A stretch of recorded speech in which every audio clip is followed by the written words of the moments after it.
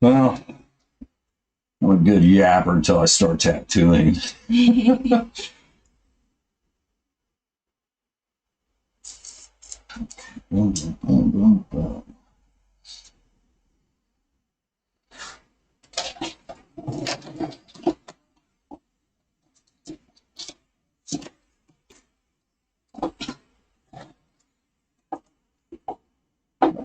To get the cable out for that here pretty quick. But All right. It should last at least an hour till break. Okay. You warm in here? No. You good? Okay. That's fine. You can turn up if you want. That's all good. I don't want it too cold back here. It was freezing yesterday. It does. I felt bad. Yeah, I felt bad.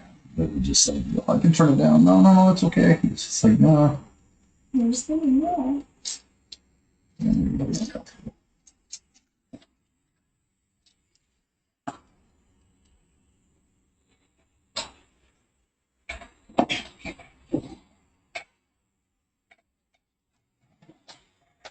Yeah, we're gonna go.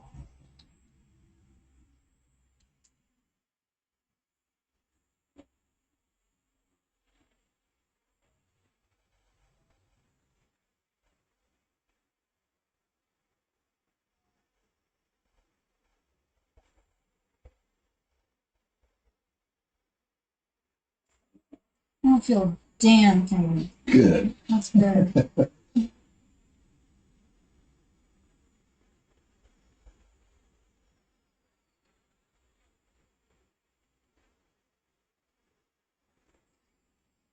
I wish tattooing would feel like this. But it doesn't. It doesn't. No, there's parts of it always gonna hurt. Yeah. I'm happy you're starting around. Yeah, get that out of the way. Yeah.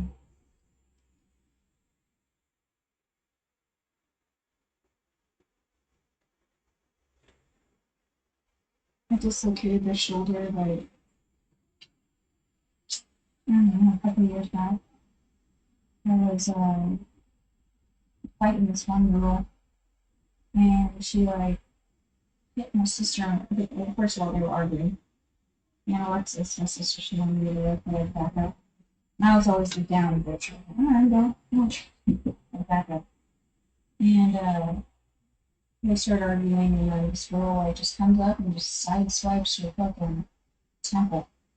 Ooh. She's dazed. Your sister? Yeah, she's like dazed and confused. And, like, just literally fucking spinning. And I was like, oh, what the fuck, dude? I was in shock. I looked at her and I made eye contact.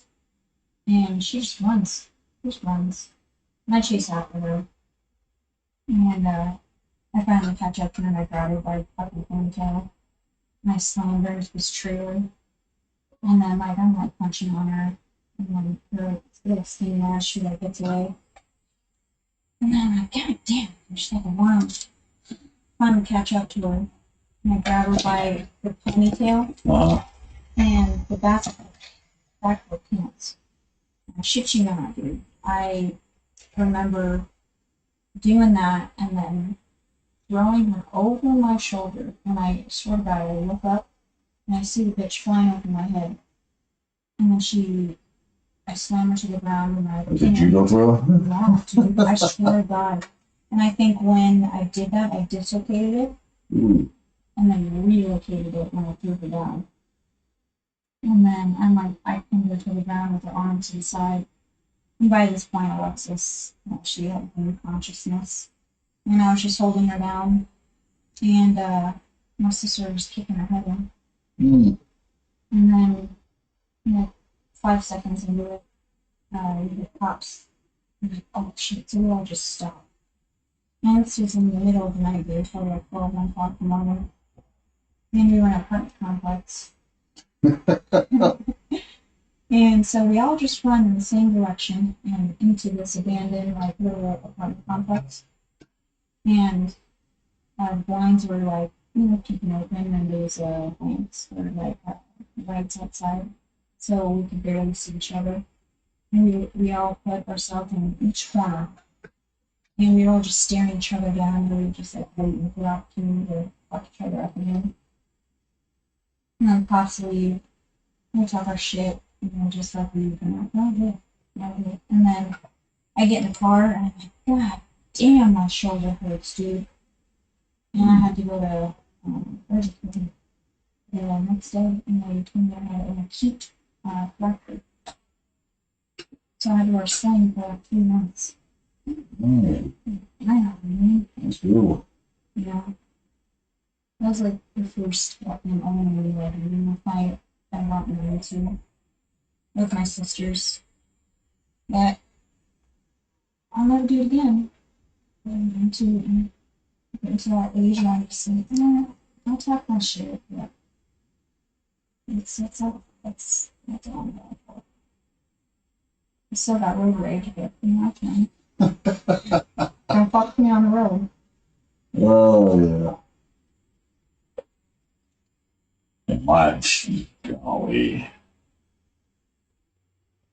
I've trained with Laura. My brother's still made fights. But I didn't use my tech down. That's what's okay. Oh my god. So that was like the motivation to like just Yeah. win.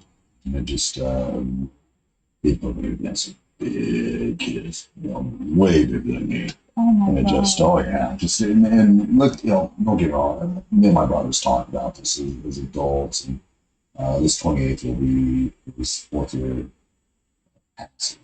Mhm. And and I never got to work through him with the recovery.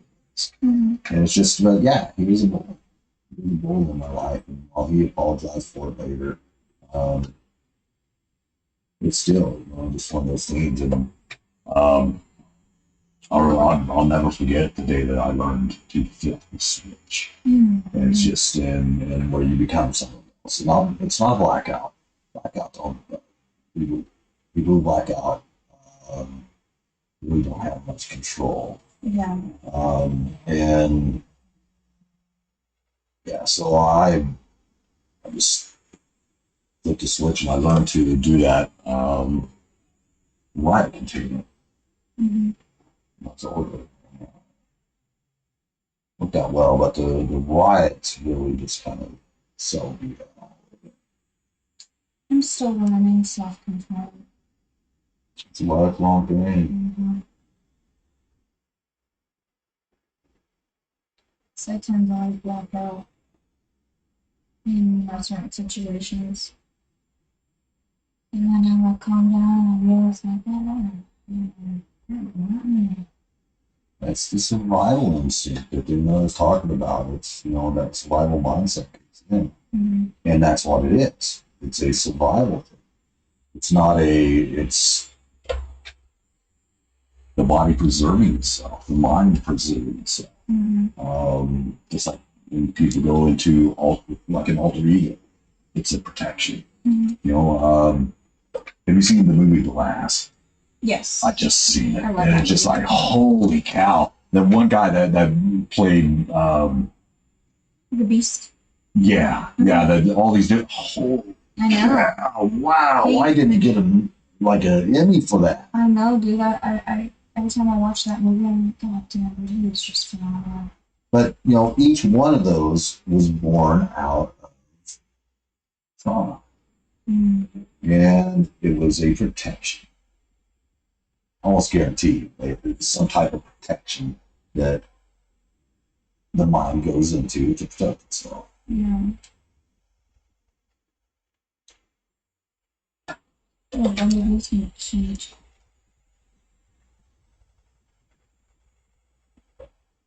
It's here. Debone. I said saying that. The bone. Mm-hmm.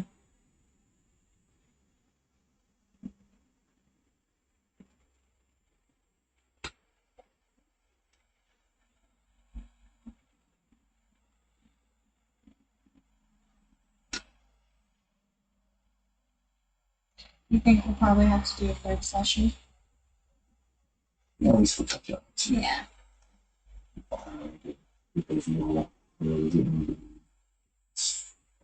care of. Mm-hmm. Like I said, I'm there for the long run. I am too. I like looking at what they do so far.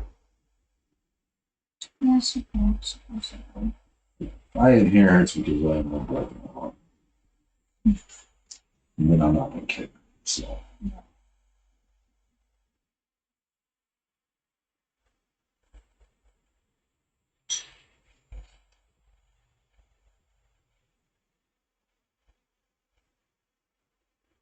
Dude, when you were doing the shading on the peony, oh man, I was like dying. It's a bad, huh? Yeah.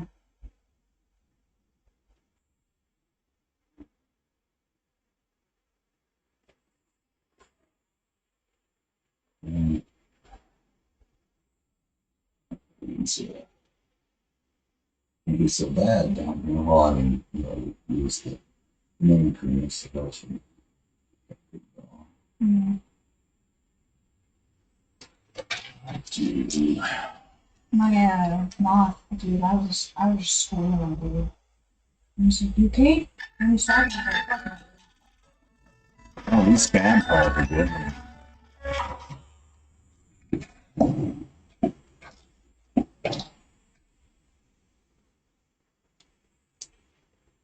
Well, it makes me mad. What doesn't allow all that? They allowed the spam calls. Mm. Yeah, I mean, I didn't solicit that. Mm-hmm.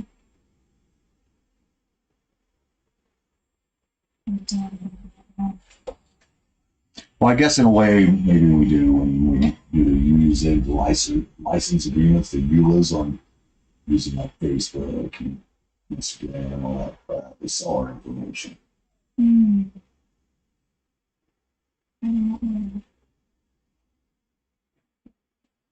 I should just delete them. I'm curious if there's a registry to remove all that information. They like to they still add in like these little loopholes. Oh well, if you sign up here, remove your name. It's like okay, well, Sign up. yeah. French Foreign Legion. Why am I signing up for them? Mm-hmm.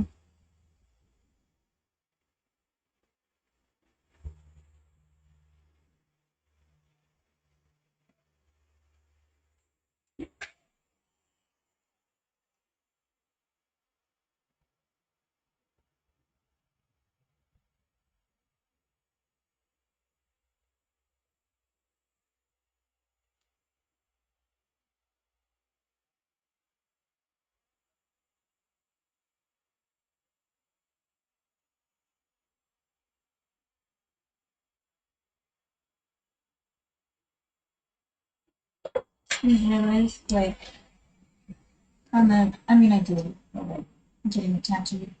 That pink flower, some layers. Oh yeah. Layers.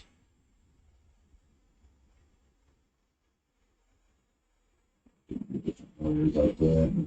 Bring out the different shade, maybe separate. Like dimension, ideas.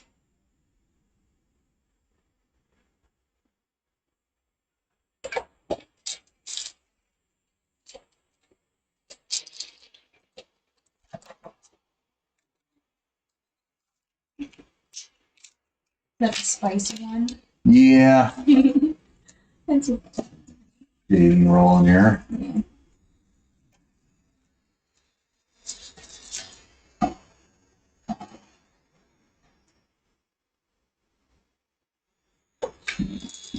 Maybe it's right sticking out. Mm, Different length on different cartridges for different things. I see.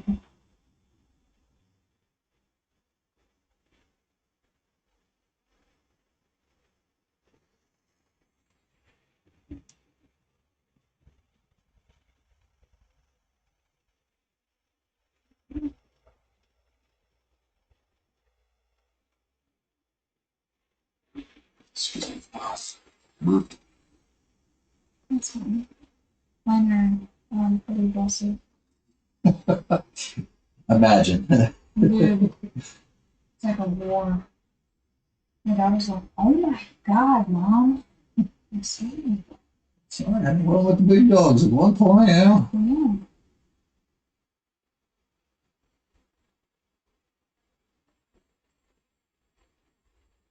My little brother growing up was a fucking savage dude. I feel like personally he's a little arsonist. I think every young boy was an arsonist at one point. It's like fire, dude. You know, And lighters. as an adult, I still like fire and lighters. My brother, he would you know those like clear little cheap lighters? Oh yeah.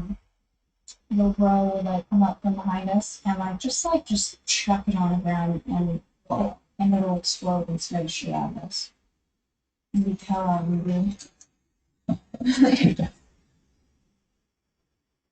So I was the youngest of four, so I kind of get that. He's the only boy out of Oh, okay. 3 other sisters. And he's the baby? He's the baby.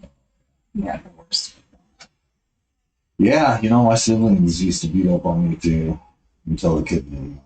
Yep, same. You know, and I think my dad kind of expected that because he threw me in martial arts when I was a kid, like 4 years old, started me off in judo. Oh, And I continued judo until I was about 9. And then I had a few years off and then got into some kung fu and then from there got into Kenpo. And from Kenpo, I started getting into points fighting and stuff like that. And that's, once I got into that, yeah, my students stopped challenging. Yeah. I'll never forget the day I put my brother on his ass. It was right in front of my mom. And, you know, it just, for one, I'd never really had one. Just even my big brother, you know, he could do no wrong. Though he did a lot wrong. Yeah. And yeah, as soon as I put him on his ass, he looked up, oh, that didn't hurt, did it, Mom? Never again. Yeah, he came at me again after that. At least out of anger. And, you know, we'd spar and stuff like that. He tried to help me as much as he could in my sparring when I was fighting competition. But we'd changed since then, you know, I mean, kids, sibling rivalry, all that. Yeah, we all hate each other on up. Like, we'd like wait until our fucking parents leave to like the store or anything. And we would go into my mom's room, which was the darkest room. And me and little bro were on teams, and then the 2 other sisters were on teams. And our own way of entertainment was just fighting each other. And we would play fight in the dark, and we're just like, alright. We have our backs to each other, we turn out the lights, and then just fucking swing on each other. And that was like the best game ever. I don't think we ever did that, but It was so fun. I'd accidentally hit my little brother, and he was like, what's the doing? I was sorry. it hit you. Yeah, fuck, dude. I didn't even know who we were hitting. It was fun growing up. That reminds me of those stuff I see on like TikTok and Instagram where those guys in China, right? They have one guy blindfolded and they have like The mask? and then they were like wearing chickens on their feet and they get hit. I know, and they have like the long ass elastics and they slap each other's backs, dude. Those are funny as shit, dude. I watch them all the time. Just like people, like me seeing people getting hurt, it's like funny too. When they put themselves through it, that's when it's fun. Yes. That's not what I'm absolutely asking for.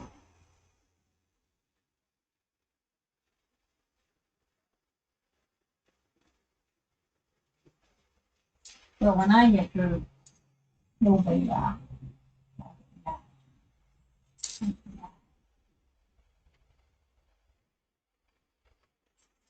Yeah, I run when people get mad. I don't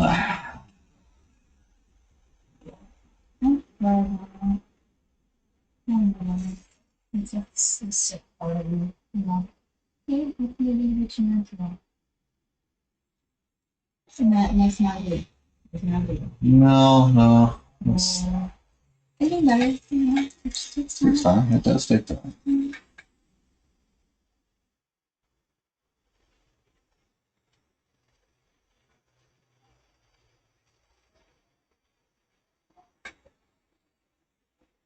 retaliation is generally not, but sometimes that's where we find the only sense of justice, maybe in our lives that we've had in the past, is the anger. Mm-hmm. And that's what that is. Okay.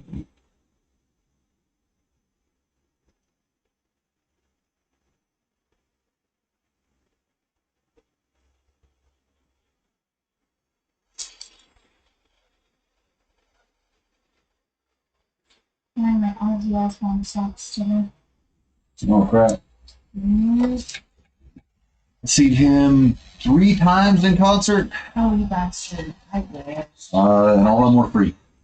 Seen him free every time, yeah. Oh. Yeah, always got free tickets to the Ozfest. Did you go to his last one? No, I did not. I wish I could have went. That would have been so awesome, though. How do you feel about Youngblood? I haven't seen too much of him, honestly. Okay. I mean, a lot of girls like to roll over and I'm like, you know, I don't know. A lot of people are saying that, like, Ozzy, like, what's the word looking for? Like, his soul went into being younger. Like,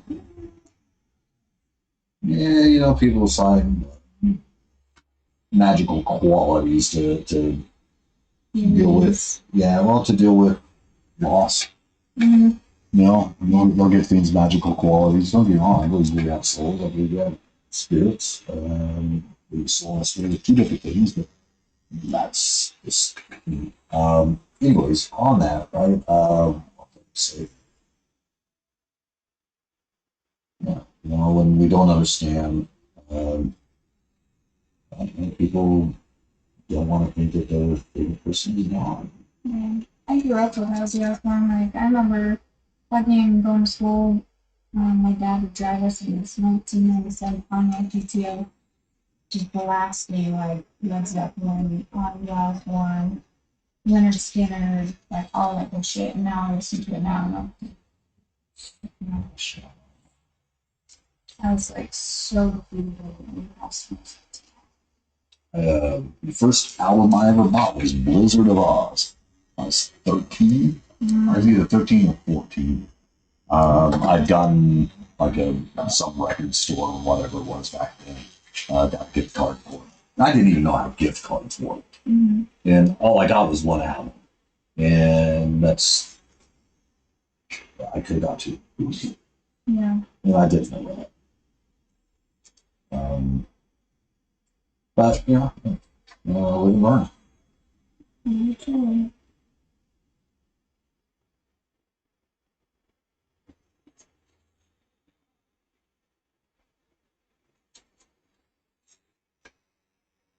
Blizzard of Oz. I mean, that was. But I had no clue who Randy Rhoads was for another year or 2 after that, and obviously he had passed by then. Yeah. It's like, wow.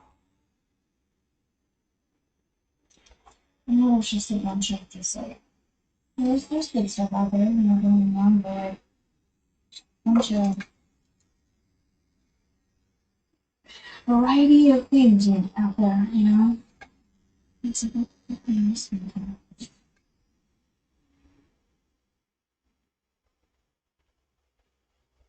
It's just crap.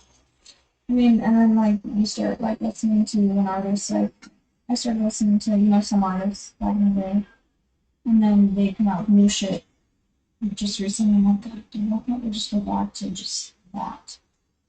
When I first moved to Arizona, mind you, I had been around Pantera.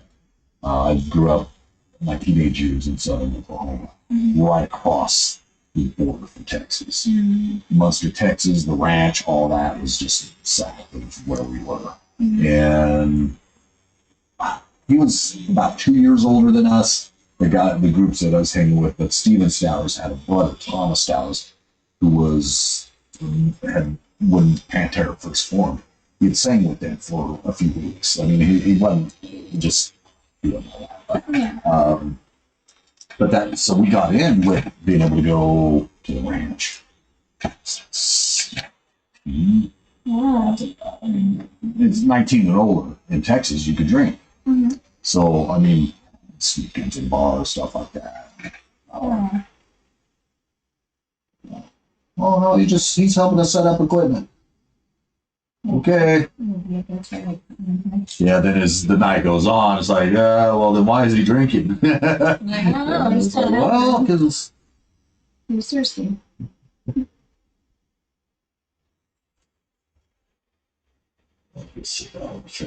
While the concert was going on until it was all over. And he's like, yeah. Worth it.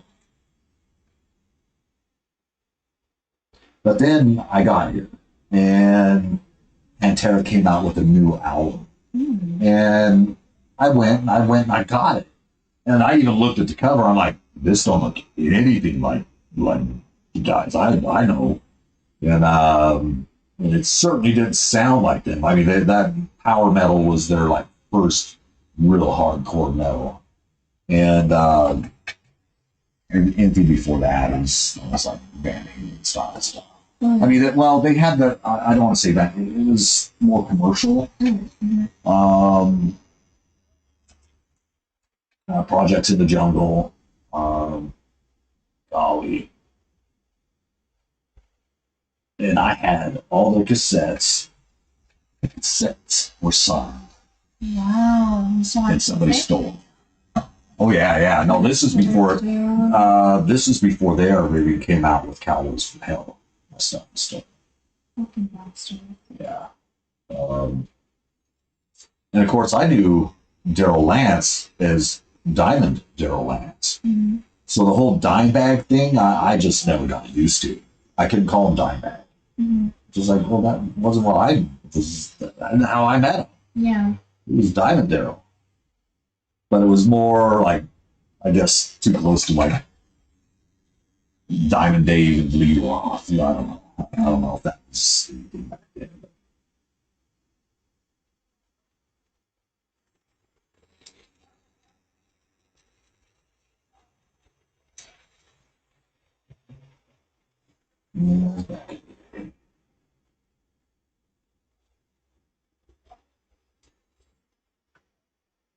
I look back now and dude, I was like so excited that I would grow up and be a fucking adult. Now I'm like,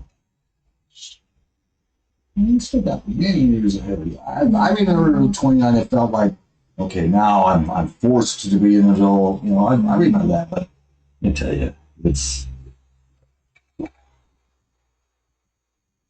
no matter what season of life you're in, it's always going to feel wrong. It's always going to feel like it's just going by. And way too fast. It does. Mm-hmm. Because life goes by way too fast. And before you know it, it's just. I lost a lot of people in my life too. Yeah. Suicide and stuff like that. I'm sorry. Thank you. It just, you know, that sucks. Just some things in life. But, you know, I refuse to believe that life is random. I believe we all have a purpose. Yeah. And it's just, but all these things try to stand in our way to prevent us from fulfilling that purpose.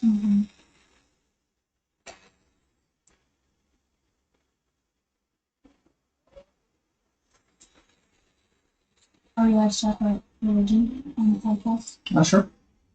Do you believe in life and death? It's God and I believe that. Like, what do you? Like, I believe that there's an absolute truth that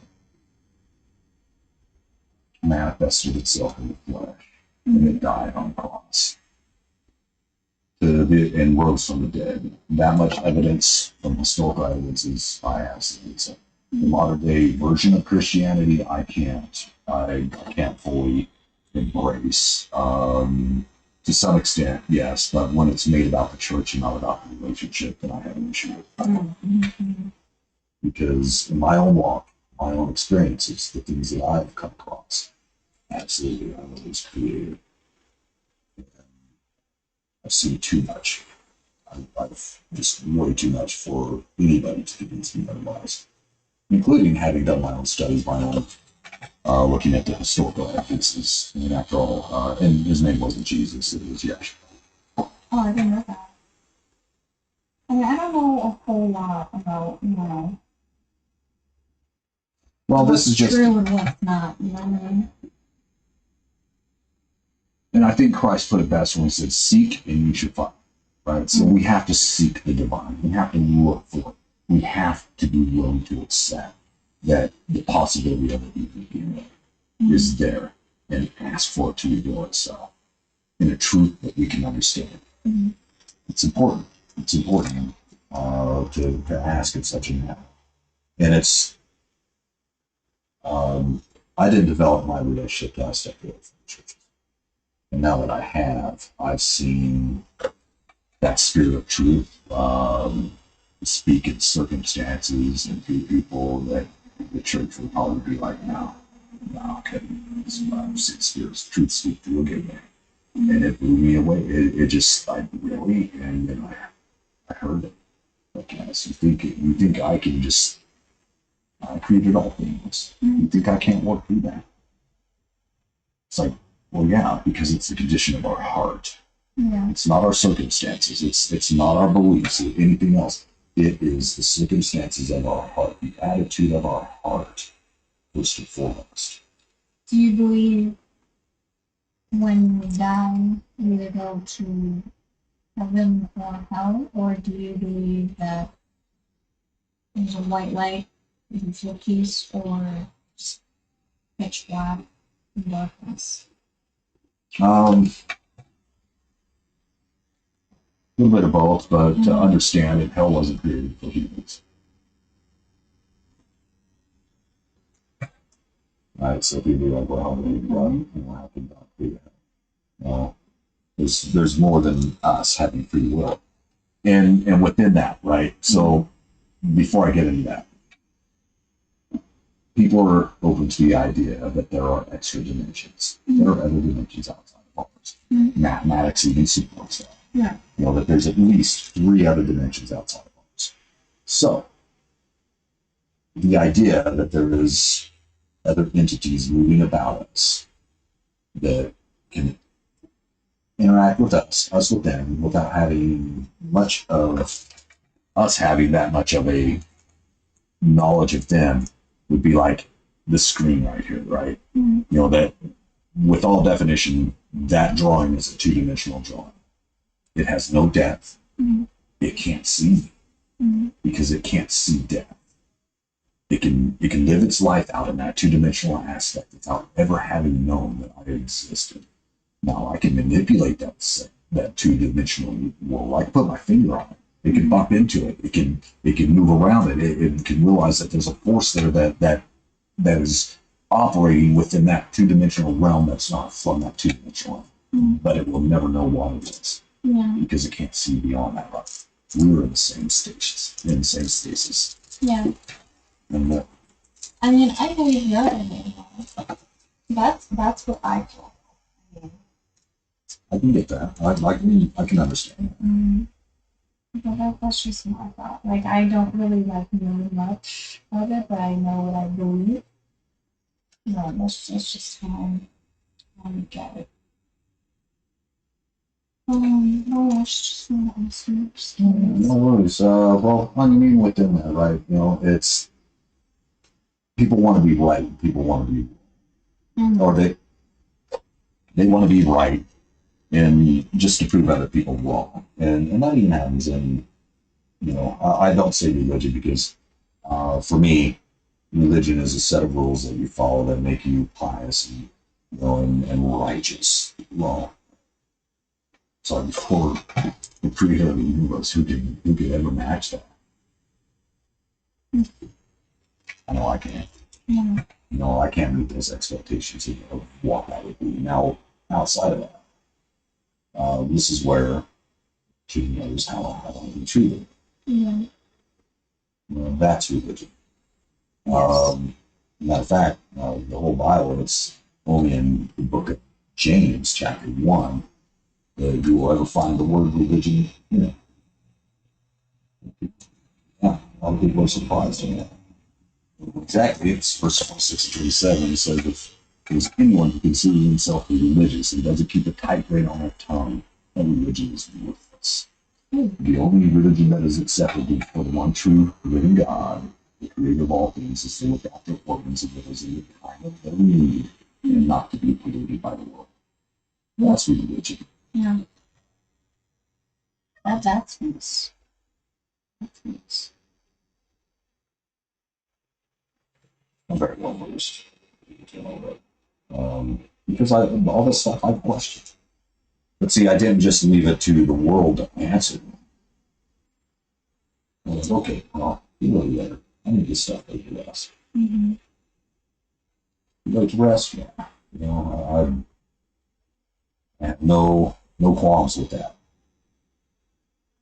Way to rest, but it's still there until you learn forgiveness. Right? Well, yeah, it's in that understanding that we're all broken, and me understanding that even in my brokenness that I've committed offenses to other people, it makes it easier for me to forgive others. So I said, well, forgive, you should be forgiven. Forgive not, and you won't be forgiven. And then he goes on to tell a parable about a man who owed a king great wealth.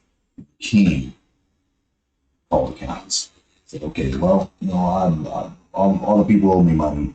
I'm collecting. So he started calling that buddy. And there was a man who owed him a lot of money. And he got before this king and he begged, because, I have no way of paying this back. So the king forgave him. He said, you know what? I believe you. I get it. You can't pay it. It's okay. I forgive your debt. This guy goes out and he collects his own debts. The king found out. That man thrown in jail. Yeah. And handed it over to the tormentor. Who's the tormentor? It's an analogy. When we do not forgive, we live in torment. Our heart is held clenched. Our heart is held in torment by the unforgiveness. The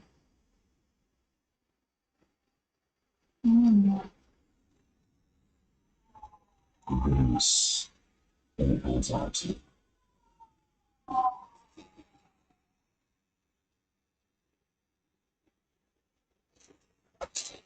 But how do you, the question is, like, how do you, like, forgive yourself when it's, like, there and you can't do that? Like, Forgive why? yourself? Ooh. You figure that out. It really takes some time.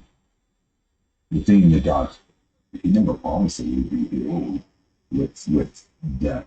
There is healing, don't get me wrong, with that forgiveness, that all the brokenness inside, because we're a broken world. Yeah. In the last book of the Bible, that's that last chapter, Revelation chapter 22, and it talks about a new heaven and a new earth. These new heavens and new earth that were created, that are perfect, and nothing will be left that is cursed. In other words, we live in a cursed fallen world. People are shitty. It's our fears, everything else that hold us back, that create wars, that all this other stuff. Just Iran, perfect example. Whether somebody is what side they're on, there's fears that are behind that. Whether, let's say the nuclear thing was a valid reason, right?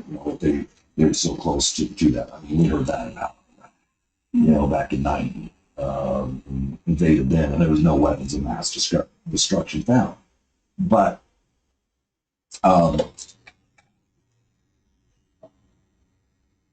even if it was, why not subside their fears? This is just making some. Mm. That's my hope. It's like, okay, well, can you guys find something? But again, I mean, you're talking about a nation that wants another people just destroy a people, a nation. And it's just like, well,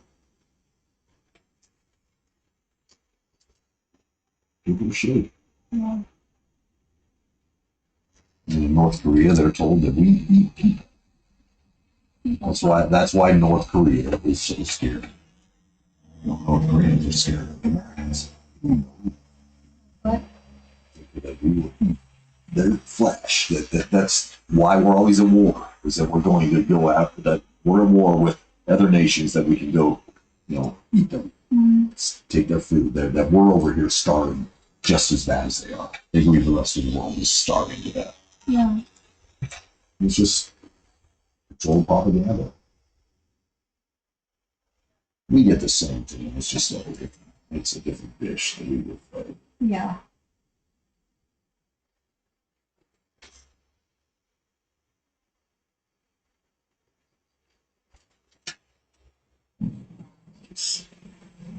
Mm-hmm.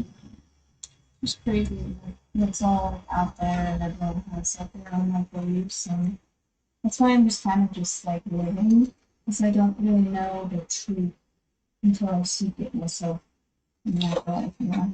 Well, And that's where. truth is living. If you ask truth to reveal itself to you, That's scary though. absolutely, because while I was looking in the mirror and seeing the things that we don't like to look at ourselves, and face it. We look at truth, we have to do that because we can't just apply truth to somebody else. Yeah. We have to apply it to ourselves first and foremost, and that's the tough part. Mm-hmm. And that's why, like, deflection is huge. And I like using the biggest deflection of all, the Epstein files. Probably 70 to 80% of the people that were on that list deserve to be thrown into a wood chipper for the harm they've done to children. There's so much out there. But see, and this is my thing, right? There's people that hate Trump so bad, but they're not pursuing the Epstein files. His name's in that. Do you know why? Why? Because their names are in it too. No. That's wild. That tells me Mm-hmm. they're friends. Mm-hmm. They're protecting each other. Yeah. Democrat and Republicans are protecting each other. It's sickening. It's just, to me, it's sickening. That one child. I don't know how people can do that.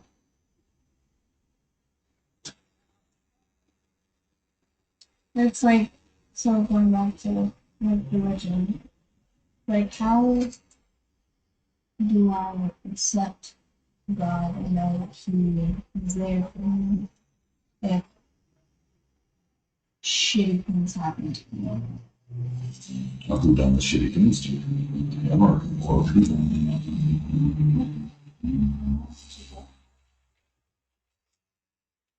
I know a lot of people like to say, well, but he's God. He could have done it. Well, to do that, he would have to take everybody's right to choose away. Love you because I said so. Okay, no. He doesn't want it unless it's free to give. And for that to happen, we have to slowly test it. And that test takes time. It's not just something that's bam. Well, those people are extremely blessed who could do that. Bam, their lives are changed instantly. They'll never go back to what they were. I'm sorry, I wasn't that way. I fall on my face repeatedly until I sometimes learn, sometimes I don't. Sometimes I just keep falling flat on my face repeatedly. But that's me. This is an understanding that this world is broken. People are broken.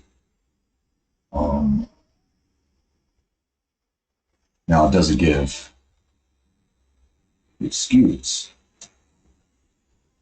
for some of the stuff that's done out there. It's not even the culpability of things that get them, the harm that's done out there.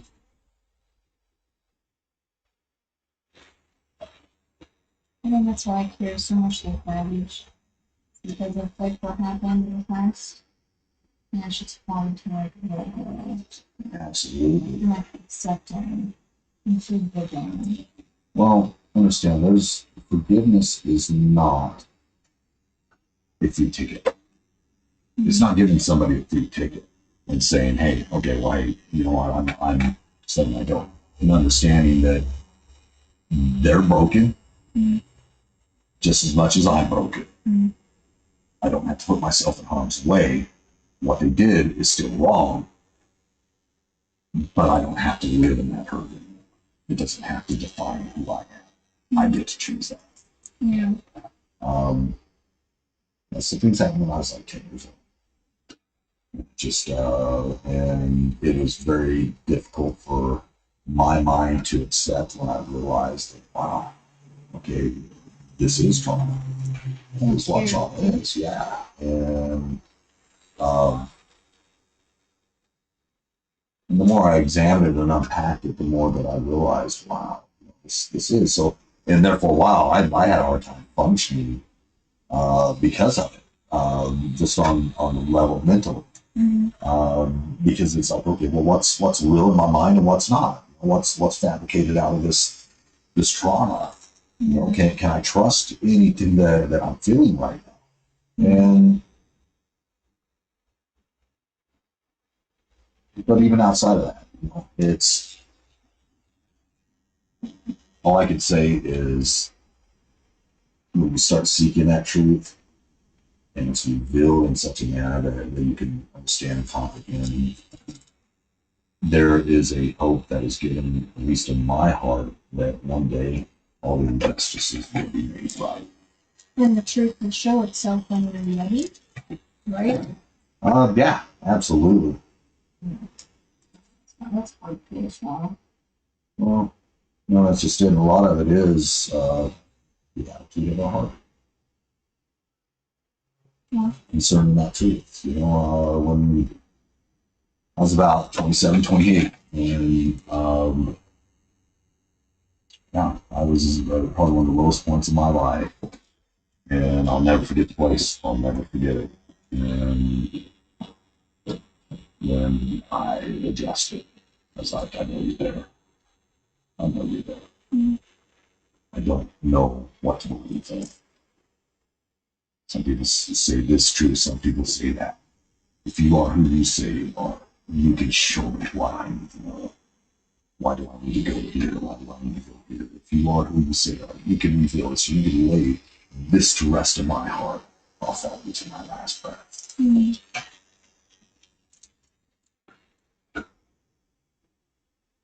done what I've argued for.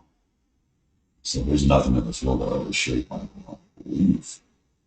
Now, Do you think therapy helps with it, or is that absolutely. Now, when, well, at least the stuff that I've been through, and that's just recovery groups and stuff like that.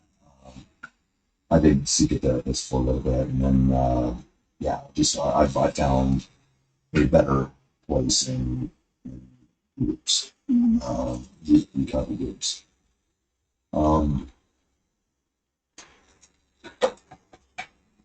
And through that, I know I wouldn't have been healed anyway. So this miraculous healing, I'm just on the road to recovery, stepping into who I was meant to be, not who the trauma tells me that I am now. Okay. If that makes sense. No, it does. It does. Because the trauma says that I'll never be good enough. I'll always be alone. I'll always be abandoned. That's what the trauma says. And it's a battle every day against that.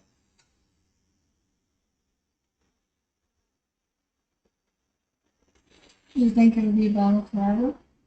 Come on, I swear. Yeah. Now, it doesn't mean that there's not places of peace. That's what everybody wants is peace, you know. Security, you know, and that looks different to different people. Mm. Um,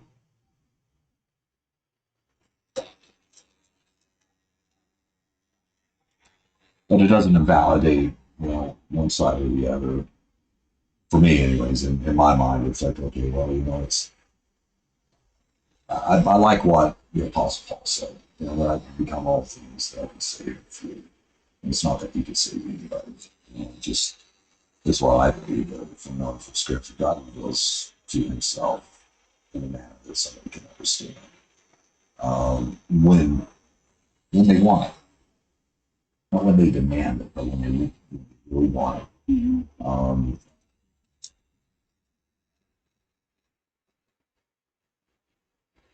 And to what capacity? You know, there's different seasons of understanding.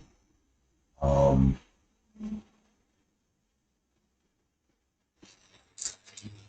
I don't have all the answers, but I do know this. Life has seasons. It does. We as humans have seasons. We're not the same person forever. We will change. Um, And I'm glad I'm not where I was 15 years ago. You know?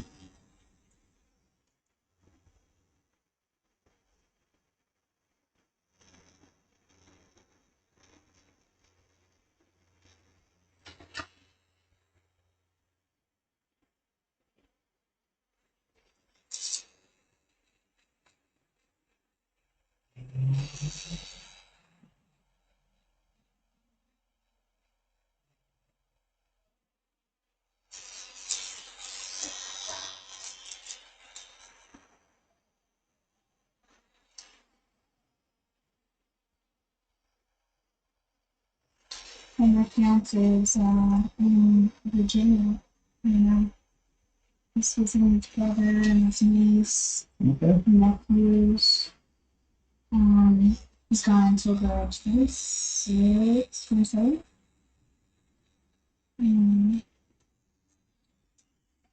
It's hard. I was gonna say it's got to be difficult. You know? I've having some challenges in my life. Like towards the end of it, it's when we're like really missing each other. So, you know, it's not hard. See, It's almost over. But there's a 3 hour time difference. So like it's 2 o'clock here, 2, it's 4 o'clock there. well, I mean, you could be halfway across the world, and you guys have an 18-hour difference. That's true. Yeah. I think 12. I think 12 is 47. Yeah. No, 15. I've been 15 miles. That's amazing. Farthest I've ever been with Okay, that's right. You were telling me about that. You got to bounce it in. Right? yeah. I don't want to go back. One of the hardest things though to get married, it would be pretty young. Yeah.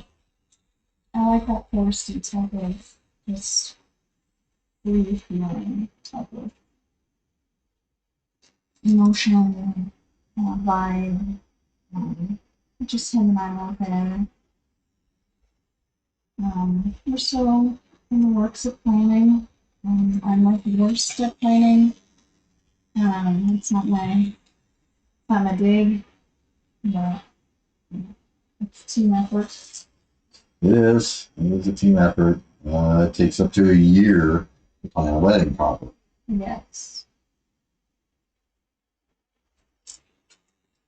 I'll never do that again. We'll just, there's options. There's other options. But I think we'll go. Yeah. What do you get? You know, it's just like, all right, well, for the most part, it's a piece of paper that people wipe their ass just as quickly as yeah.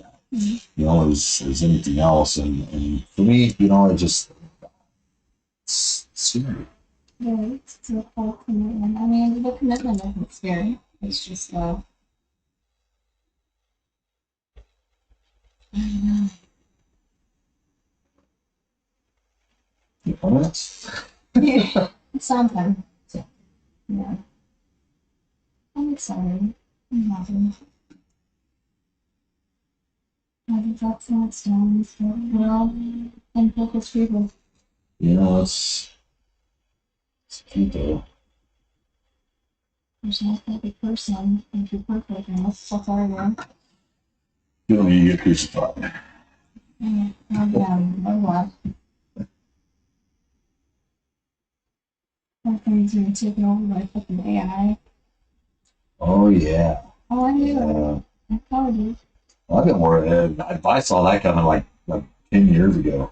So I started teaching myself how to program, and I did some pretty intricate programs. But even outside of that, just the generation.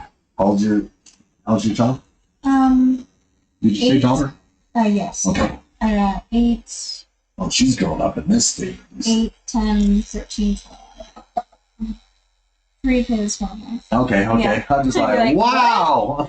Oh, um, yeah, the younger ones. I mean, they'll never know a life without AI. Mm-hmm. I mean, shit, when I was growing up, all we had was freaking outside and dirt. Outside in dirt. Yeah. Yeah, we had like I was 8, 9 years old. I was out mowing lawns, making money with my bicycle, my lawnmower, bought my own lawnmower. My dad was telling me the story of like when him and his brothers would go out and play, they would be riding like little bikes and they would take long ass sticks and they would charge each other and just Joust. yeah, just joust. Or they would like stick the stick on the inside of the wheel. Oh yeah. That was their game. Oh, man, that sounded fun. It's all fun and games until you hit the cement. Yeah. Get dirt in your teeth. Yeah.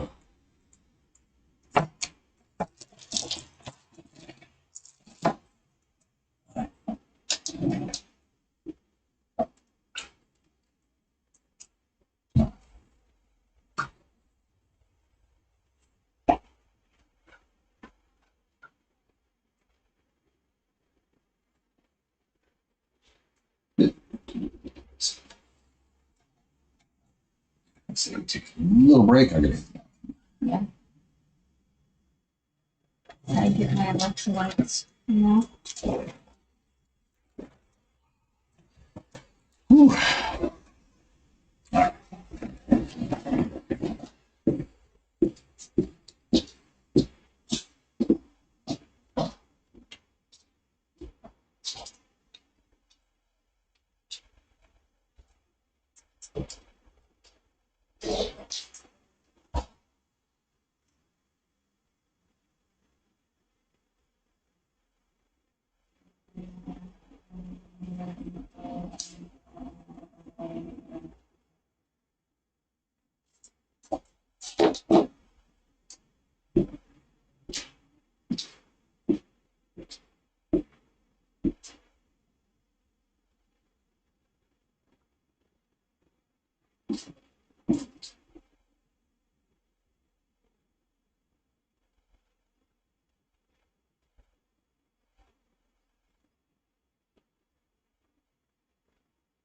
Are you watching Joe Dirt?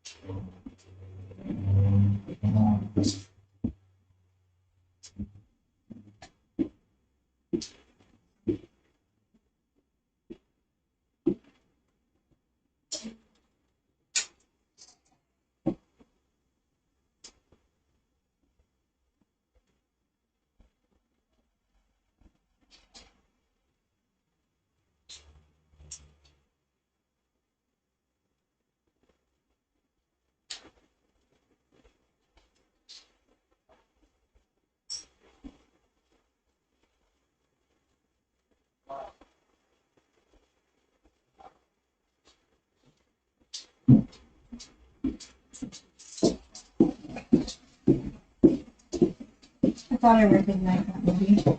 Joe Dirt? Yeah. Yeah, I heard. I was like, that sounds like Joe Dirt on out there. Let's see.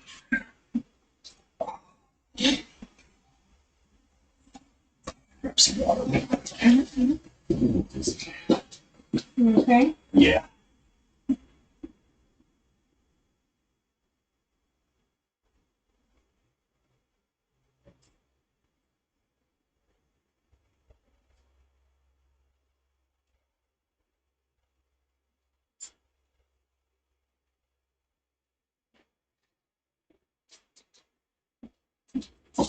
Yeah. Those we care about around us are stressed. We always around me too. That's too much really.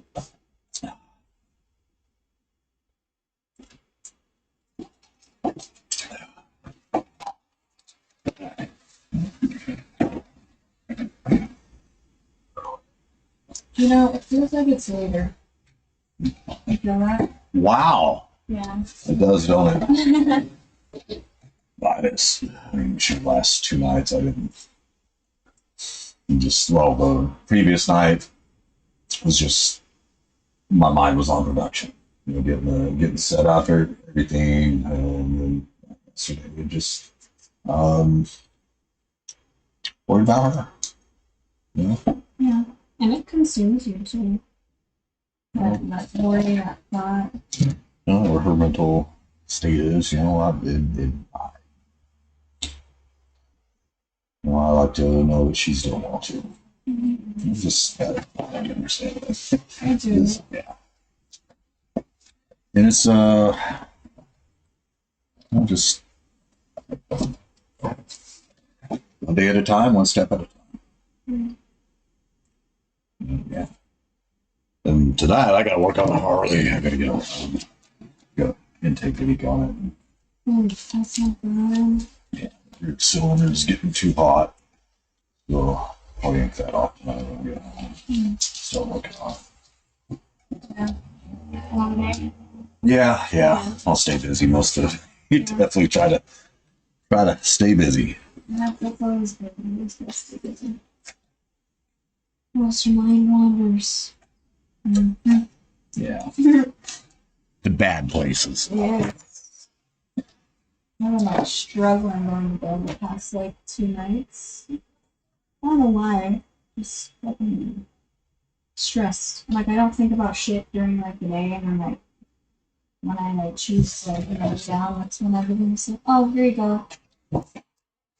See, usually I'm really good at being able to lay my head down and be out within minutes. Most of the time. Same. But like last couple nights, I'm like, oh man, dude, just like shut off. Understandable. Start really bringing in some dimension to this. Good beat. Her my thing was kind of like these two. I have B with her, so yeah, right next to one. She has B for me on here. I need to get when he comes Flopper and get my lips tattooed on this neck. All right. I got his name in my hair and on my heart. And then he's gonna get my lips tattooed on my feet. All right. Yeah. Like, I don't know, like, what else, like, to show for, like, commitment right now, because that's, like, true commitment to you. I mean, it could cover it up, sure, but to me, it's more than that. No, and yeah, absolutely.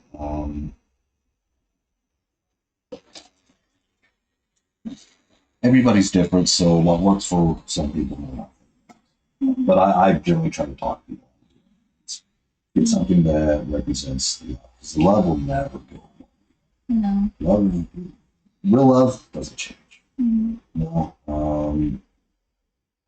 It's all the things that we learned growing up that get in the way. You know, it's just all the fears and everything else that's what stands out.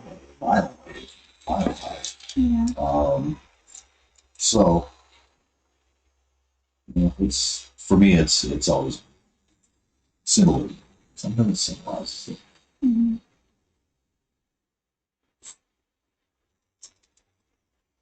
And then you never have to worry about a cover up. That's true. I mean, I got this one, this Avengers one, for my ex, and I got fucking matching one. Okay, all right. I mean, I don't think I'll ever cover it up. Just because it's part of my life. I don't do cover-ups. I mean, I fucking did it with this one, but to me, when I covered my head up, it was letting go. There you go. So I was feeling to myself. How it's coming along. Surely good. Surely good. Feel definitely good too.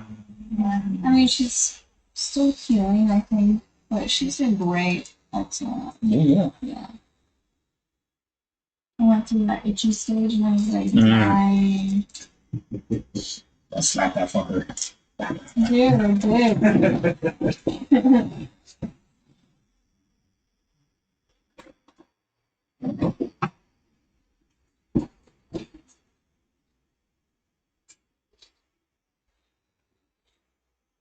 Hey, you have a shop phone? Yes. Yes, I do. I think it's behind me there. Yeah. You'll rustle up some fucking tomorrow. Right on. Oh, yeah. Tomorrow at 5, I'm going to be doing a Hamza on Murta. Cool. And I was hoping that I can show you how to operate some of my cameras where I'm getting some cinematic shots. Yeah. Heck yeah. Appreciate you. Go ahead. you're doing what? A Hamza. I'm sorry. The Hamza hand Oh, Yeah. that's gonna be with cool. the eyeball and stuff. Yeah. Oh, I love that. And I've done like mandalas on there already. Mm-hmm. First thing I tattooed on it was this huge mandala. That was when I had my own studio off of Broadway and Swan near Kentucky. And that's where we first met. So Yeah. it's 10 years ago.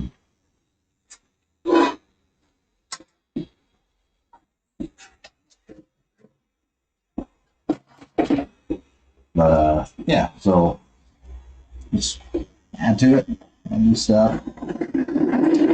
Plus, I kind of know her. She's an LMT. I've had like 4 really great massages that I still owe her. Oh, yeah. That's it. You know, do trade with it. Mm-hmm. It's been cool. But on the podcast, I mean, that's part of some of the stuff that we want to talk about on the podcast is, you know, not only mental health, but, you know, the physical health also. Mm-hmm. And we talked about, she's got like 4 or 5 professional tattoo artists as clients. Mm-hmm. She's phenomenal. Yeah, you guys deserve like a good fucking background. I mean, well, I mean, it's actually addressing issues, you know, like back issues and stuff like that. Mm-hmm. Being able to address it versus just going in for a regular massage. She does treatments. Oh. Yeah. Very much similar to like a sports therapist, Mm-hmm. you know, but more in the massage realm of healing therapeutics. Yeah. Dude, I wonder how throat tattoo is gonna feel.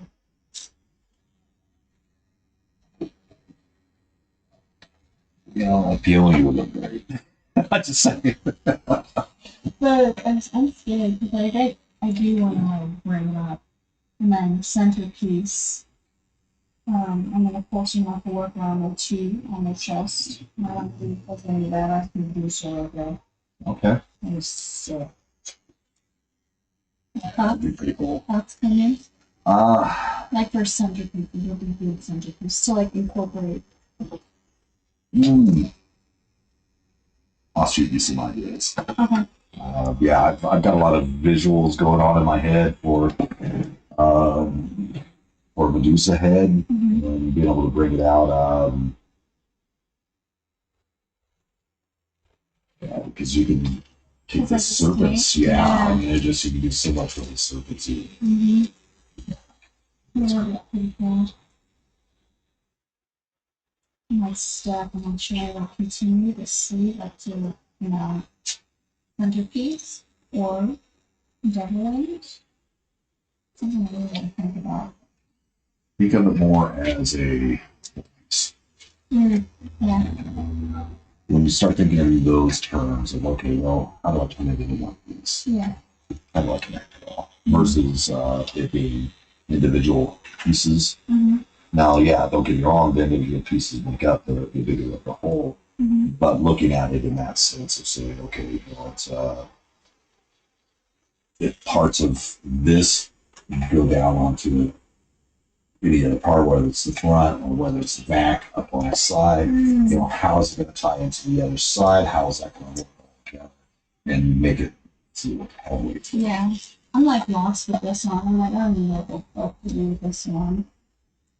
Like the vibes, with skulls, fucking moths, roses, just like I don't have any like inspiration as far as what to do. Maybe I should just leave it, have it. No, I mean that's up to you. I mean, as a cover up down there, I'd love to get in there and really get rid of that for you. Oh my Stuff through the God. mandible, Yeah. things like that. But yeah, to really work that out. But I think the rest of it, if you're doing a Medusa with everything else, keep it within that realm of. Since there's peonies on this side, what other type of flowers can you do the transition for on that? But still keeping the same style. If it's another serpent on that side that needs to be incorporated, then let's look at that, especially with the Medusa. Or is there anything else? A crane, because it's kind of Japanese-ish. Yeah. In a sense too, where you do a crane, you can do a tiger. That's true. All these different things. You could do a geisha, samurai. I mean, they're just. I just throwing stuff out there, yeah.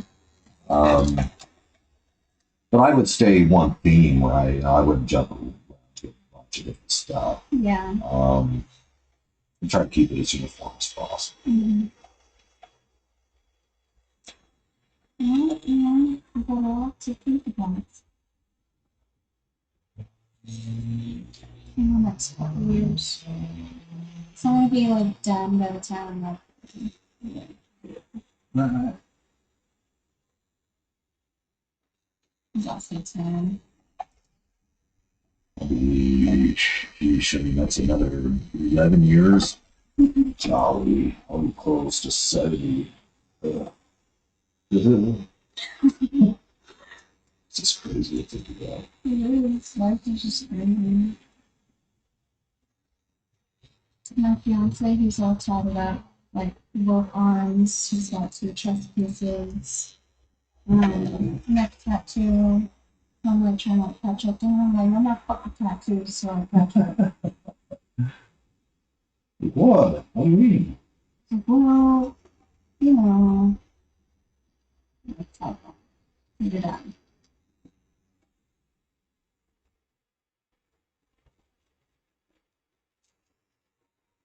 He's got some really cool pieces too. He has a lot of like Greek mythology on it, like the warriors on there. Like he has this umbrella corporation on his the umbrella. Oh yeah. Yeah, he's got that on his forearm. That's his most complimented piece. So anywhere we go, they're like, "Oh, I like that tattoo." Well, it's umbrella. I mean, it's just anybody who knows Resident Evil, right?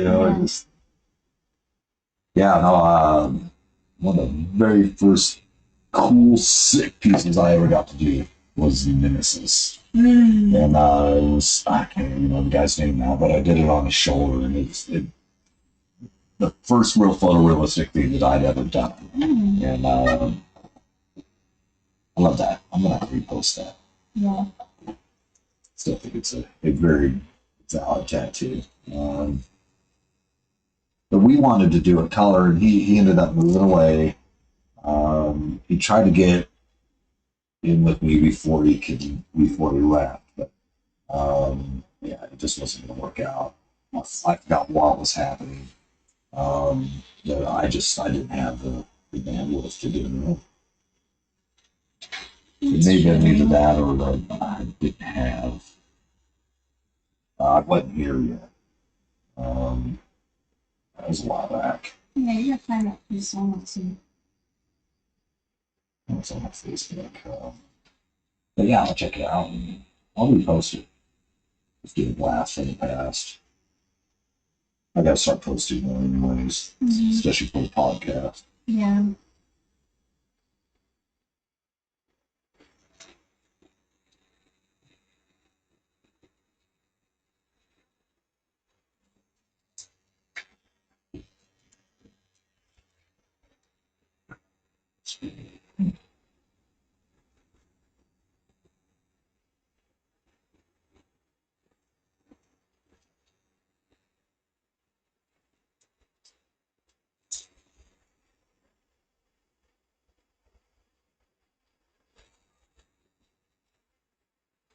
But don't worry, I will be one of those that gets face tattoo.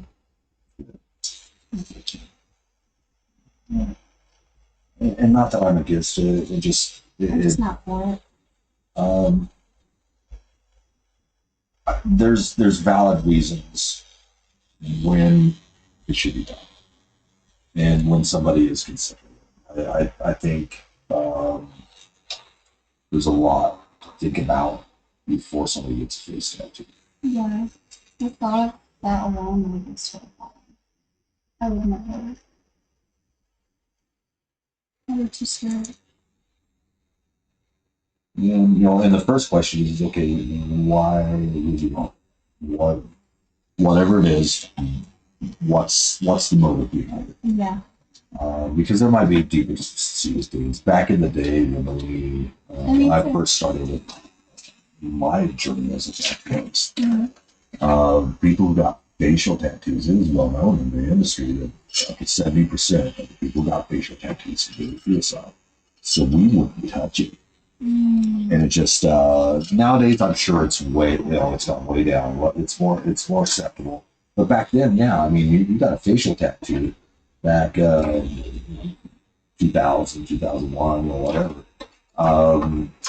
It was a life-altering experience. Not to say today it isn't, but it's a little more acceptable today.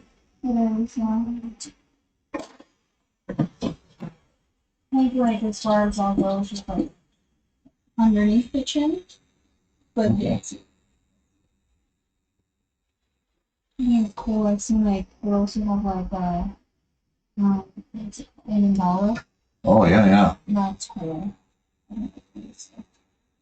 Again, there's people who can get away with those things too, and have the lifestyle to live it. Either they own their own business, their own company, whatever.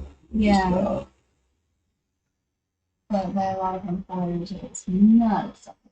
I know it's like, unless it's like a really bad type of, like what you're saying.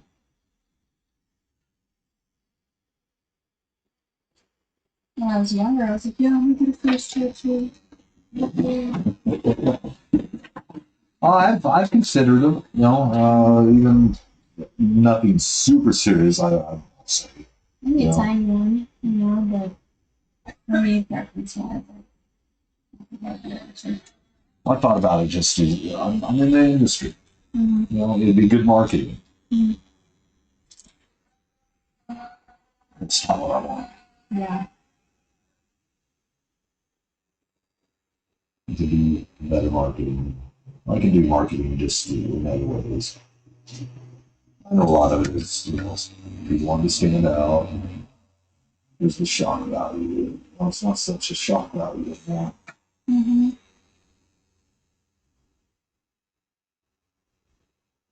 For entertainment, anyways. Yeah. These people like Post Malone, you just kind of really open that up. Yeah. Young artists too. Yeah, I'm not very knowledgeable on who's out. Same. I'm I just know what I like. it's a good song. I like it. Yeah. I don't care what genre it is. I'm not stuck to one genre. There's too much beautiful culture out there to be stuck. Nice. Getting there. There's no nutrition. Skip a little extra time on this, guys. Mm-hmm.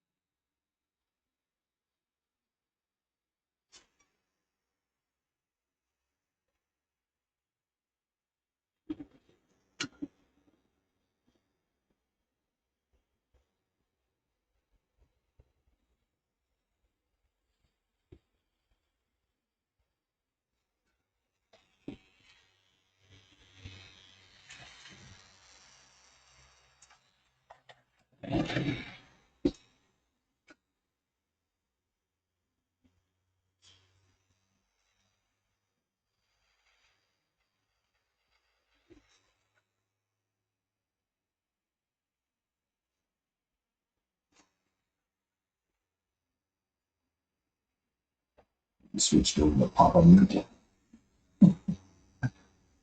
Oh, Papa Meat. Mm-hmm.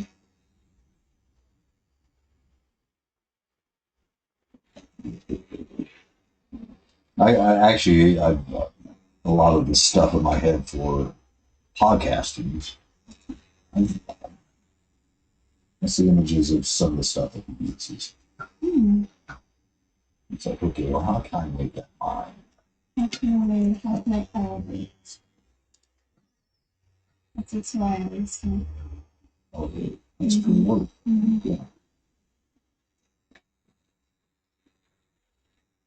Yeah, it's like fucking. Yeah. Oh, I didn't even. Yeah, I told my fiance that we would go live, and he's like, "Oh, it's really cool." So he watches every time. Oh, heck yeah, that's awesome. So even Hey, buddy. if he's like not with me, he's with me.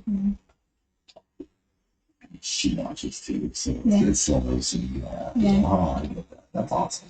Yeah.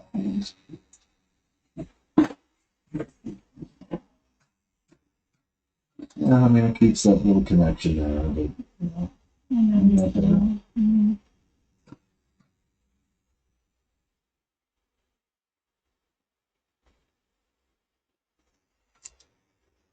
100 times you communicate.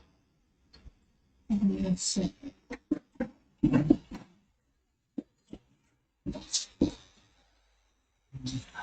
Get all of it looking good here. I wish I could have gotten into that, like really like pursue it, because like I'm really good at it. I'm just You're still young enough. I don't know. I didn't get into tattooing until I was 28. Really? Yeah. I I was doing the prison riots in working the prison system. Like, and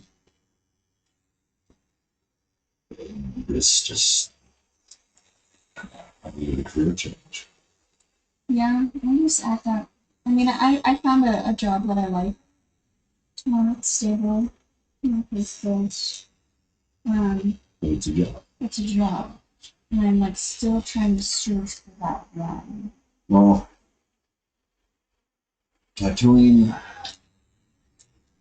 you definitely have to be strong in self-marketing, very entrepreneurial type mentality, and that takes time too. That's why there's so many people just getting out of the industry. It's just like, well, I've been in it 27 years, and yes, even I've tried to get out of the industry. I'm an artist. There's just no better way for me to pay my bills than the cat. It just and so I'm going to do it. I'm going to do it with everything I have. And this goes back to my faith. Whatever my hands find to do, do it. Give it everything you got.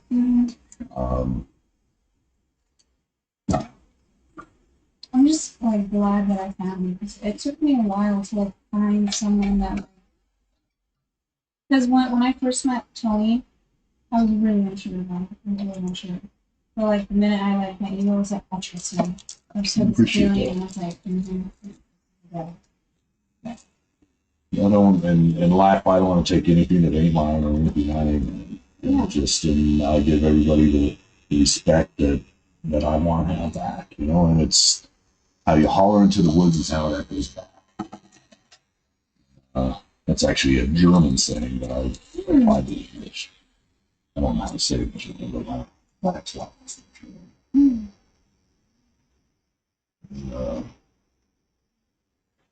Aber ich spreche nur ein paar Wörter Deutsch, weil ich speak a few words of German. That's really cool.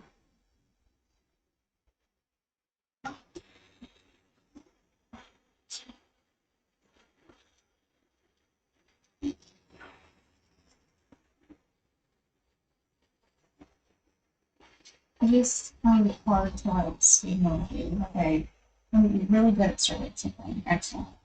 Full motivated. And I feel just like it goes on. It's not that you lose interest, it's that the operations and systems that are set forth for you to continue moving forward. So it's the purpose for me is transfer or no, it's understanding what it takes to get from point A to point B. It's why some businesses flourish and some businesses don't. It's just it's systems. What kind of systems do you have in play to that are going to build towards your success? Yeah. In any endeavor, anything that you choose to do.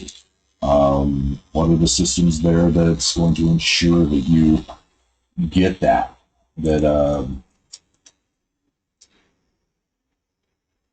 the necessary steps and understanding what those steps are and what has to be taken for you to succeed. That's a matter of systems, of what's similar to what's called structured English. Now, what most people know structured English is instructions. Like if you're to tell somebody how to make peanut butter and jelly sandwich.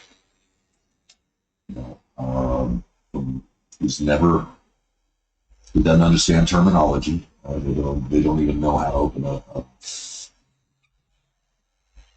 loaf of bread.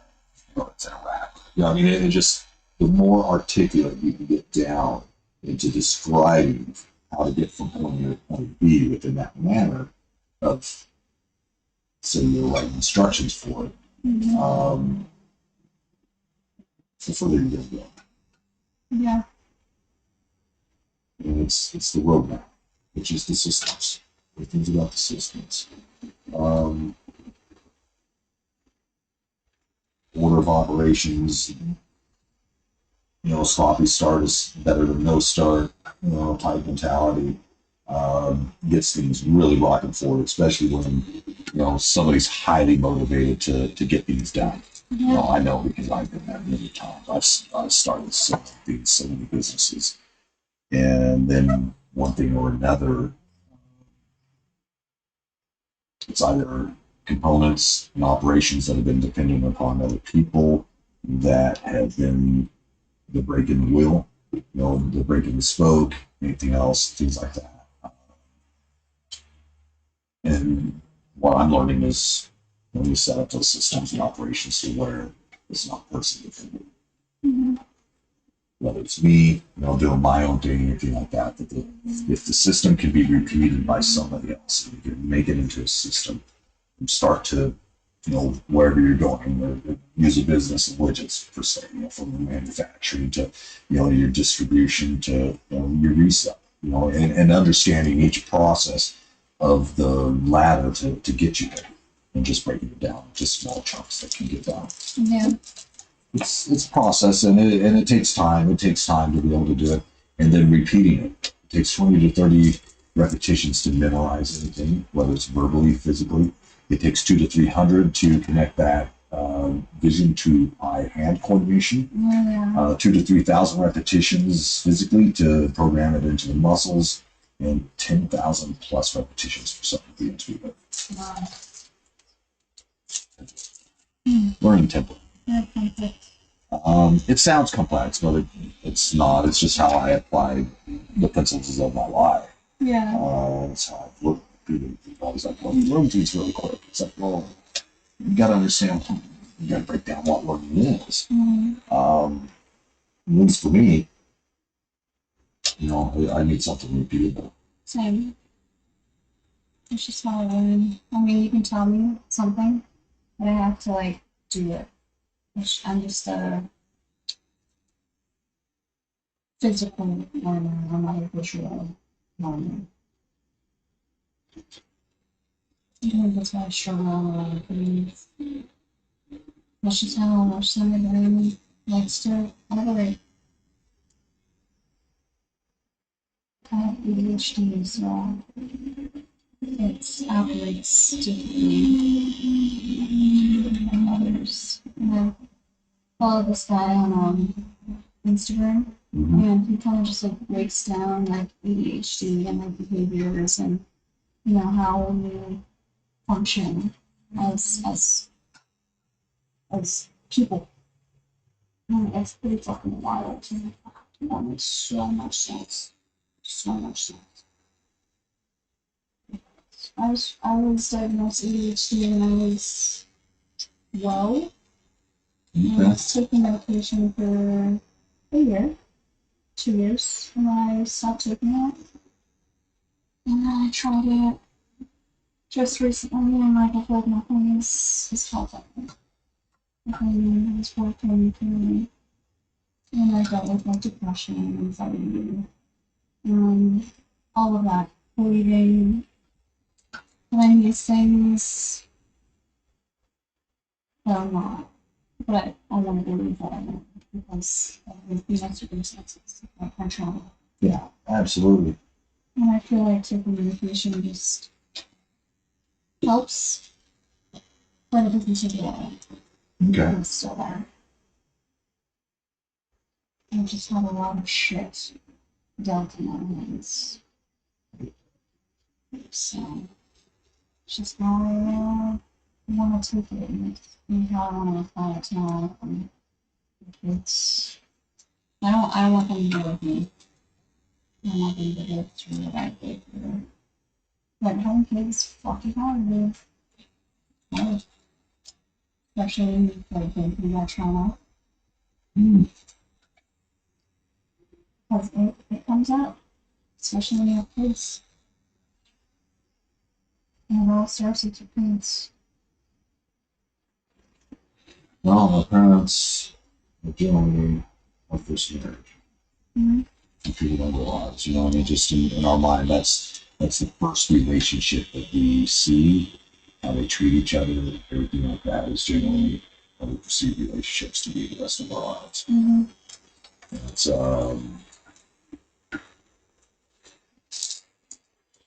Sometimes that's pretty messed up.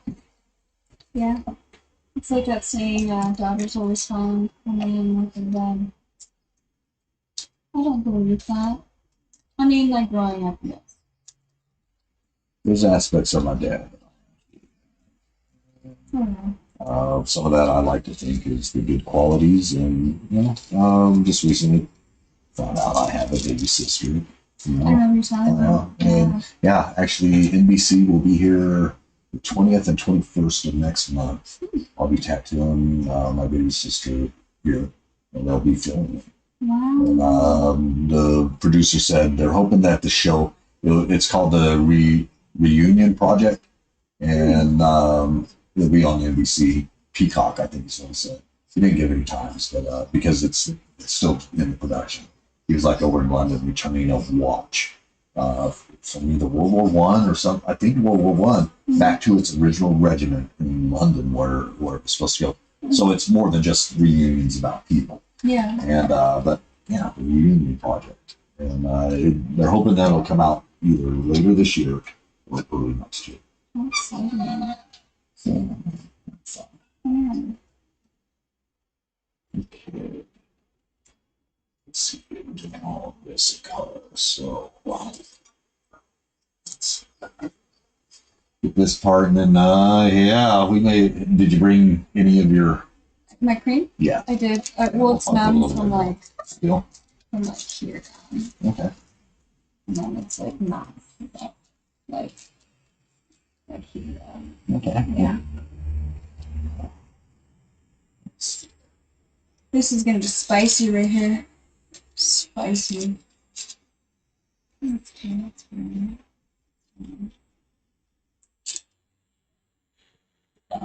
I'm so sorry we had to stop. I don't know it's it, but Yeah, sometimes it's we have to. So my body is like, no, you're done now.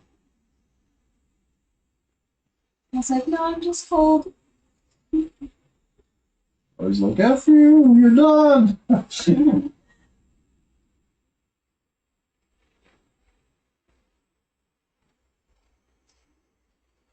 I had to stop on the bikini because we're starting to get sun. Oh yeah, it was pushing out the more plasma than I was able to get ink in. Mm-hmm. It's not issues. No, definitely feels like oh crap. I need to get the stuff into her skin. Mm-hmm. And then it just gets frustrating. Then it's just like, okay, well, we could sit here, I could pound it in. I really could. I couldn't take it. Well, and then your body would have just sort of, just crash out. yeah. Mm-hmm. So like it actually you smell.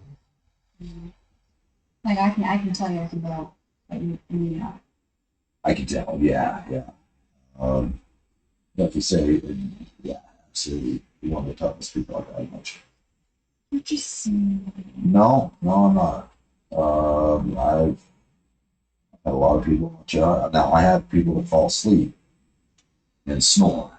But yeah, I mean to sit there and have, I forget how long we actually tattooed, but I think it was like 6 hours, 5 hours. that was on the machine, right? Yeah. That wasn't including just sitting and the breaks and everything else, which add up to the body being in shock. True. So it's not just meal time that the body's on for that. Mm-hmm.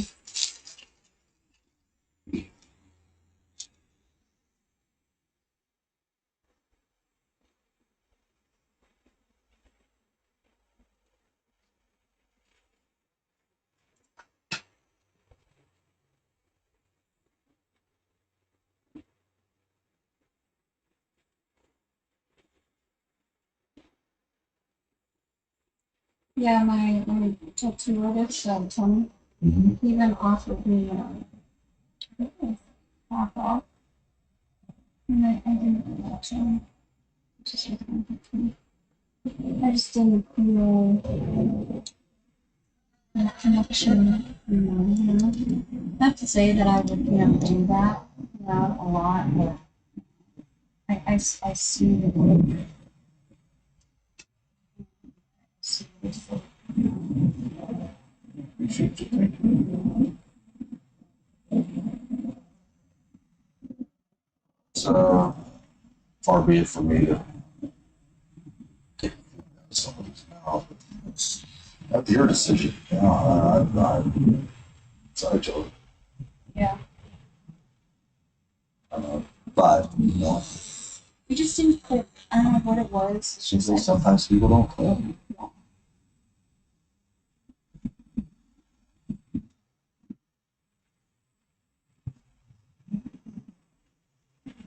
Who have ulterior motives that are behind everything we do. And honest future, we're talking to you.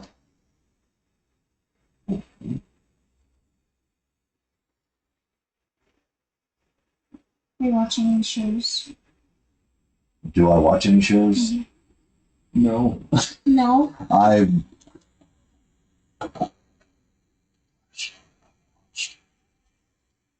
tried watching Fallout. Such a good show. That thing started out really racy. They're just like, wow. Like, I'm like, wow, okay. This is definitely an adult beverages. Yeah, it's good though. I like it. I've been really stuck on. It's on HBO Max. Is it? It's called The Boys. Boys? The Boys. Boys. Yes. Okay. It's a really good one. Have you watched Game of Thrones? So it's The Boys is basically about like these superheroes with long suits. Okay. And they're all like fucking corrupted and they just kill people. And like they like are projected as like these like good people to the people's eyes. Okay, but when in reality they're people. They're fucking horrible. Okay. And they kill people, fucking running through people, lasering their fucking heads off, slicing them in half. Like it's gruesome. There's some parts in there that are like kind of fucking disturbing to watch. Like one of the characters in there is the he's like kind of like Aquaman, Oh, okay. Does some like some actually I really like that. What's the Aquaman? What? It's wild, but like it like intrigues me in a way. I'm just gonna Sorry, continue to that's watch it. a little odd. Not in that Okay, sense, yeah. not. But like I'm just like it's so fucked up that I want to keep watching it. But it's good. I like the story behind it. I like the characters. Definitely engaging. So if you're scrolling on HBO Max, just watch a couple episodes. The Boys, yeah. There's this Irish dude in it, and he calls everyone it's Boy, you can't. yeah. It's pretty funny, like how he talks to people. It's very vulgar. See, Irish. Yeah. I like him now. It's good.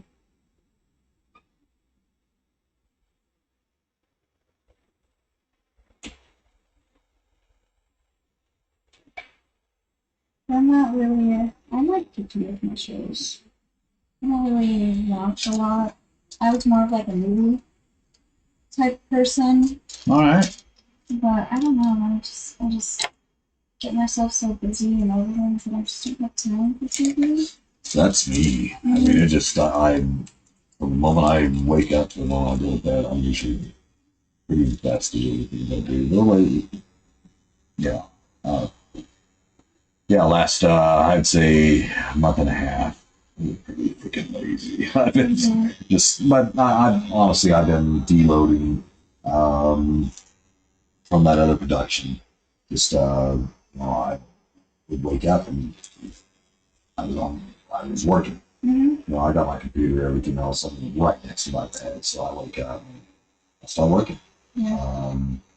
Fucking stuff, creating assets, layovers, 3D graphics, animated graphics, just whatever I need. And experimenting mainly.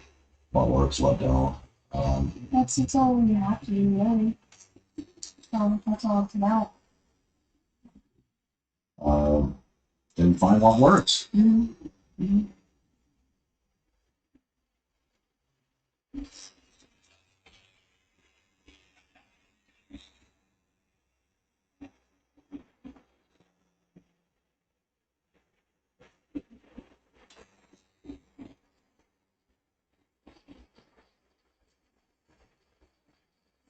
It's crazy that like when I was younger, I was like that emo kid, like the hair all the way fucking from like ear to Could see ear. your eyes. Yeah, And just, and the bag of pants. Now like it's coming back. I'm like, damn, it's it is when mullets from the 80s were coming back. I had a mullet. Well, it was a mullet. It was. mullets are cool. Just ask Joe Dirt. Yeah, right. Business in the front, party In the back. I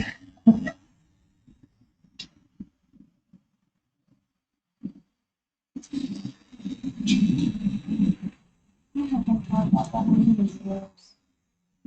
When I heard it, I think she's like an idiot. Like, I had a nephew that when he was young and Joe Dirt came out, he was already talking like that, What you talking about, Uncle Marty? And we're just like, oh man, you sound just like that kid Joe Dirt. And yeah, it's cute to make fun of.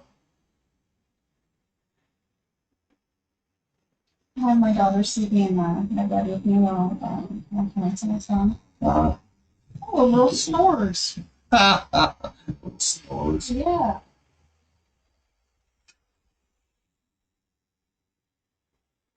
She's a drooler too.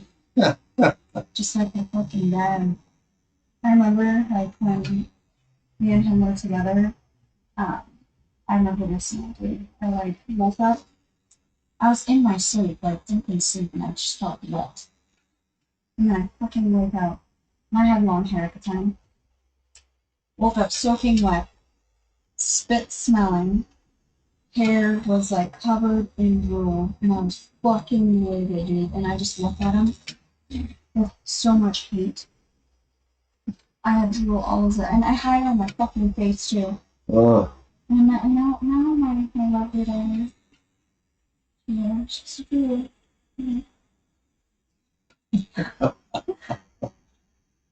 Like, and you know that smell too.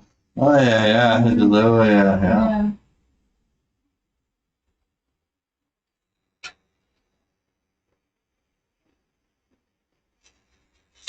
I have to get my fiance car.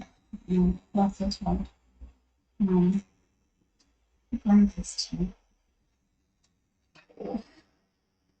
I got so mad at him one day.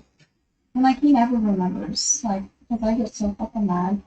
I like yell at him or I like nudge him really hard. He's like, sorry. And he like goes back to bed. I'm like, do you remember like me waking you up last time? He's like, no. I'm like, oh well, I kicked you.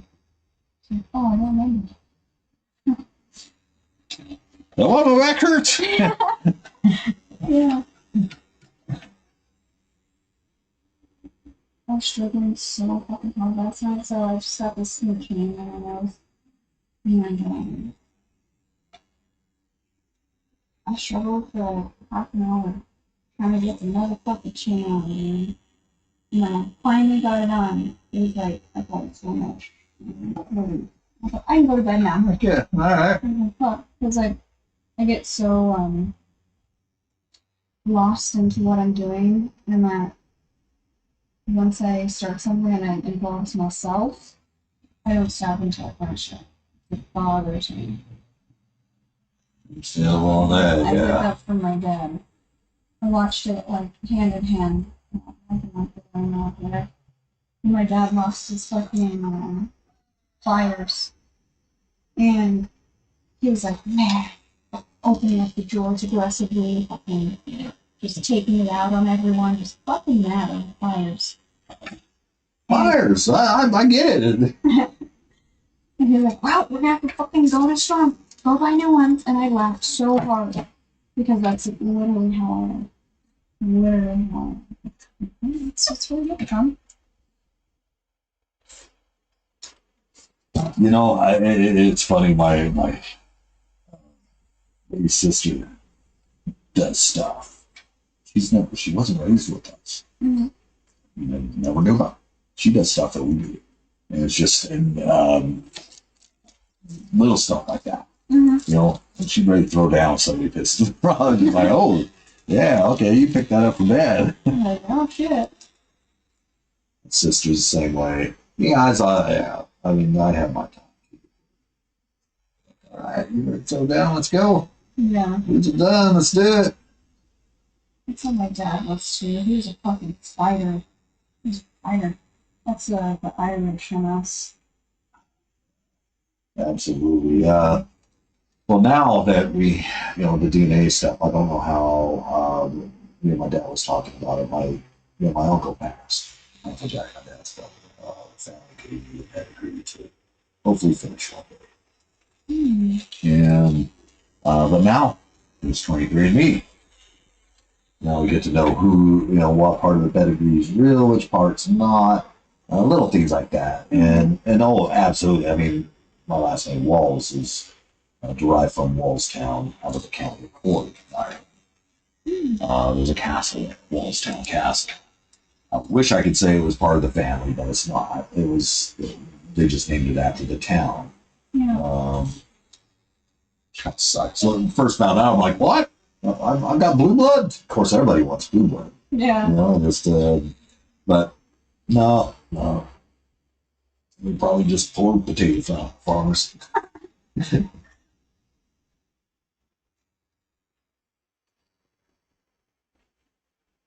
That's a lot of potatoes. Dude, I fucking love potatoes. Like, I'm such a mashed potato, like, type of person. Like, homemade mashed potato. Oh, yeah. I mean, don't get me wrong, I'll back down instant. But, Oh, me too. Any day. Any day. Like, But sour there ain't- cream and chive. Mm-hmm. Sounds good one. That's a homemade one. With some fried chicken. That's not good. No. Like fucking McDonald's on my head. That was my son. Got a hot dog from Circle K on the way in. Well, yeah, you gotta Yeah, get some I type could have of done sauce. something healthier. I could have stopped at fries. Got something. Yeah, something fast. Every time I've eaten out, it's always been shit. I don't know why I go out anymore. We go to Apple, no, Chili's all the time. Okay. No waiter like recognizes us. That's how like frequent we go there. Like, oh, you're back. I'm like, oh, hi, Grace. You guys want the usual? You have 3 for me? Oh yeah. Yeah, 3 for me. Yeah. You know, got that burger on there, right? Can I substitute for extra fries? No, that's good. The mac and cheese there's Yeah, we got some chili's got some good mac and cheese. Applebee's is shit. I don't care what anybody says. I haven't eaten at Applebee's in years. No, it's not. We went there and we waited, so we got a spinach dip with some fucking chips and salsa. We waited like 30-45 minutes for it. I was pissed. Chips and salsa. Yes. And I told my man, that's it. And I'm always a tippler. I always tip. And I was like, I'm so upset right now. I mean, you want service. Very, very good. Just don't go like this. Go to chips. That's your place. You have the best burgers, so. Yeah, I will say I've had some chili's burgers before. Yeah, pretty good. Mm-hmm. Red Robin a little better. But I've never been to Red Robin. it's been a few years since I've been to Red Robin. I went to a Cheesecake Factory for the first time. Ooh. Yeah. I don't think I've ever been myself. The menu is fucking overwhelming, but it's great. Maybe I have, because I remember recently at a restaurant that they're just like, wow, you guys have a lot to choose from. I know. It's like 5 fucking pages. I'm like, oh my god. Yeah, if somebody with the, I mean, I'm diagnosed ADHD, but yeah, for somebody who, give me 3 options. Just give me 3 options. Yeah. That's I found a life. Just give me 3 options. I do good with fewer options. Exactly. And I hate choosing. I get overstimulated. I'm like, just go somewhere. I really don't care. It's just the attention thing. Is attention.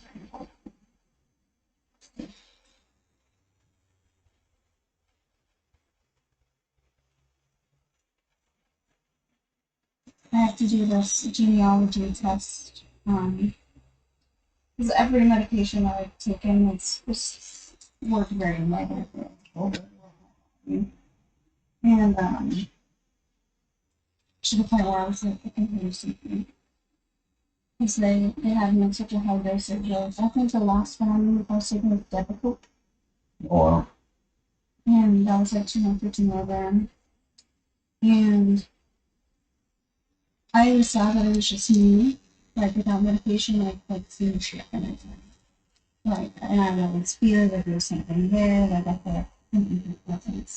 Sounds crazy to say. What did you see? If you don't mind asking?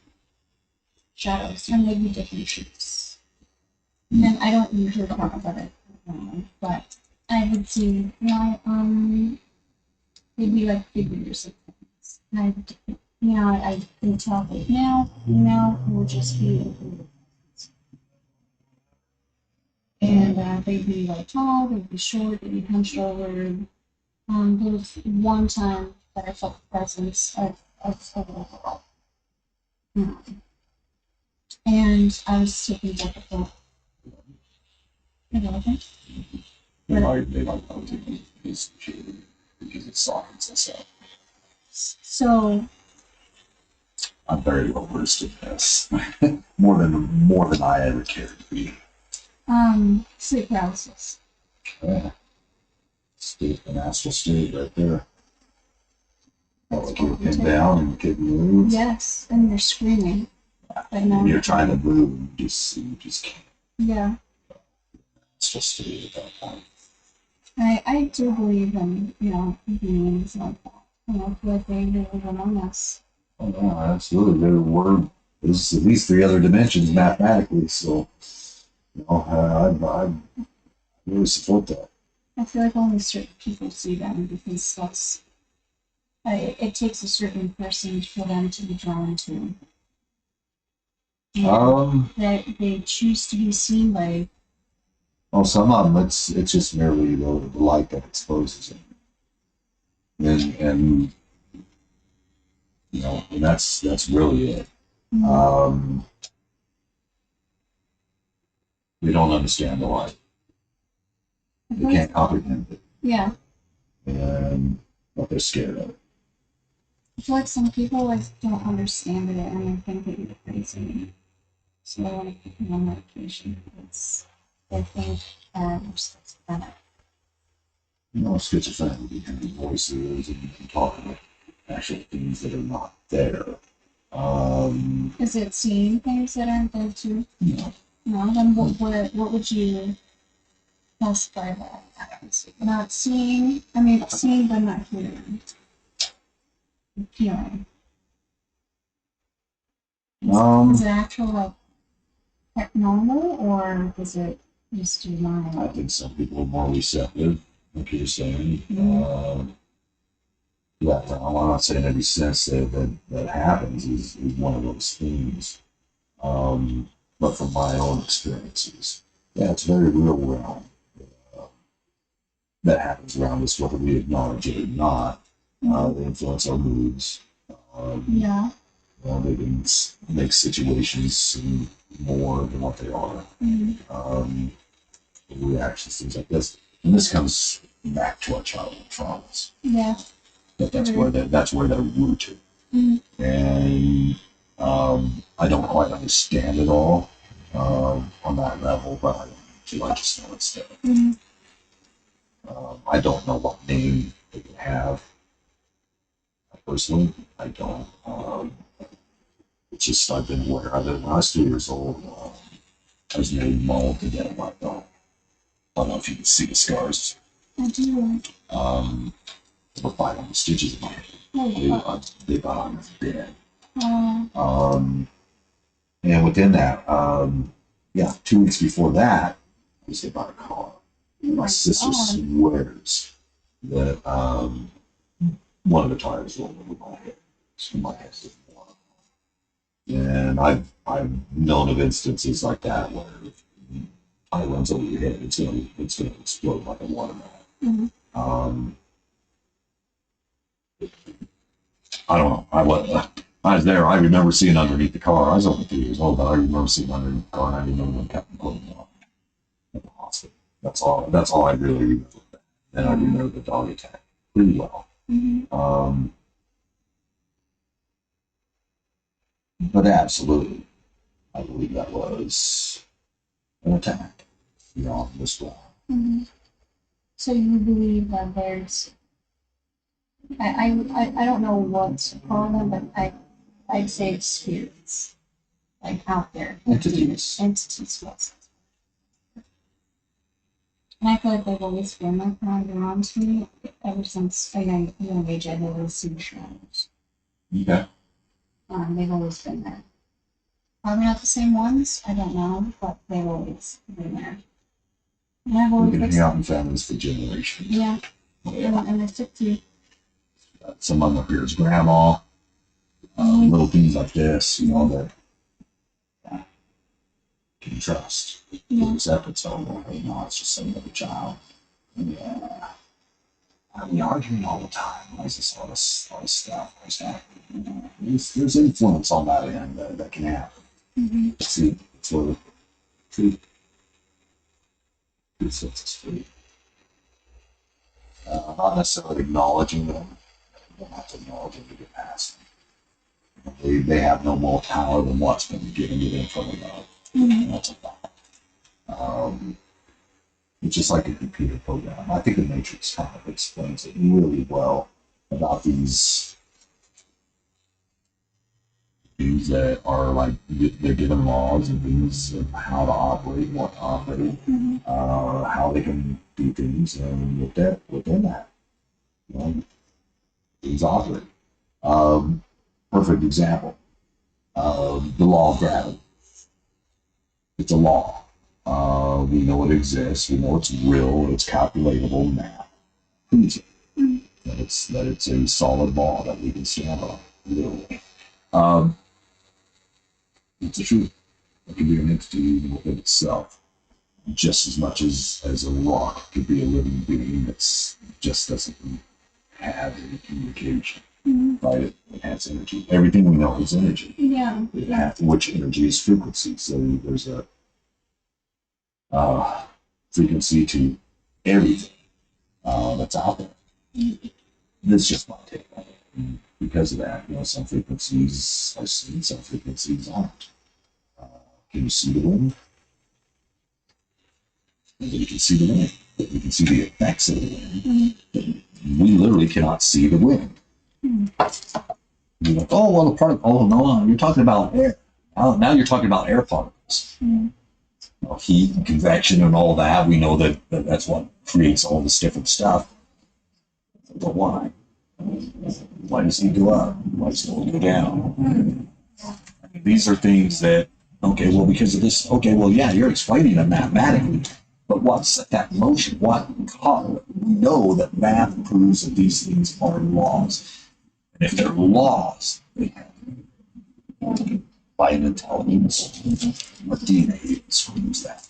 Yeah. DNA, well, they have it since the 90s. They've been trying to figure out how to store information on DNA because DNA would be the cheapest form of storage than anything that we have. Is to be able to store it on DNA. DNA is a program. It tells every living cell in our body what to do. Yeah. It's a program. The 21 strands of protein that are made up in DNA, for all of them to have come together and formed just the necessities of life, or even life itself, is 1/17th to the billionth of possibility, which is highly improbable, right? So everything just comes together. Yeah. And that takes more faith to believe that than that there's a design, at least in my book. Yeah. You know, it just said something came from nothing, or it came from chaos. No, everything that I see in the observable world that I can reason has something to it. Doesn't mean that there's, that we have a right, that we have to respect this right, that we have everything right. As a matter of fact, everything I see with every generation, each generation that goes by is apologetic to the next one coming on, being like, well, we kind of had things wrong. Perfect example, founding fathers. All people are created equal. They weren't. You still had slaves. Don't get me wrong. I mean, that's a whole debate within itself. But it just little things like that. It just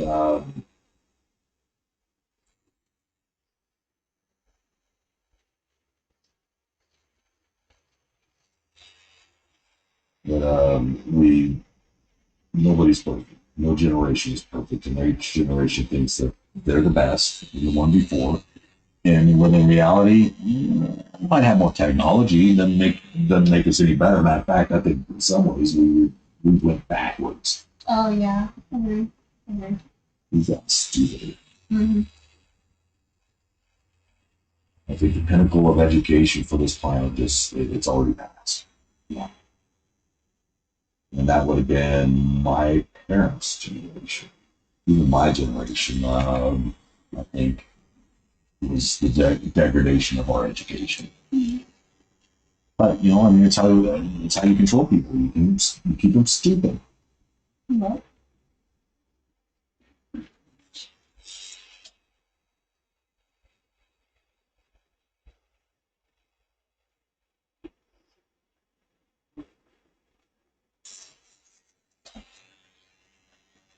We should make a podcast. Just like me. I like your take on things. I appreciate that. Definitely open my mind, I think. Well, see, these are the conversations I like having, and maybe this is it. And just some of the things that Martha and I were talking about was along those lines. It's like, well, eventually, I want to do that. But it's just getting there. It's like let's get the proof of concept done. Let's get this one together. Sasha was more happy to jump in on it and to really be like, well, hey, let's just do it. It was a Friday the 13th. And she brought it up. And I was like, well, and I stewed around about it. I was just like, well, right now, just take out the frequency, to do anything like that.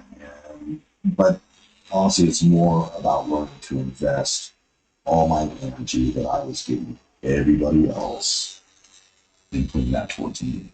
And go back to learning to love myself. Yeah. It just it's easy to show up for other people. That's arbitrary in my mind. Awesome. Because I'm not doing it for a return. I'm not doing it for that return. For validation or one thing I've never needed is anybody to give me approval. I just do things. And I've always done that even since I was a little kid. I could play by myself. The other siblings. Everybody's like me. I just I enjoy being by myself. And I've done things. I've had leadership training, things like that, and just I know how to just keep moving forward. And for me, if I invest into something, there is a calculated return of investment for me. I'm going, okay, and within this time, I'm going to get this return. It's not always monetary. Sometimes it's educational. I put myself out there and done things just so I can learn new things, and hopefully apply it to my life. Yeah. But ultimately, just the majority of stuff I've done, I had to find the altruistic end within it of that. Okay, I'm helping people through this. Mm-hmm. Whether it's doing the radio show, stuff like that.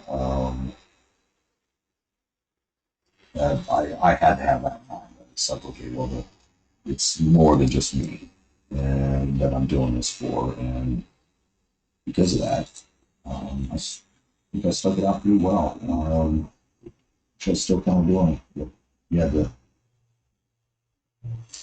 keep moving forward in his life too. So, Yeah. like the radio show, just helping homeless vets, on my notes. I thought that should be a John call. See how he's doing. Mm-hmm. Then he took his LSAT at the ending of last year. No, it's the beginning of this year in Florida. So his wife's pregnant. He probably about to have a child pretty quick. Oh, wow. And yeah, they want a big family. And within that, yeah, they'll be back and forth, closer to both of their families. That's good.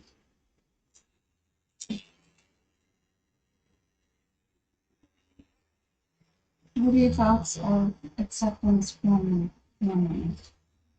Should I care? Or should I just let it be? What type of acceptance are you talking? So I haven't spoke to my mom in close to a month, and she kind of just cut me off. And this goes back to my childhood.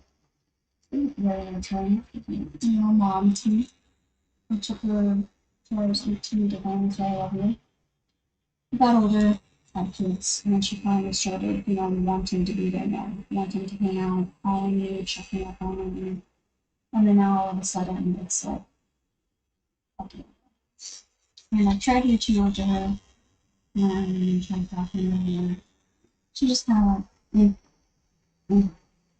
But I'm at that point where I'm used to it. I'm fine. She did this to me when I was little. No shit. Should I keep trying? Then, continue to try and push for a relationship with my mom. I'm just like at that crossroad of like, what should I do? I think this is where it's more, because the relationship is two sides, and there's two people. You might be willing and ready. She may not be ready. Mm-hmm. She might be willing, but she may not be ready. It sounds to me like she's had a lot of trauma in her own life that she needs to deal with. Mm-hmm. And not everybody gets to that realization of that. Mm-hmm. But whatever brokenness she had, when she was young, if it hasn't been dealt with, it's just going to transmute into how she's with you. Maybe that's where the disconnection started. Mm-hmm. Started before you were even born. Even your own disconnection, right? That could have started with her parents and her relationship. So with that going in mind, right, this is when that term, understanding the forgiveness is saying, okay, well, I understand that, but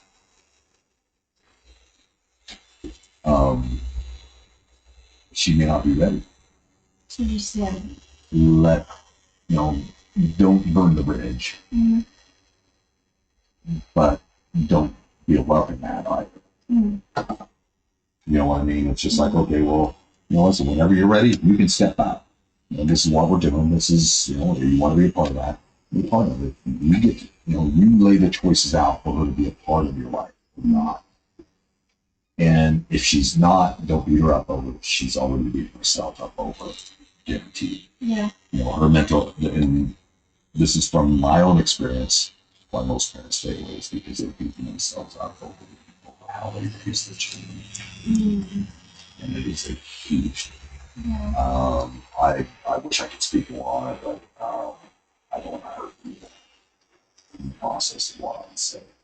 And it would with my family. Mm-hmm. So, it's just learning to use tact and stuff. Therefore, when they're ready, but that's it's up to them, Yeah. you know. And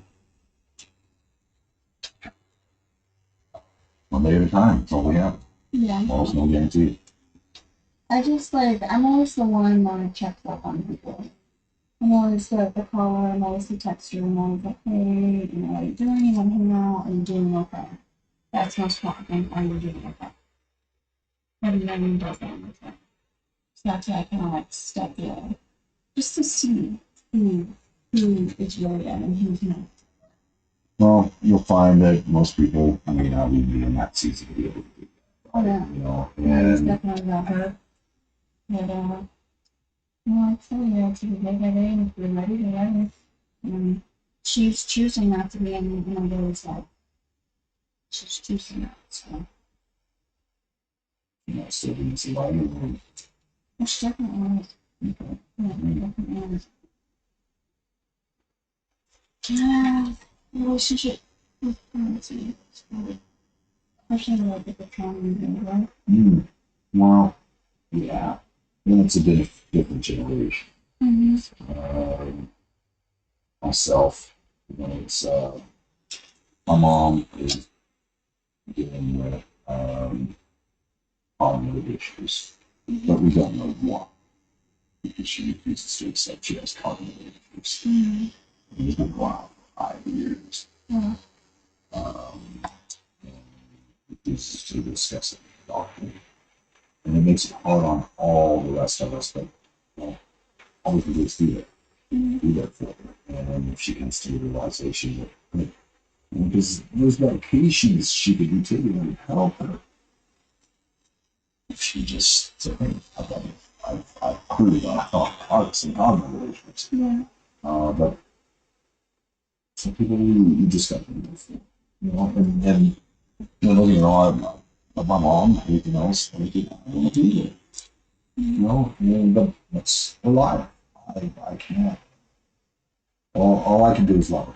You know, and be there. But that's my disposition. Where she's at, you know, it just she's a mom. You know, she'll do a mom's bidding. You know, my daughter has. And I watch it. You know, just no parent should have to do for a child. You know. Yeah. Good dog. We didn't talk about that. So just that's enough. And but that's as much as I want to say things and else, I know I'll probably never get the chance to say those things to my dad. So, and but that's okay. Have you ever thought about like writing it? Like, I'm actually already writing memoirs. I just started, I mean, literally last night. Late last night. I thought, all right, well, I'm going to start writing this stuff out. So, just to get it out, just yeah. some type of relief. My therapist recommended me doing that, just writing to people who feel the most. Okay. Still haven't done it. I don't know where to begin, you know. Don't know where to begin. Sometimes it's just ones that are closest on your mind. As of recently, I'd say within the past year and a half, somebody had told me that the person that I loved the most in my life growing up was probably my reason.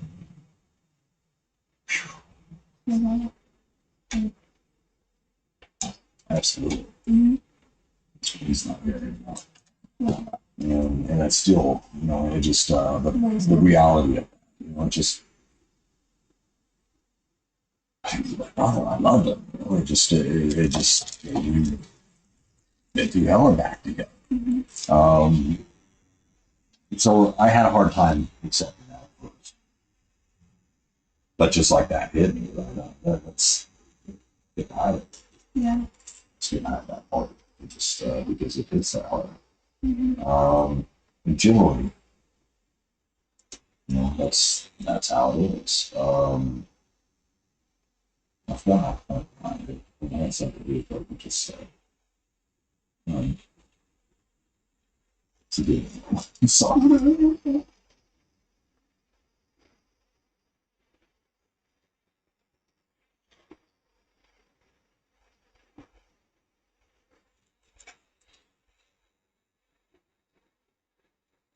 And I can understand it sometimes. Because like I wanted to, be good. I'm just like whatever and just not. I don't want that to be a relationship down the road. So I'm just gonna see how it plays out. She will. I know she will. She'll come to me. Yes, does. She like goes through like these stages where she just like close to me, really talkative, and then she'll just like cut me. Then on and off and off. And it's just like into adrenaline. Into adrenaline. And especially like with Joshua being gone and have like that realization. That must be. Yeah,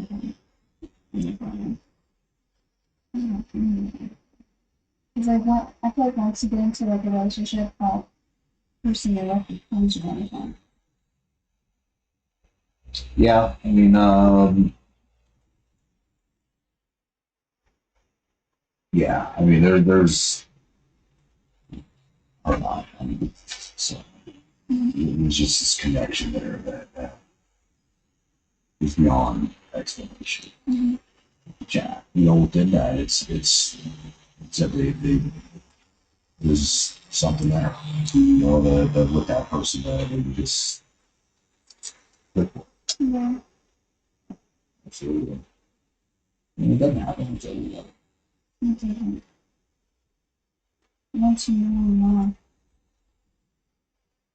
not your mind, but your heart and your soul. So much.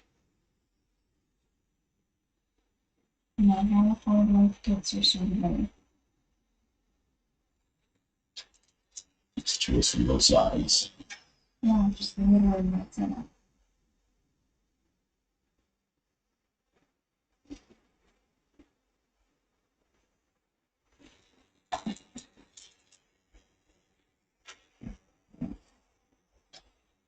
More here. Let's do this. Yeah. And we'll take a break first.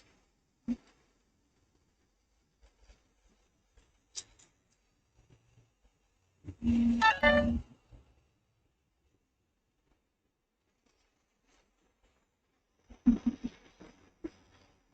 hate being a postie sometimes.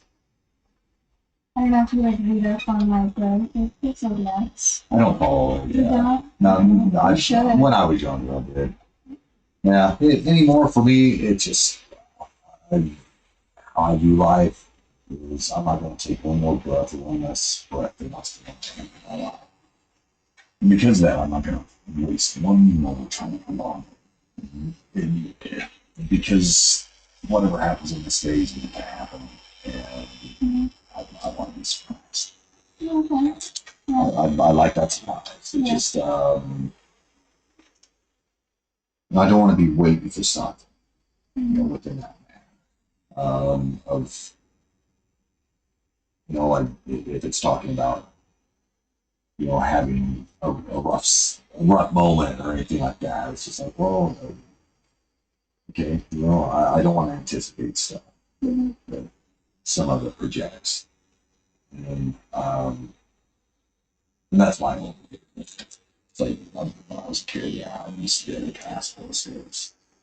Yeah, I had the books, everything. Well, my mom had the books, I should say. I just had to access it. Yeah.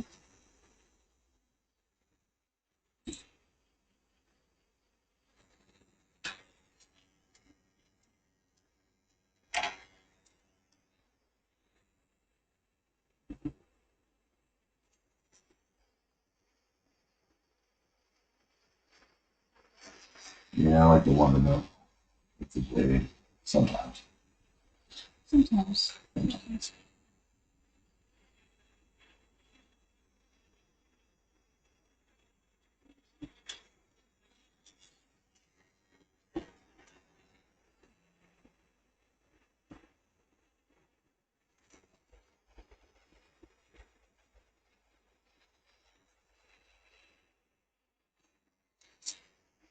But yeah, there's credibility behind it.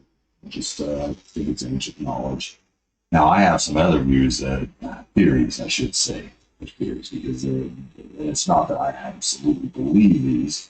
It's just one of those things where it's like, okay, well, I see how this would be plausible. You know, if if we're this universe is actually 4 billion plus years old, right? Mm-hmm.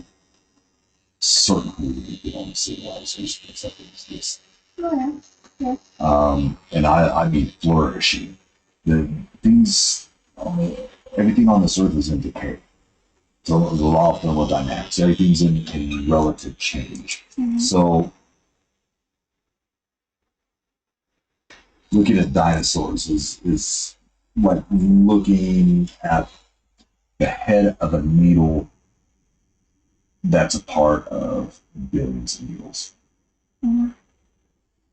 That those dinosaurs were just like this little speck. Yeah. What about the stuff that wasn't recorded? What wasn't that? So what you're saying is really very extraterrestrial. Well, Yes, no? I believe in extra dimensional. Okay. Extra dimensional beings. More than I do extraterrestrial. Well, and if they were that smart to travel through space like that, they would send drones. Why would they risk their own lives through this space that's just everything's wanting to kill you? Gamma rays, X-rays, I mean, all the stuff that's just volatile out there. Mm-hmm.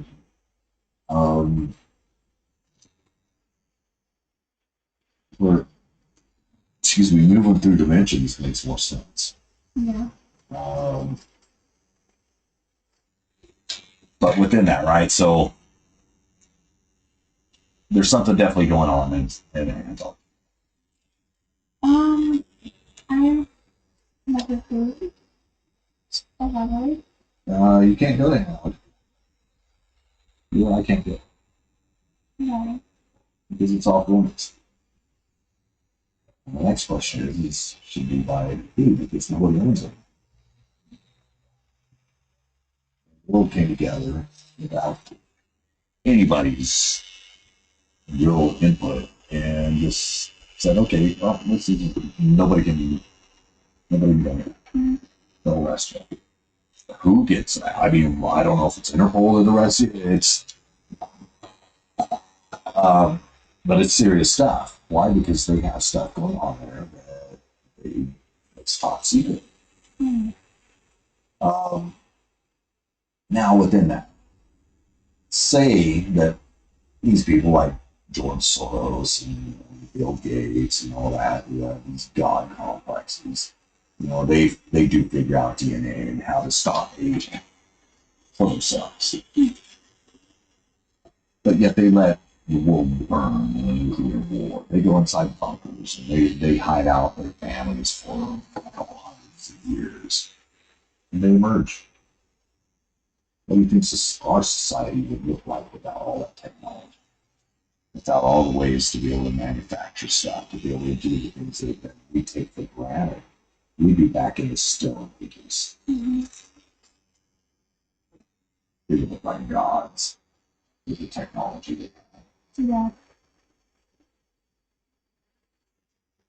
Now, there some of the oldest depictions of time come out of India. And they have this one manuscript that talks about this ancient war among civilization where the earth was like completely destroyed. humanity is like just wiped off. Yeah. Yeah, wow. It sounds kind of crazy, right? Mhm. Now, documented history, the oldest documented history we have is the Gilgamesh, which is written cuneiform, and it's roughly dated about 6,500 years old. I believe it's debatable whether it's between 5,500 and 6,500. I could be wrong on that too, but the oldest writings in the world. Mhm. It says they had the ability to communicate and everything else back then. I believe there's even stuff that's being found now that's like in China and stuff like that that just totally supports a lot of this stuff. Um, but so we didn't have proper way of documenting things. You know, could be very press. Even then, paper's not something that lasts long. Going digital, we'll see how long that lasts. And that's why they want me to do stuff on DNA. Yeah. Because there's been cultures that have been lost due to them being gone. Most of the records of a peak history are just wiped off. And that's the only thing we have is fossilized stuff. Now we have elements that are less than 150 years old that are fossilized. So the whole thing of them saying, well, fossilization takes millions of years is bullshit. But they won't admit that. It's just like, well, okay, so there can be fallible circumstances, right? You know, within that, absolutely. Within the radiocarbon dating itself, because they're just going by a radioisotope. It's decayed over the years. And saying, well, it's consistent. Okay, well, it's consistent if time, if the universe is moving at a consistent speed, but it's not. They say it's slowed down. Okay, so it was moving faster. So at one point, it had to have been moving close to the speed of light, which would have slowed down time, which meant billions of years would have been altered to our perception. That's just my take on shit. That's interesting. Well, I mean, it's just things I ponder and things I think about to the narrative they try selling us. Mhm. It's just like, well, okay, well, what about this? You guys don't want to talk about it. And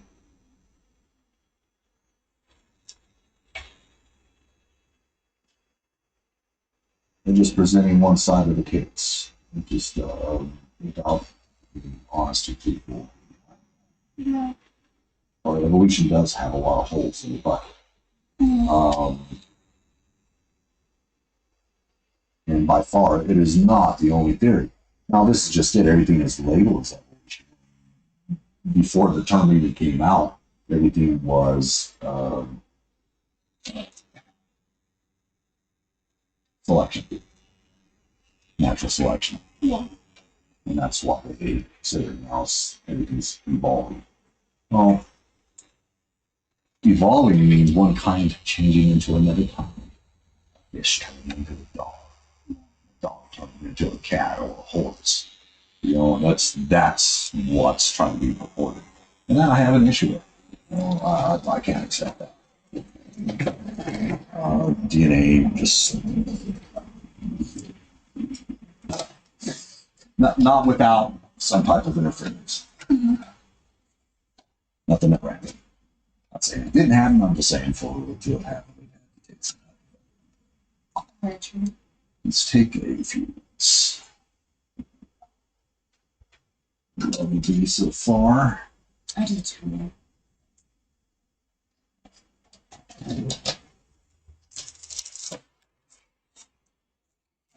Yeah. Oh, we've had a steady stream of 4 people watching for a while. Heck yeah.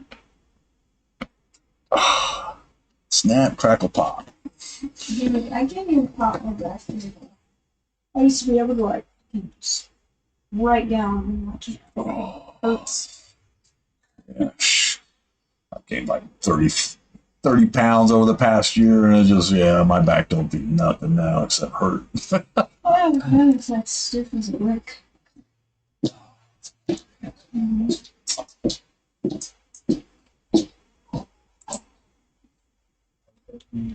Fucking shit. Yes, some hospital somewhere hires like a miniature horse to come in, and they have like a keyboard, and the horse just starts going fucking crazy on it, right, to distract the kid from getting their pass removed. But their comments were so fucking hilarious. So, hold on.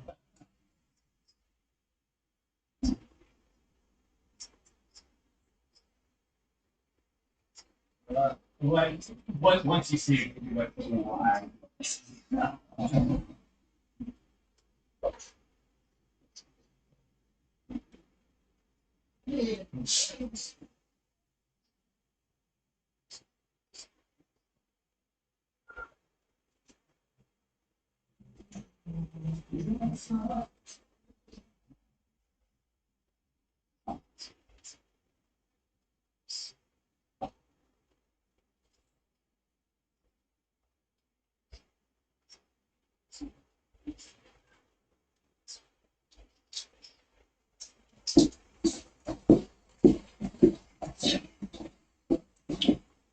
Actually, I need to get some those picture covers last time.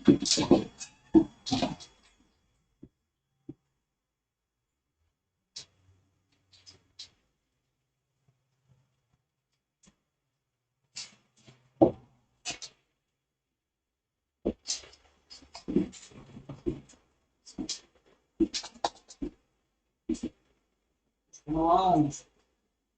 So far, so good.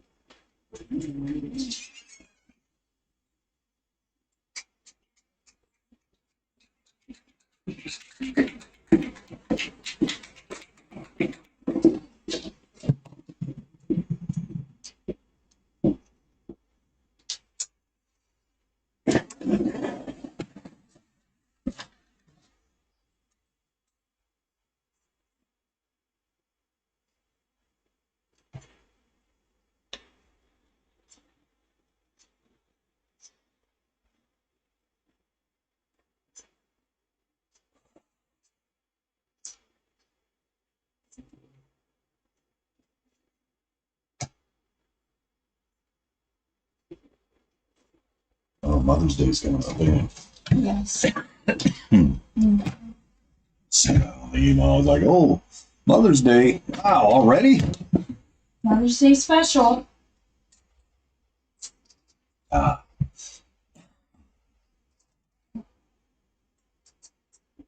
Yeah, not missing it. yeah. Mm.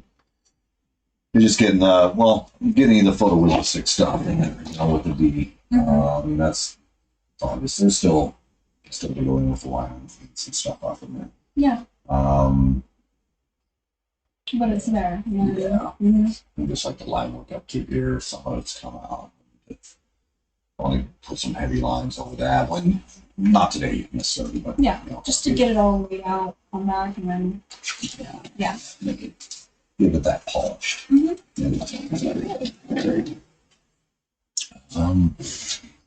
Yeah.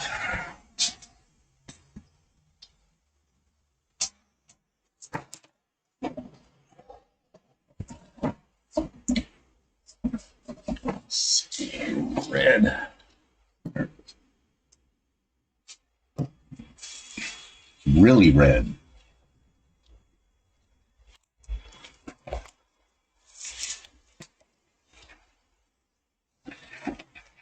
You know, Fusion Ink, it'd be nice to have a sponsorship, guys. Like, yeah, it would, wouldn't it?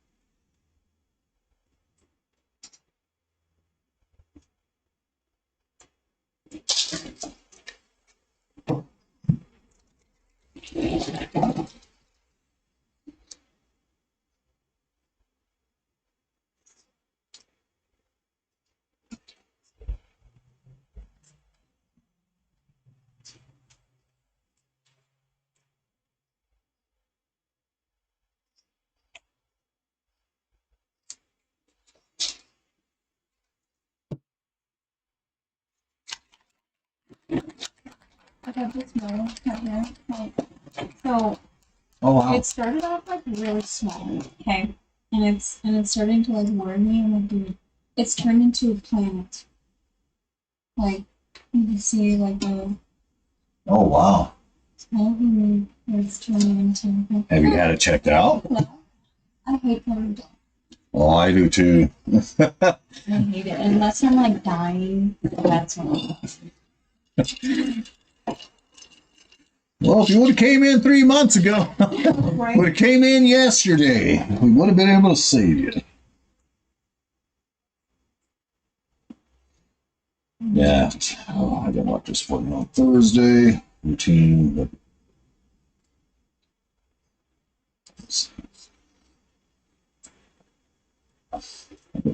relatively healthy most of my life, so I feel pretty good about it.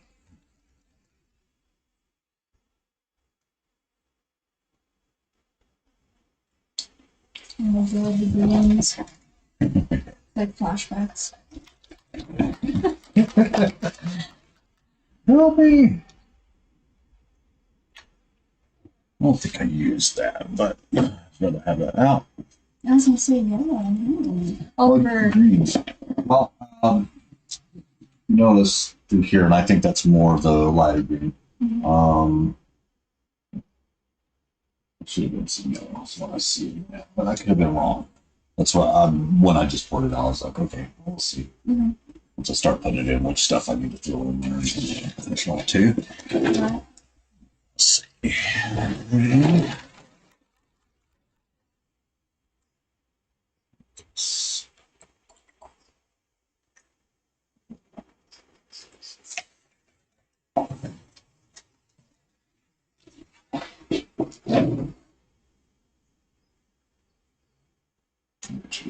'Now.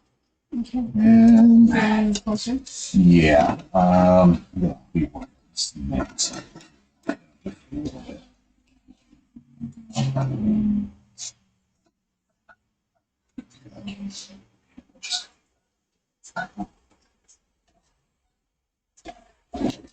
$17 mag.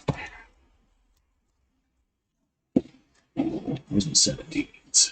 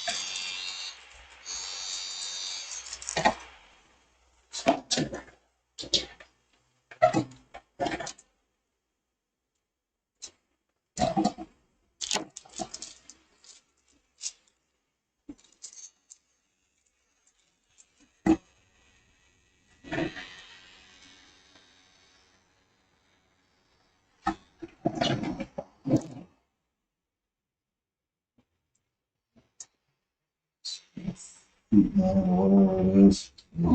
That orange trail. Well, I can see him.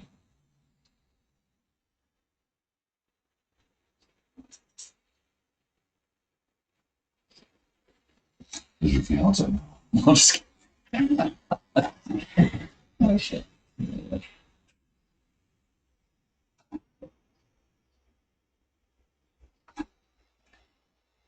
Sorry, I saw an opportunity to host it. Yes. Romantic and non-creepy.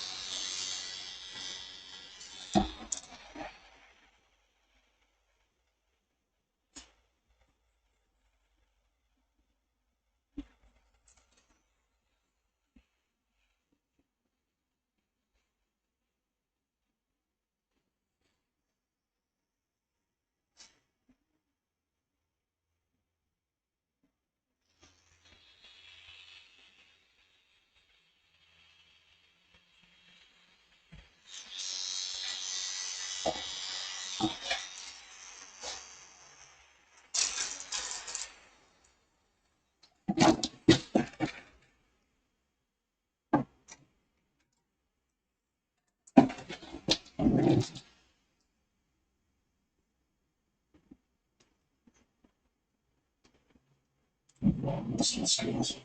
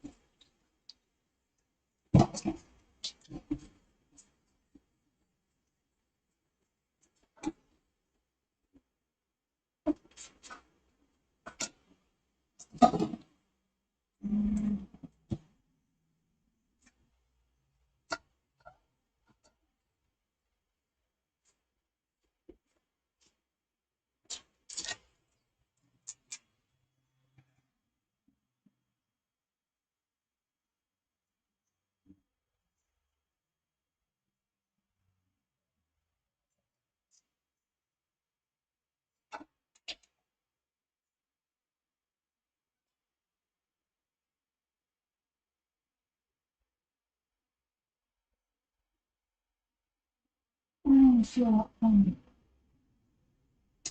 Well, that's cool. yeah.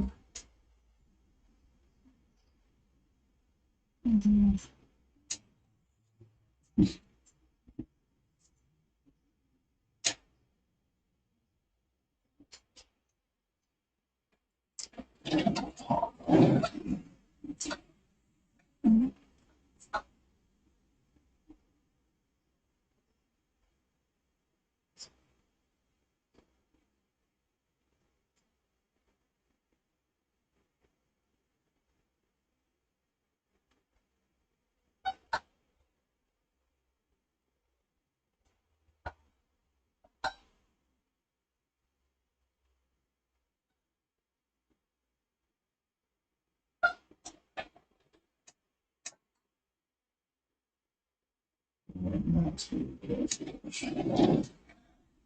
Yes.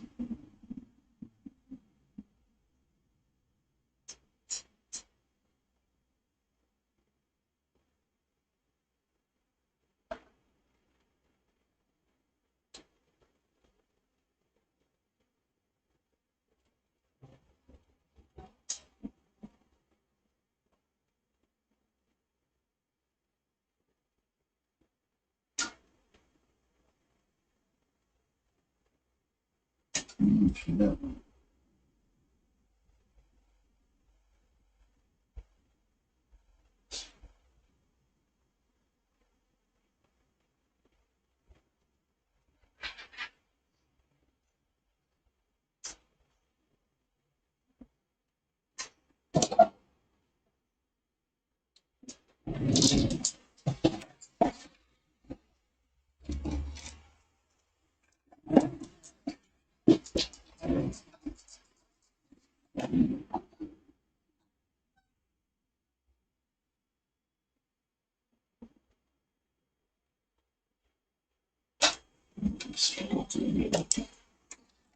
That one ain't gonna want to draw on you either.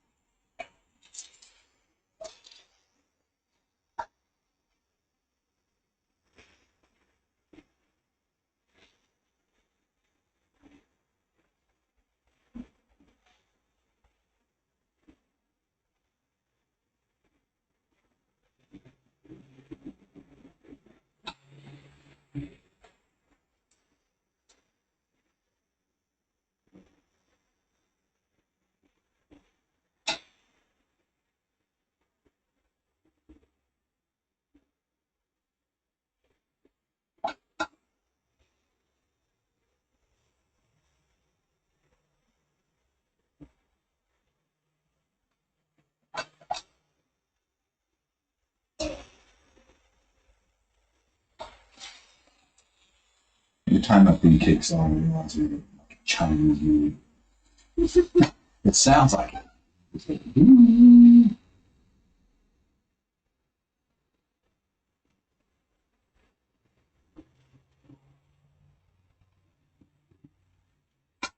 I want you to come up with like something,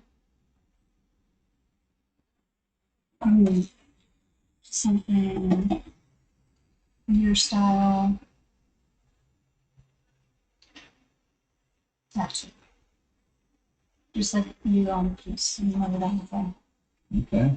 Anything specific? No. It's in the wildlife. It's Okay. I don't want that. Or maybe like, even like any animal, but like, what's this? okay.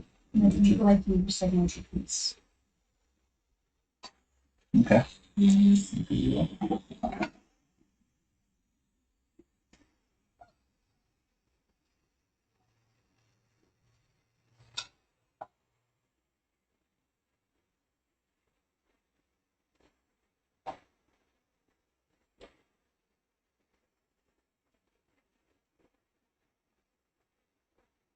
If you had a spirit animal, like what would you think you'd be and why? Okay.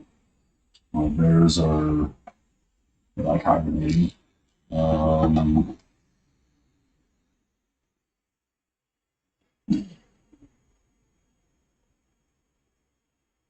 They don't use their power nesting. Hmm. Okay.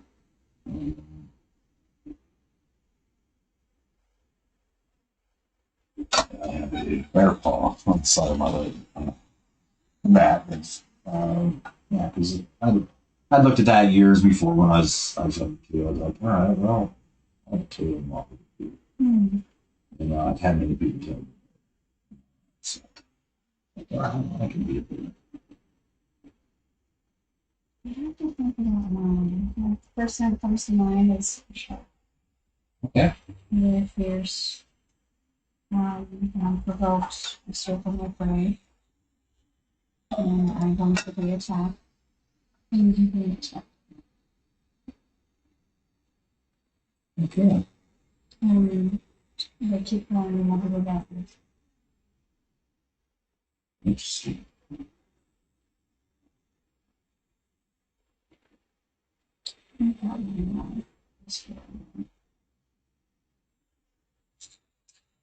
It's an Amakua. It's a monster. Mm.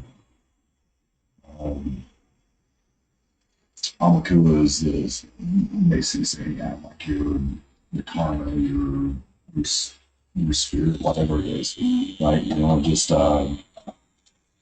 why they with some waves, you see shark teeth, things like that, within like the Polynesian stuff. Mm.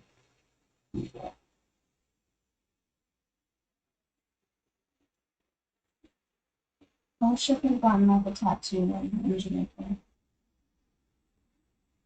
That would have been cool. Yeah.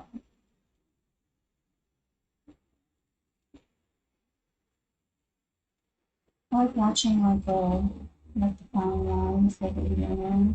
It's really cool. It's kind of tedious work. Yeah, that's what I say.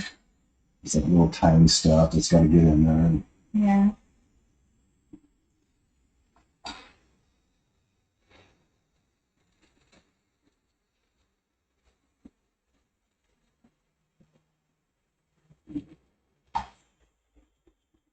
I'm doing it like the thin tones. Yeah. I like that. It's, sometimes it gets rough, but Yeah. as you know, it's fun with it. And it scales. Mm-hmm. Yeah.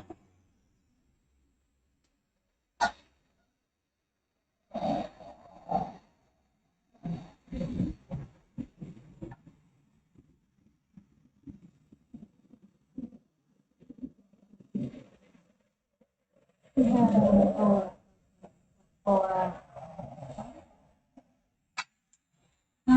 look like snakes. Oh, like a boat and shit? Yeah. Okay. Yeah. And I'm going to and I honestly can't remember what happened to it. I had one like wrap around throat vent. Ooh. Yeah. I mean, it didn't like tighten, but I was definitely scared to do it right then. I put it there too. And I'm like, I had a buddy who his brother ran off to the Rangers and left his snakes with him. And one of them was out. It's like 18 feet long. oh, And so Wayne had this snake in his bathroom, just living in his bathroom. oh my god. And he went to go he was going rabbits for him and stuff like that. So he fed and everything. But um,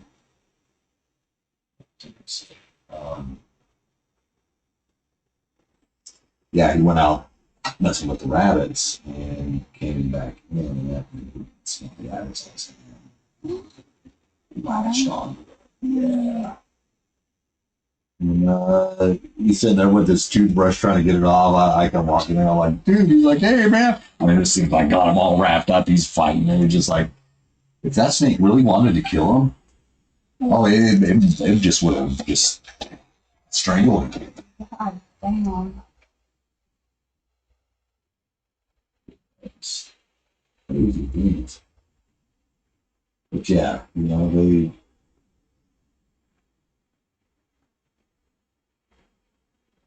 They're unpredictable creatures. see a lot of animal. Mm-hmm.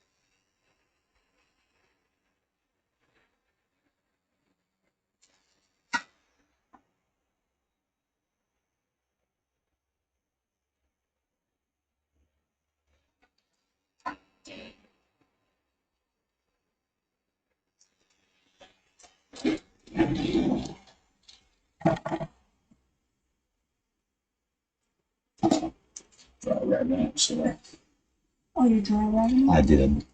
I didn't notice. Yeah, I didn't mean it. I was like, hold on here. It's not that.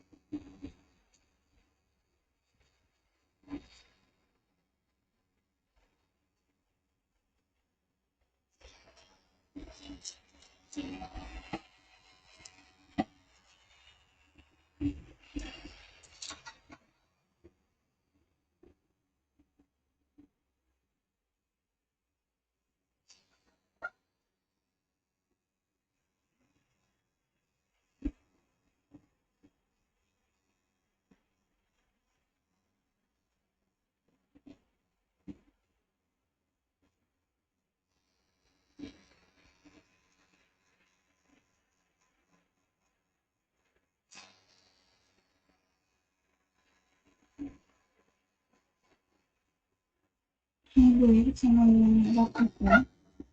Wow. Yeah. Wow.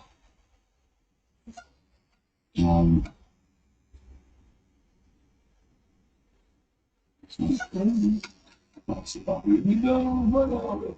I apologize if took a little longer on that bead than well, I apologize, don't apologize. Right, sorry, not.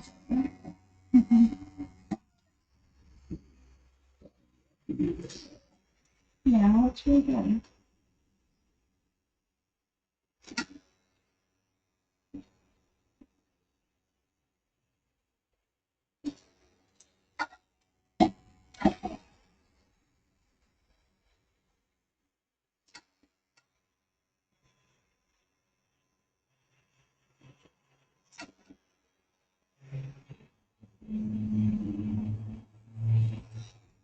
I still can't believe you dry rag me. I'm like, wait a second, let's see. It was once.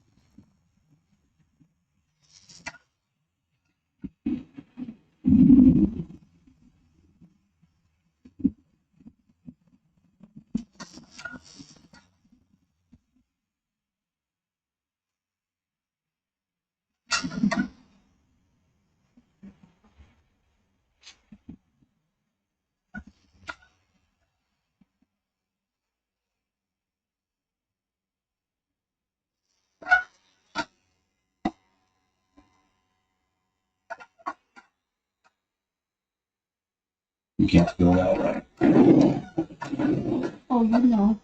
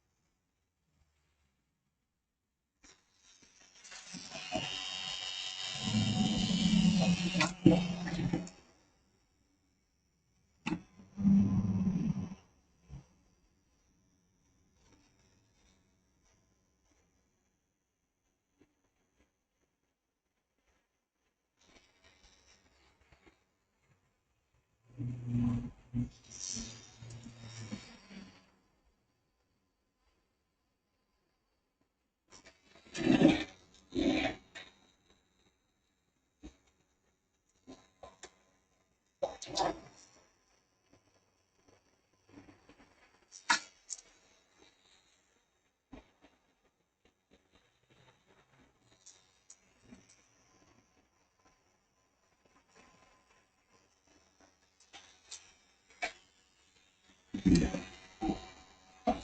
Love it when a plan comes together. Mm-hmm. Always does.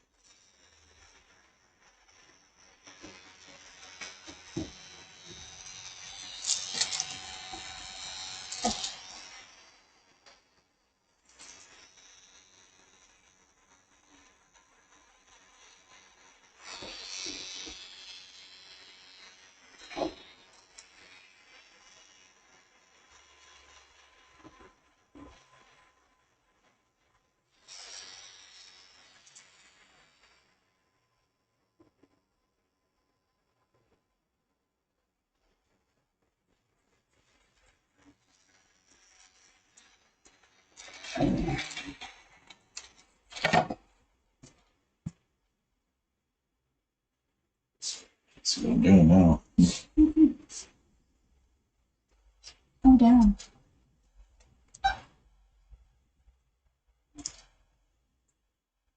Yeah, it happens. It's kind of really messy. Yeah.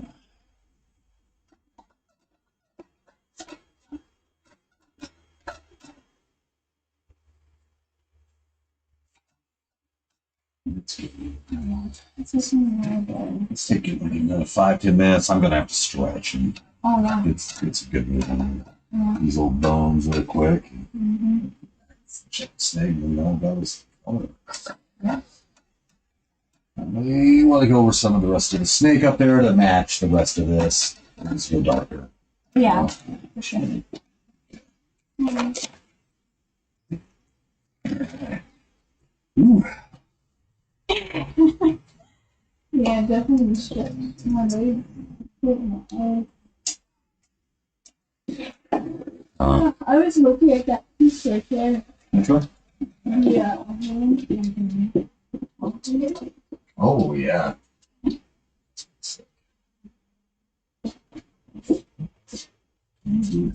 Yes, that was Mm-hmm.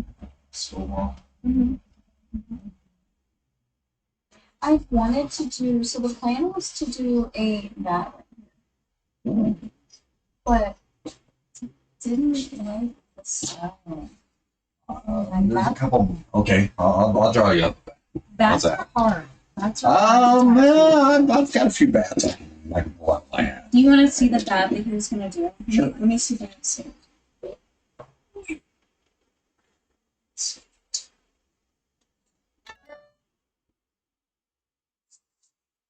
I just had a lot of fucking issues with it. Just issues. I don't know why. And like, I tried like, that was what I was going to do. Your order was. I think it's funny. Right? No. So, I yeah. mean, and then the idea was to go off of this. Not that. You see, it's completely different. I love that. Send that to me. I will stay within that style. And I there's a lot of detail to it. I think with the bat, there's upside down. Yeah. And back.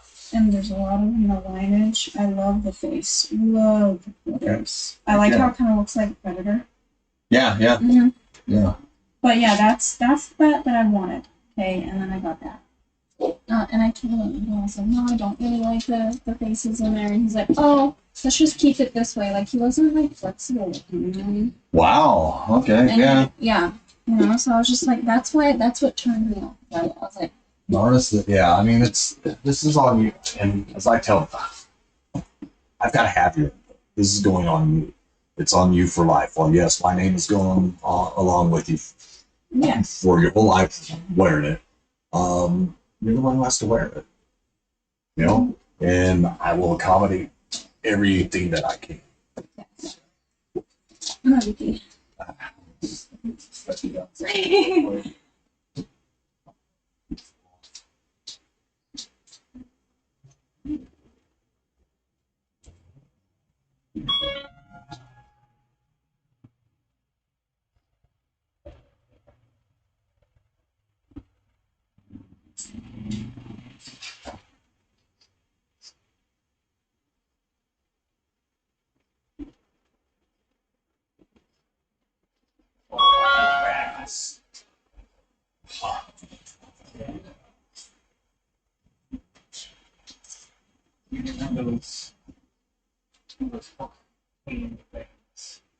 Oh, actually, so, Oh, I see phytotherapy. Yeah. that was therapy. Oh, right on. I some of the stuff I'll bring you to that's nonsense. Yeah, man, that was some stuff years ago that I was using. It was just brutal. Fucking Tiger Bomb. Yeah. No. Yeah, Tiger Bomb's like Kitty Bomb. It's nice, but yeah, there's stronger stuff. Well, no, there's actually degrees of Tiger Bomb, ain't there?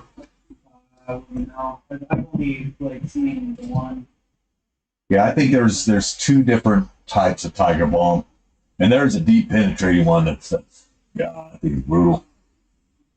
I need some water. It's agua.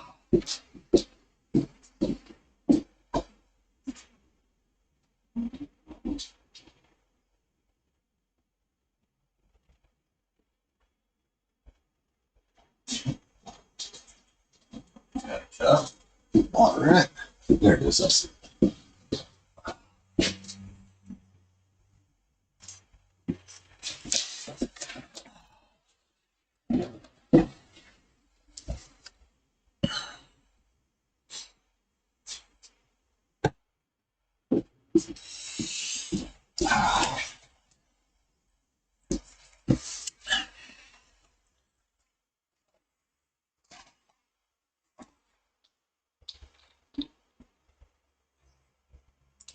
Yeah.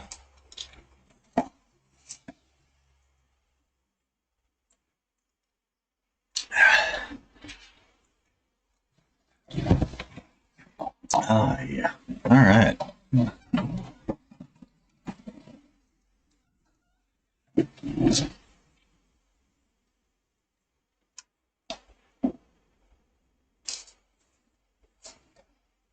It's really spicy.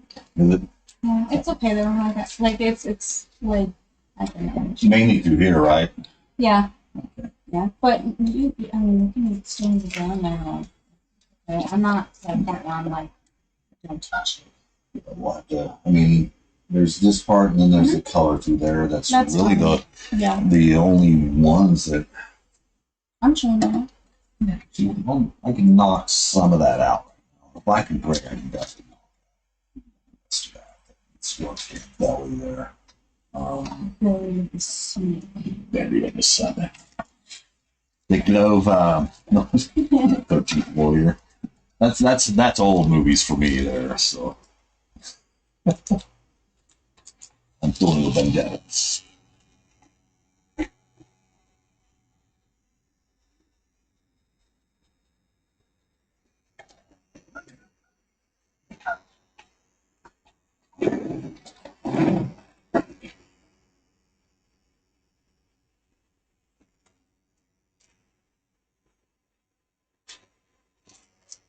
Which is cool because this it's not like I'm pulling solid color into this. Now this down here, yeah, that's kind of but this is kind of more of a ditch. But what? Yeah.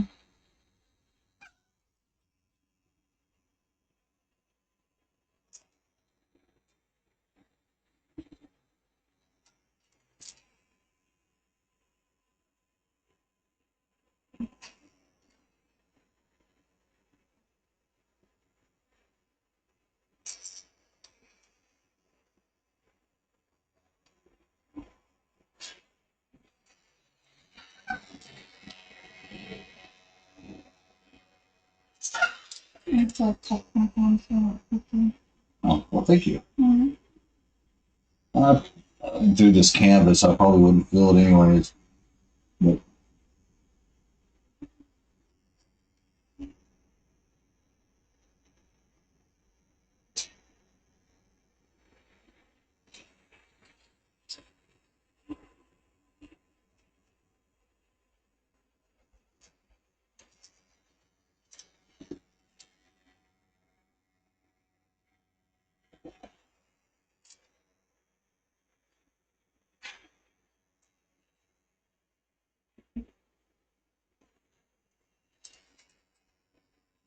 that's what a bug bite was. Mm-hmm. So,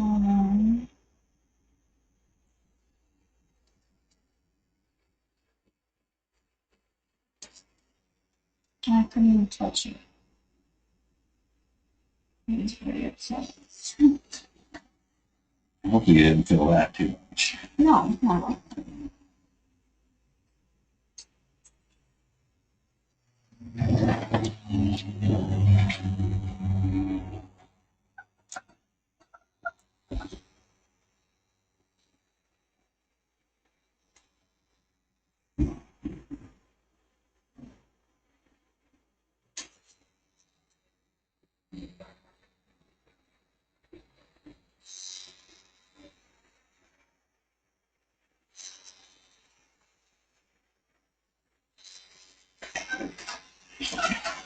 This is the area where this is one of the old school methods.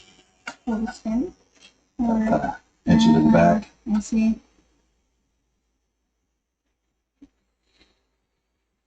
True way to do it. Like using.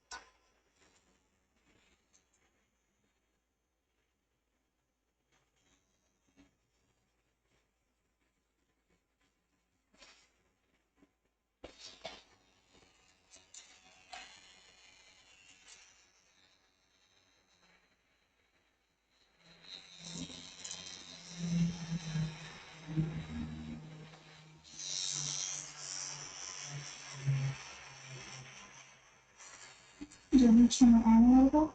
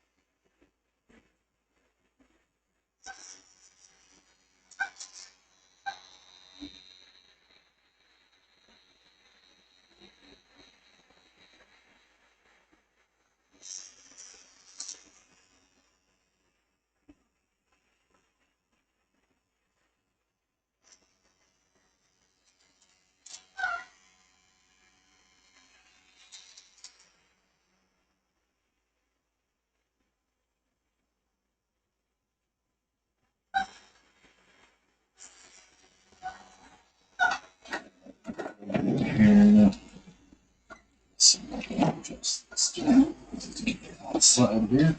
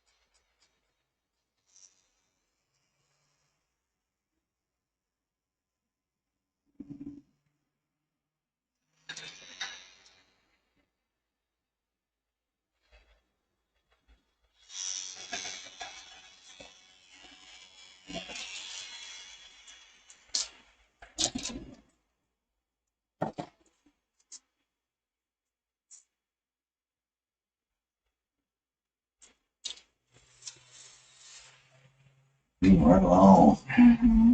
Mm-hmm.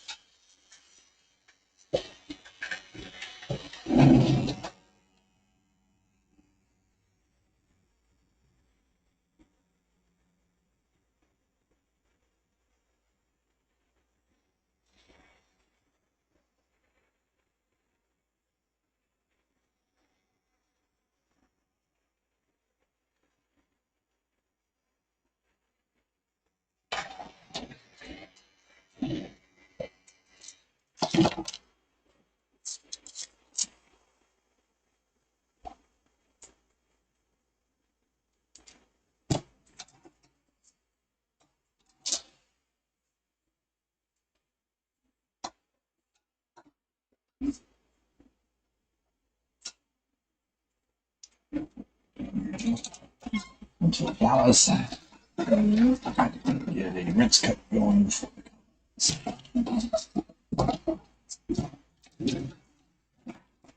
Mm. yeah.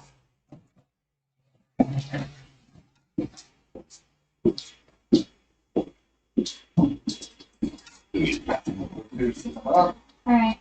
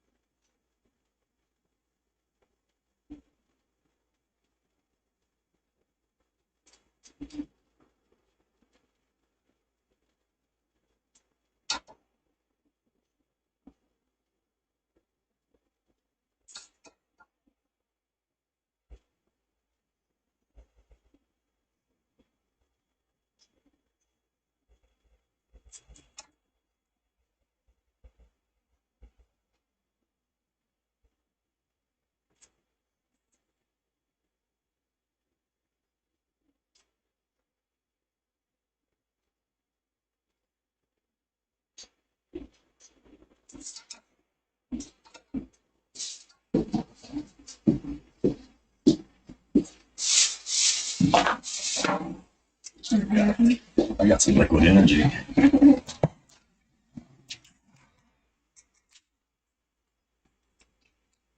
It's about time, huh? I'm getting closer and closer. Yeah, you just. I'll get back up to this when I want to get the color done Yeah. before all this wears off. Mhm. Because up there, that's going to be easy, I think, anyways. Mhm. The darken all of snake up. Get a little more detailing in there. Yeah.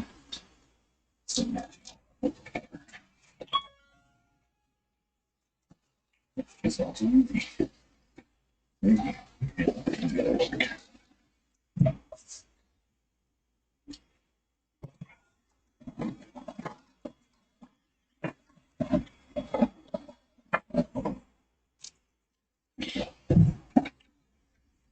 It's Tuesday. I feel like it's Thursday or Wednesday. Oh wait, Oh, yeah. I don't know why. Weeks fun like the best. I feel like. Years going by fast. Yeah. Holy crap! I know. Maybe 30 in February. What is it doing?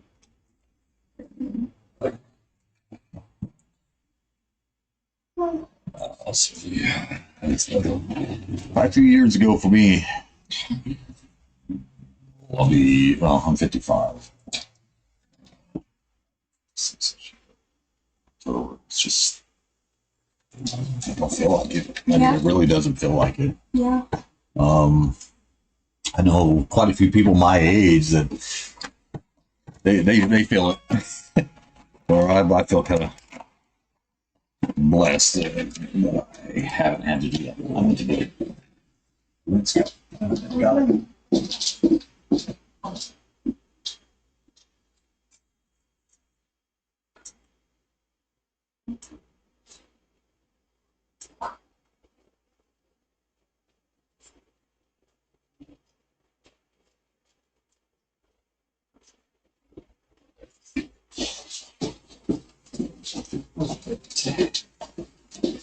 And now we can start adding some color.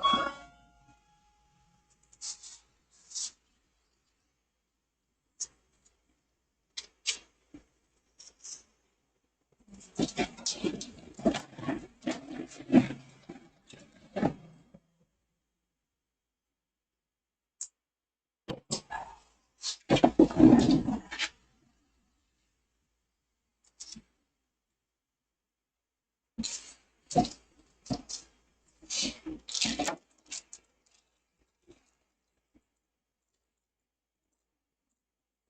gonna be spicy. Spicy. No, we can knock that out right now. Yeah.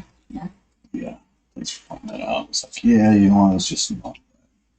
Make it Part little, out. but.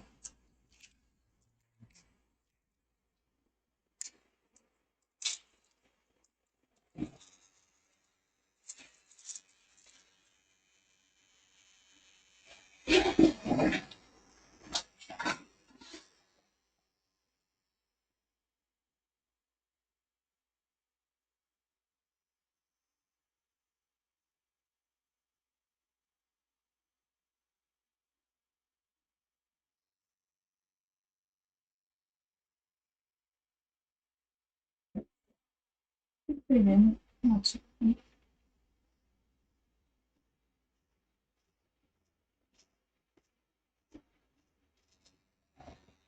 I mean, stuff worn off that way by now. Yeah. It's okay though. Like, I'm not like. I'm too much pain. It's tolerable.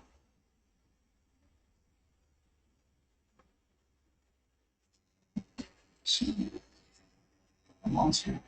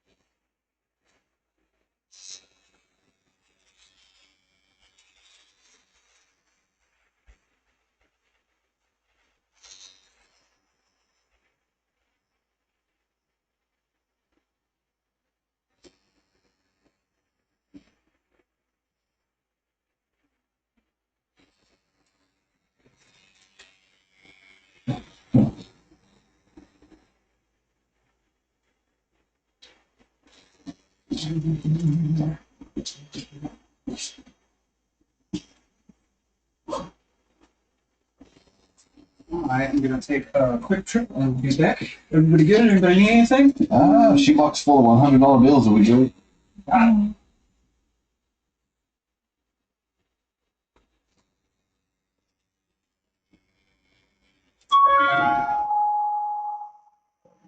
Every now and then I get a shoebox full of Monopoly money. That's funny. My mom started that. Oh, she did. Anything I can get you? I'm like, yeah, well, shoebox full of $100 bills. So one birthday, I ended up with them. Yeah, I've gotten several since, but besides mom. That's funny.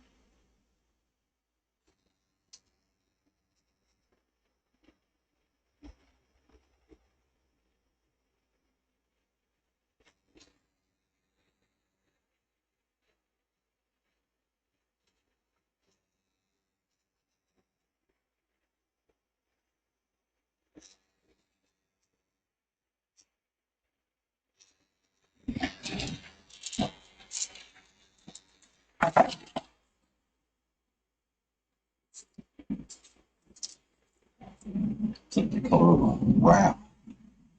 I didn't know.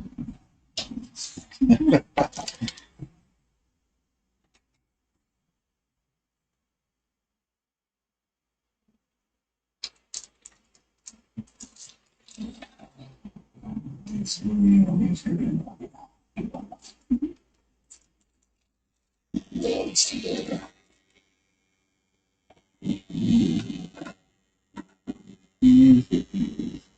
Yeah, I'll still let it out. Look at the ditch. Soon we can get away from that ditch that is. Mm-hmm.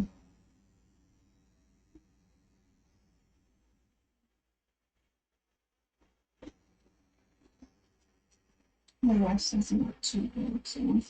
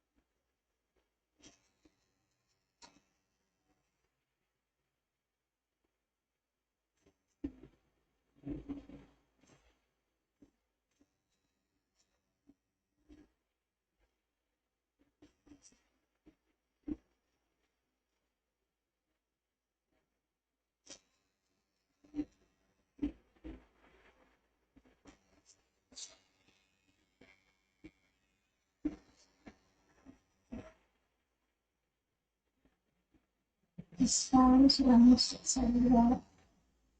And like piece it all together. We just have to pop. Mm-hmm.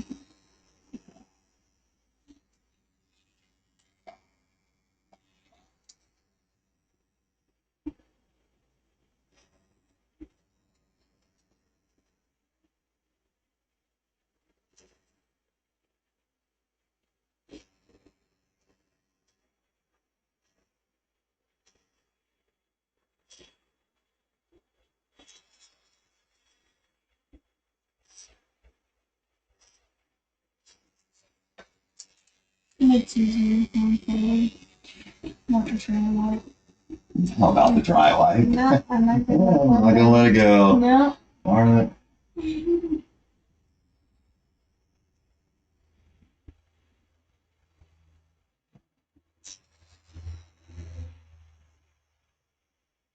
I thought I let myself a little bit.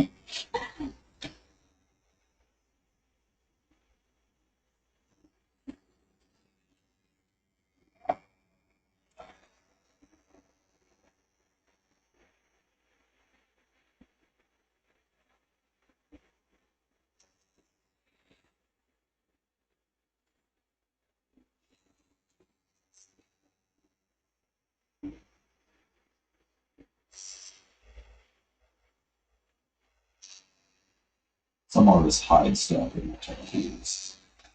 What do you mean? Oh, just random stuff. To mess with people. Mm.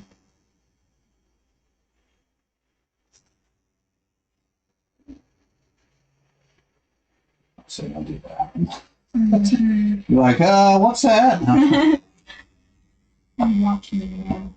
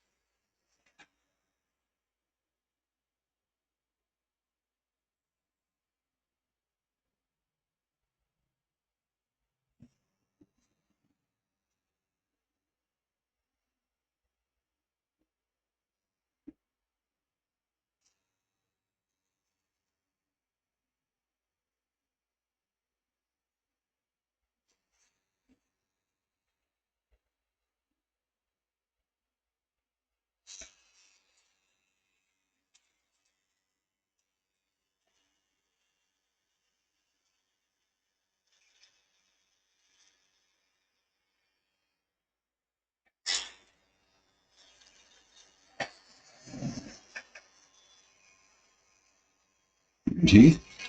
I don't know. More like matcha. Mm-hmm.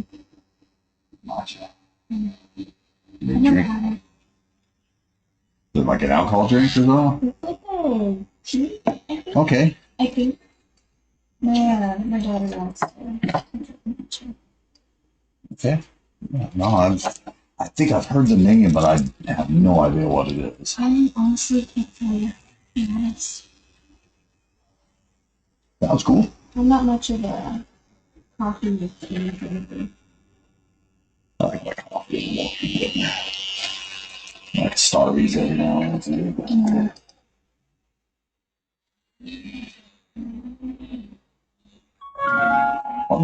Hello? $4,500.36. And you get the titles, licenses, and fees extra. I totally get why sometimes Lindsay's kind of like mean on the phone because I get those calls. And I guess I don't feel so bad. If she gets mean with Yeah. other people, I feel kind of bad. It's just like, well, I don't want to be an asshole about it, but Yeah, sometimes I hear the way she talks to people, but now I'm starting to get it. Like, this lady called and she's like, oh, I just wanted to know how much for 2, like, regular size tattoos. And I was like, you need to be way more specific. Yeah. And she's like, what do you mean? I was like, fuck do you mean? What do you mean? Like, how long is a piece of rope? how big are you? Like, how much surface area do you want to cover? Give me inches. Give me, I don't know, centimeters, anything. How much for a medium bag of groceries? How much for a red truck? Long piece of spring. Yeah. And then, like, I even told the lady, I was like, look, I'm not even, like, gonna be tattooing you, but I can't give you a quote. I can tell you where our shop minimum is. So, You come in.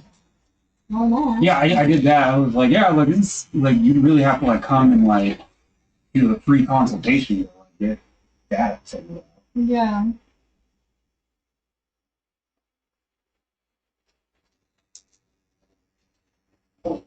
did I tell you about the piercing guy who, like, he called?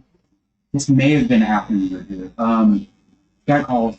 Like, hey, I had surgery. I had to take, like, this piercing out. And I was like, yeah, come on down. I got you. Sounds familiar. Didn't tell me more than just piercing. I was like, okay, we can handle that. He gets here and he hands me, Gauge. yeah, the 8-gauge barbell. Uh-huh. Yeah. Oh, I remember. That haunts me. That's always, it's so sick forever.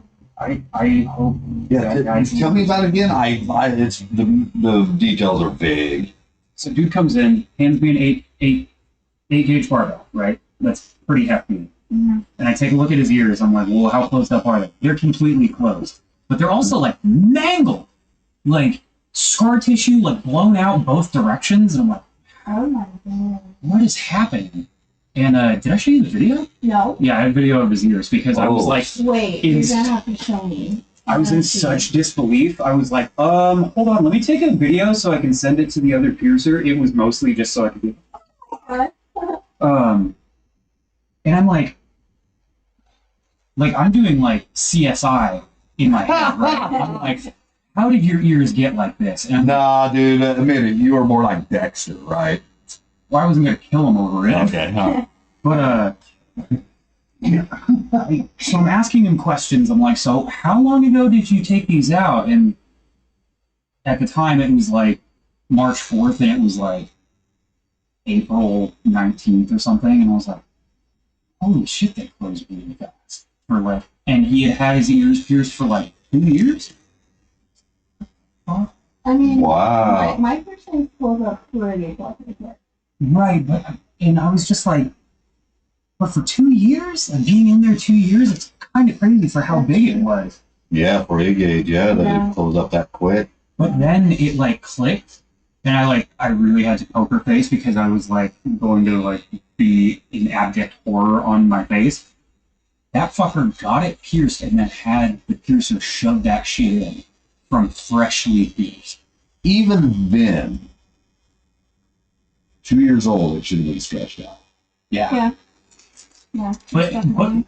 like all the scar tissue though too. That's what I don't get is like how did it completely close? Probably because he kept taking it out and probably ramming it back through. Mm-hmm. That sounds pretty plausible. That there's something going on that he was doing wrong. Maybe he was just outright lying and wanted to. It all tracked though. Like everything he said, Okay. like all of this kind of tracks. But I'm still blown away at how close they were. And he was like, I was trying to find a way to like tell him. I knew it wasn't going to be what he wanted to hear because I could see the wheels turning. I was like, hey man, like the biggest size needle I have here right now is a 10 gauge, which is like a size below an 8. He's like, oh, well, do you have any 10 gauge jewelry? And I was like, no. And then I saw the wheels turning and like he said it. He was like, well, you could just like pierce me with the 10 gauge and then put this in. And I was like, absolutely not. Oh fucking god! What? That's gonna be another blowout. Yeah, I was like even more so, like worse. I was like, I'm not gonna do that to you. And but I like conceded a little bit. I was like, look, there's this piercing shop on Grant, straight to the point. They will be able to sort you out. I can't. Like, Yeah. I'm not putting my name on that. Like, Yeah. you're not gonna sully my fucking name. He's a Oh my god. fucking nightmare. So that was the front of the one. The back wasn't like anything very jump. This one, yeah, the other one. The front looks kind of normal, right? Yeah. Oh, my. Done. Dude, that's a whip. That's like a tear. Yeah. No. Oh my And, god. That's exactly what that You, was. I think you tattooed his brother.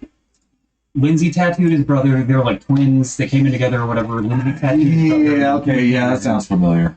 And like the vibe that I got from both of them, I was like, yeah, they're kind of grimy. Like,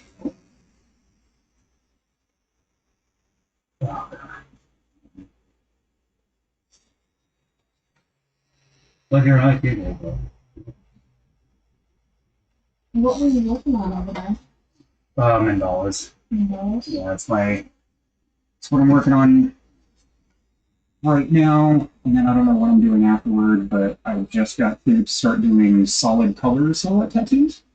So step beyond. Okay. I think the very last tattoo I did was this cool core line tattoo. My daughter loves that. Oh, yeah, dude. Yeah, I remember that. Doing really good. That cat's about healed on the back of my leg. I saw it the other day and I was like, Jesus Christ. Yeah. I feel so bad. Dude, I absolutely knew it being like, one of your first 3 that you were going to hammer me. Absolutely already expected. Already knew it was going to happen. So I had accepted that. Look, I take my share of the blame for that, but I don't take all of the blame because the shader that I'm using is that Corey Rogers, and everybody I talk to, like every tattoo I talk to, they're like, "Oh, that's a fucking jackhammer." And then the way Dooley was like telling me to do it and everything, he's like, "Oh, you gotta listen for the, like, Oh, yeah, the bog down. bogs down and everything." And I'm like, "Okay." And now I'm looking at what happened to the back of your legs. I was like, "I'm really glad I haven't been listening for that." Well, I've been going like, honestly, you had so much going on that it was near impossible to remember everything you get into the skin. yeah. And that's part of the point, is just getting it over with, getting into the skin and getting it done. Mm. And, I think you did awesome, dude.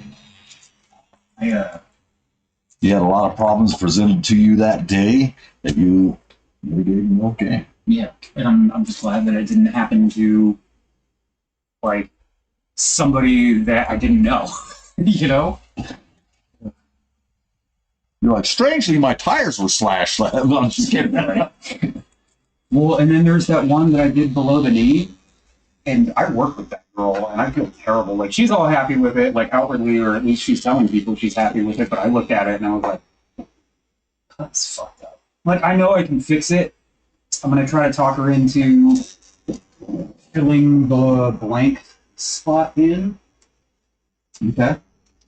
So this was the design. Okay, yeah. And this wasn't really. I had like an example sheet that I printed out just from like Pinterest or whatever, and And I was like, yeah, like the solid black ones and everything. She's like, how about that one? And I was like, yeah, I guess I can do that, even though it's not really the criteria. So in my mind, the way I can fix this underneath is I'm gonna black out the part that's supposed to be negative space, and then I'm just going to actually pattern it around the wall. Just do like Yeah. thorns or whatever. Yeah.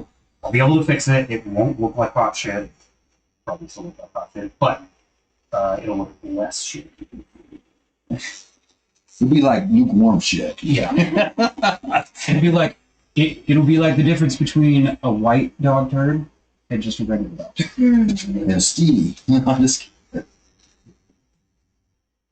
Yeah, white dog turd. Little dog turd, man. Nah, you're doing good. You're doing good, dude. You got the right. Just everything's going right. Well, now that I know how to pack black correctly.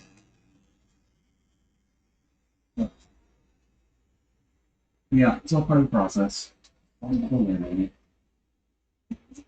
did I tell you that I bought the wrong needles too? So my mentor Oh, was just yeah, like, you did. Yeah. my mentor was just like, yeah, you need to get some needles or whatever. And I found some that were on sale on this website. I got them. And I was like, Lindsay, what does textured mean? And she was like, oh. I was like, oh, man. And I like your theory behind texture too. that was a fuck up. Yeah, yeah. Just They didn't draw it through properly. so textured needles, as I am to understand, is they're rough, so they hold on to more pigments and you don't have to do as many passes. So, like in theory, you're not beating the skin up as much, right? But for a beginner like me, it's gonna be like blowout skin.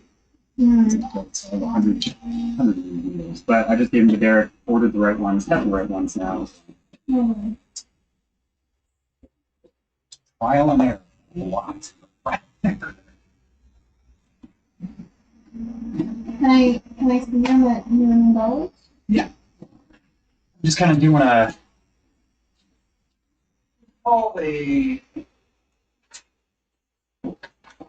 color theory? No, color whatever. Ooh. Yeah. Yeah, I think I'm gonna switch up the Color studies. color studies.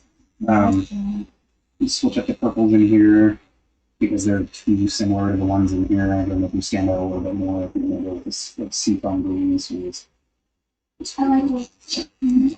getting there. Yep.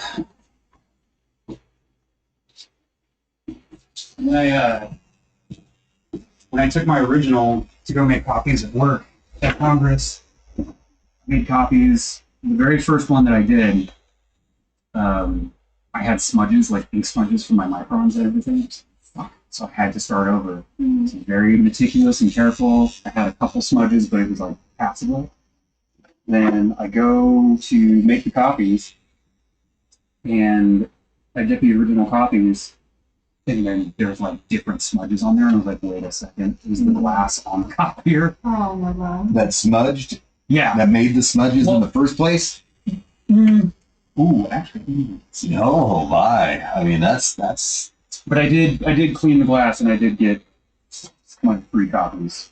But I was about to fucking be so pissed. That's all I was thinking.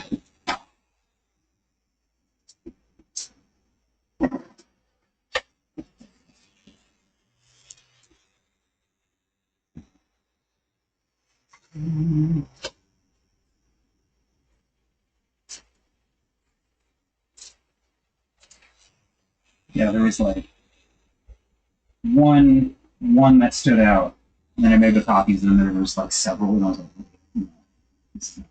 Mm-hmm.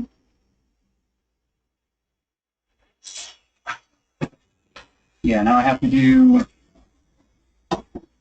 one color sheet and then a grayscale. Grayscale Mendel. Yeah, I've done quite a few myself.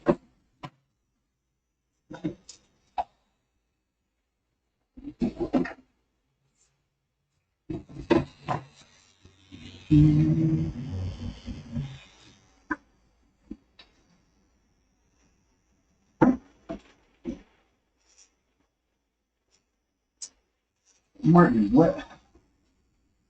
I'm trying to think of designs because I know people are going to ask about designs, but like, do you, in your experience, have any suggestion on designs for the black outline solid color? Like the first one that comes to mind would be like a heart or something. Yeah, that's a good one. Maybe like a star, but I'm trying to think outside the box and get a little creative. My buddy that got the Deadpool, he sent me a really cool Wolverine one that I was thinking I could probably mix up with some color a little bit. What about two solid colors? Mm. Yeah. You know, because what is he blue and yellow or is he black and yellow? Kind of both. Black, blue, and yellow a little bit. I was thinking for the, because it's like classic old school Wolverine with the big black things or whatever, and then I could do like part of the inside. Heck yeah. I mean, That's gonna be so. Dude, that was toward the end of that tattoo. I was like, oh, I totally get why tattoo was getting worn out after this. oh yeah, like when we're done here, I'll sit on a couch and crash out. You know, just because it's draining. I mean, it just physically. A lot of focus. I crash out pretty hard after tattoos. Even small ones. No, wait, maybe it's just a nap thing.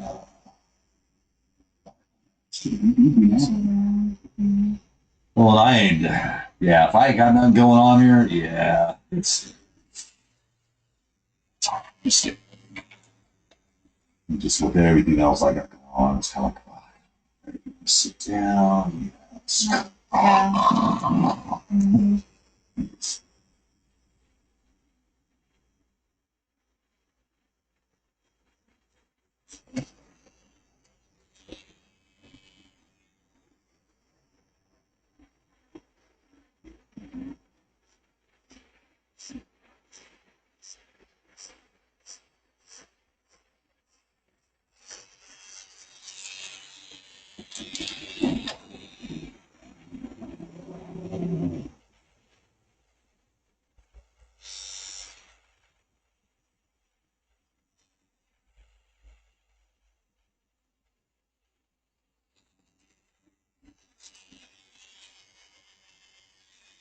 But I'm super happy that I didn't end up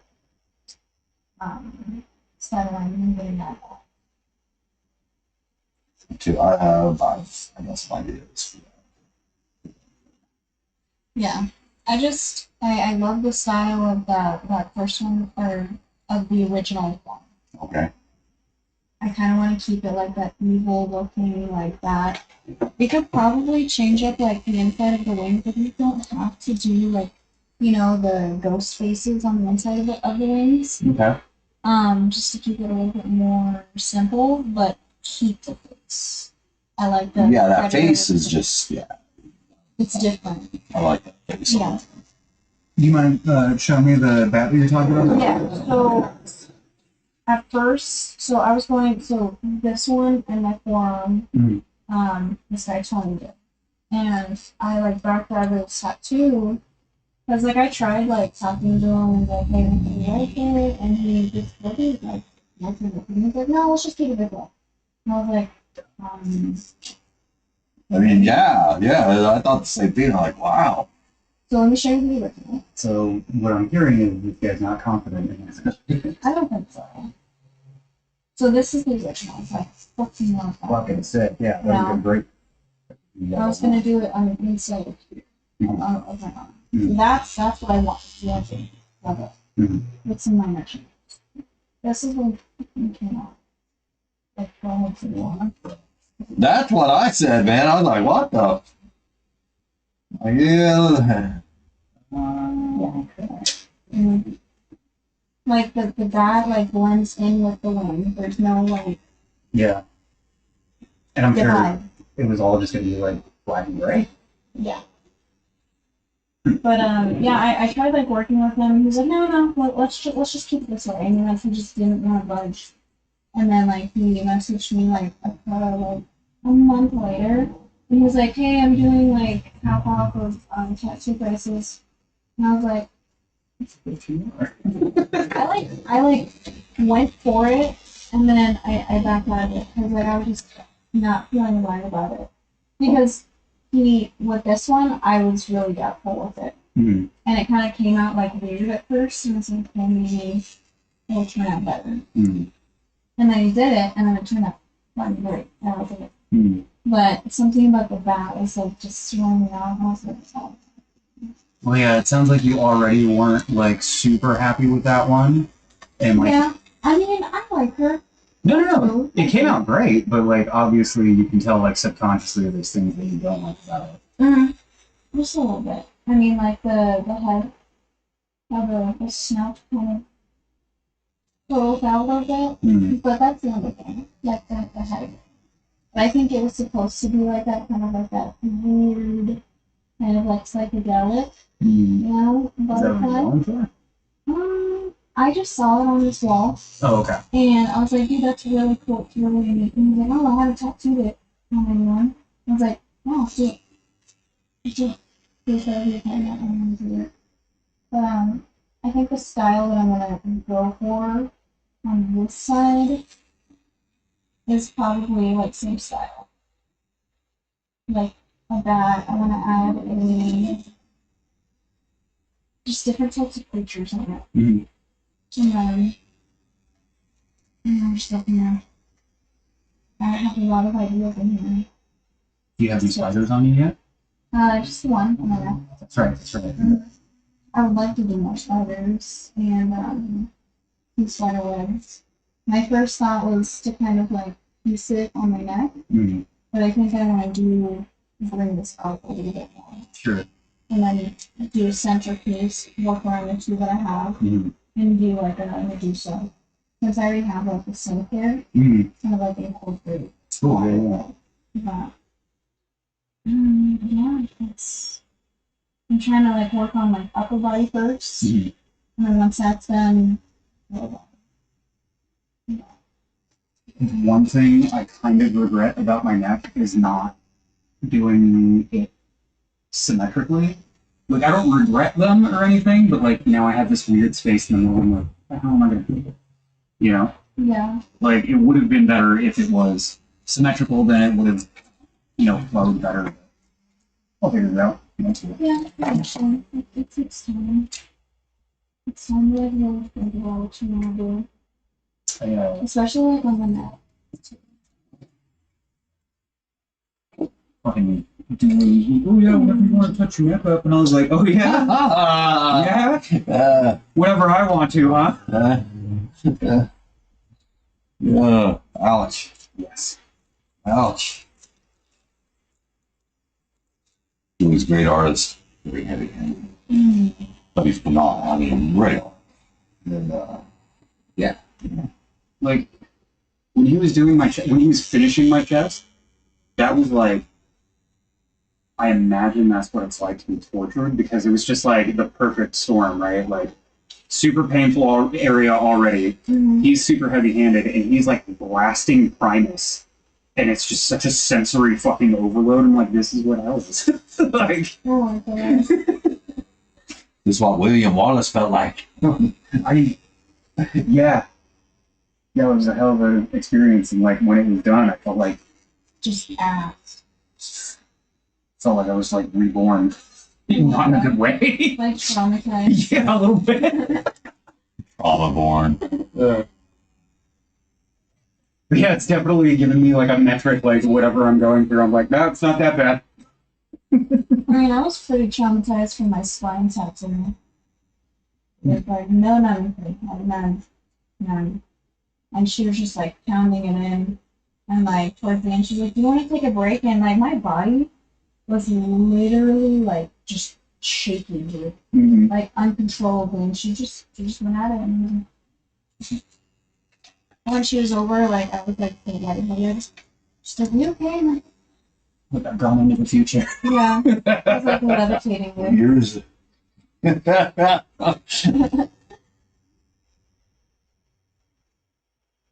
Yeah, that was 1986. Jeez. But I think the next one I'm gonna get is I'm gonna do some like devils on my back. I have yeah, I told you about the roses down my spine. I want to kind of like incorporate the devil one with it and put some like horns around the wings and just kind of like blend it in. And red, red. Yeah, I can have it in the house. I'm scared of dark tattoos ever since then. I'll be okay. Yeah. I'm considerate. I'm considerate of the pain you're going through. At least to the point of I don't want it to be like torture. Yeah. Yeah. I don't like hurting people. I've hurt enough people in my life. I like hurting some. I mean, with the numbing cream like worn off, like, it's going pretty well. Not like There's a saying in German, this nicht. Of course. Sorry, yeah, even it's like the I don't know what I was expecting. yeah. Sounds like bomb stuff. I'm sure that's one of the. Oh, I'm sure he's yeah. Matter of fact, yeah, I think he lost, and then he says that.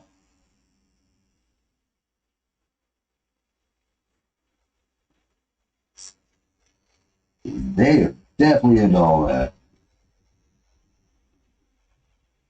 There's one of my travel friends. She went to Germany and like she was looking for like weird like hard techno, kind of like clever or whatever. And they walk by this place and they see and they see like these two bouncers standing outside. They're both like bald and like super buff and wearing like leather trench coats or whatever. And she's like, "Yo, let's go check this out." oh my god. They're like paid to get in there, and it was just like a room full of dudes that all looked the same, and it was not as intense as they were hoping. But she was like, "This is not at all what I was looking for."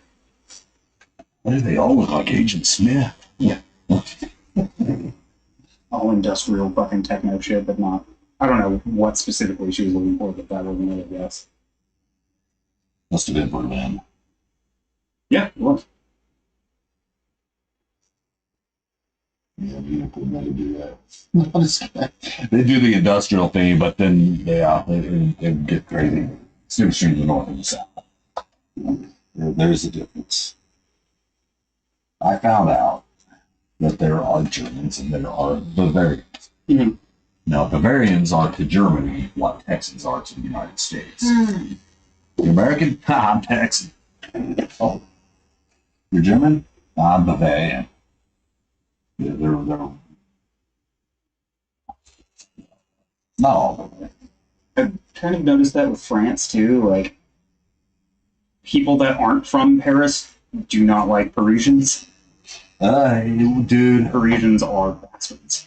Dude, yeah, I met some wonderful French people, man, just phenomenal people. And then I met a few that were just like, wow, you're like an asshole. They were from Paris, I guarantee it. They're like the We way gave America freedom. yeah, right. Really? The way I like figure it is like Parisians are like the Americans of Europe. In the sense that like very arrogant, very entitled. Like everybody that I know that like knows French that goes over there and like speaks with them, they get like insulted. They're like, "Ah, how dare you speak my language?" Yeah. You butcher my language. Like, comment vous appelez-vous? Ne parlez-vous François? Like that ain't even how you say it. You say it in English. We want to go to Edavaka. Where? Oh yeah, true story. Yeah, we well, not how it was. Well, this is French. People that wanted to go to Aravaca. Well, they didn't know how to say Aravaca. Aravaca.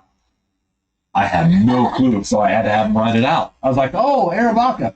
We, that's what we said. Aravaca. Okay. Have you told me motherfucker? Like, you guys sure you want to go that far south? Well, there's some, yeah, they were riding motorbikes down there. Bicycles. We've all motorbikes. It's a lot more expensive than Harleys. Oh, yeah. Some of them bikes you look with a pinky. They're just how light they were. Oh, Harley. I've always had Harley, bro. My grandpa, he I don't know much about bikes, but he had this fucking big boy fucking Harley Davidson, and it was like cherry red, and he was taking to school on it every morning. And that's when I went to CDO, and I always made that thing like, oh, hang on, hang on. That's like one of like my promise numbers of like, and then he had to get rid of it. And a couple months later, he passed away of cancer. So, and he loved that thing, man. But yeah, I really love my house. My man who does his prop rockets and not know that. It's always been my thing where like unless you intend to go like super fast, like you don't really need a prop rocket. You know, like if you want to go fast, get a prop rocket. But it's way more fun to ride a slow bike fast than a fast bike slow because man, you get caught in traffic, like you can wait until tomorrow. Stop and go. Yeah. Like that's not fun. But if you're on a Harley or whatever, you're chilling. And you can still ride them fast. You just gotta get them up there. Yeah, I gotta pick up my cleaner on the way home tonight so I can find. I never got my intake leak fixed. The other night when I rode it home on Saturday, my bike was really hot. So, well, gotta check that at seal. Yeah, especially before summer sets in. Yeah. All right, One of my coworkers last night, he's like, "Man, you fucking crazy, like riding in Tucson." I was like, well, when I'm getting off work, it's like 4 o'clock in the morning and nobody on the street. It's like the best. and it's like 70 degrees outside. 70 degrees outside, you can do 70 down Grant and there's nobody around. It's great.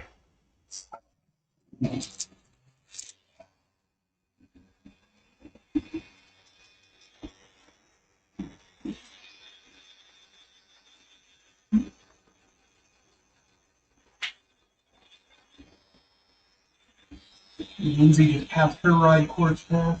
Oh yeah. But she said she probably wasn't gonna ride for a while, right? Yeah.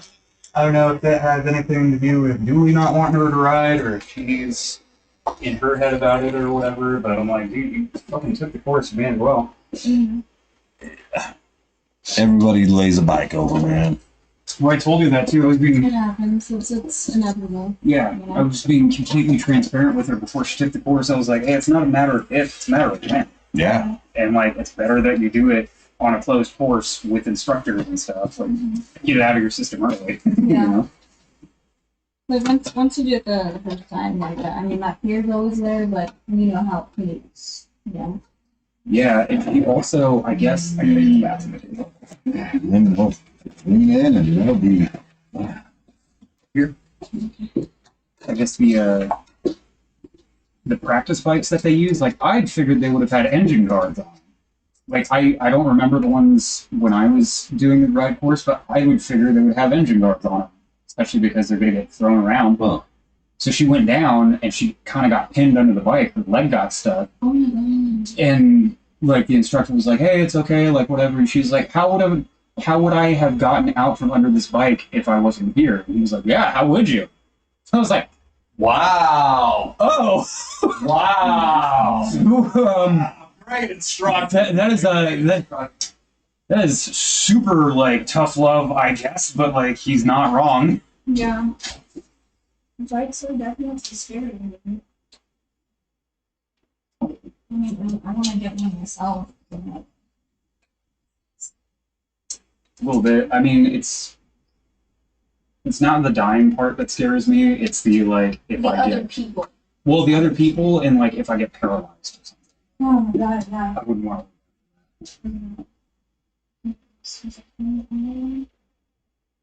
And the color looks really great.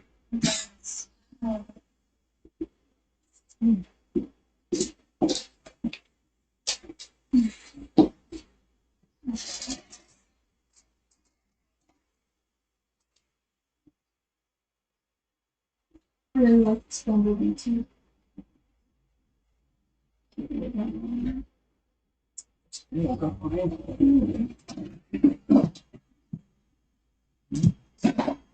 So are you just doing your apprenticeship like here and then you're going elsewhere or? I'm a farm manager at commerce, so that's how I make my money. Mm. I mean, people tip me when I tattoo them and everything, which is great. It helps supplement like supplies and everything. Doing up to now and then eventually. Bar life is fun, but not something you need. Mm. Last little bit, last little rub here. Yeah, this is that what Hell yeah. yeah. Kip and LaFonda? Yeah. Oh, yeah. Dude, I love that movie, dude. so good. It was actually hilarious. He had a client come in, like, chick, she was like from out of town, she's getting a tattoo. Oh, then her husband walked in. Yeah. And it was funny because she was a black woman and he was a white guy, and like they're a cute couple and everything. And like I was just the entire time I was like, I wonder how long it's gonna take before one of them notices that picture on Oh, my she did right away, didn't she? And she's like, oh my god, baby, look, it's you. No, my. Oh.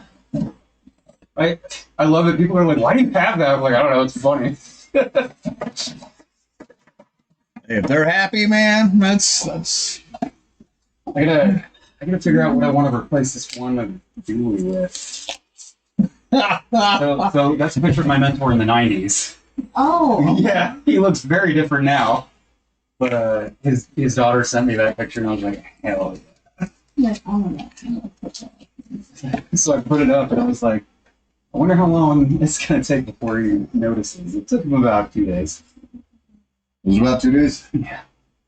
Then he was on a phone call, and he walked back here, and he was like, what is this? Where do you get this?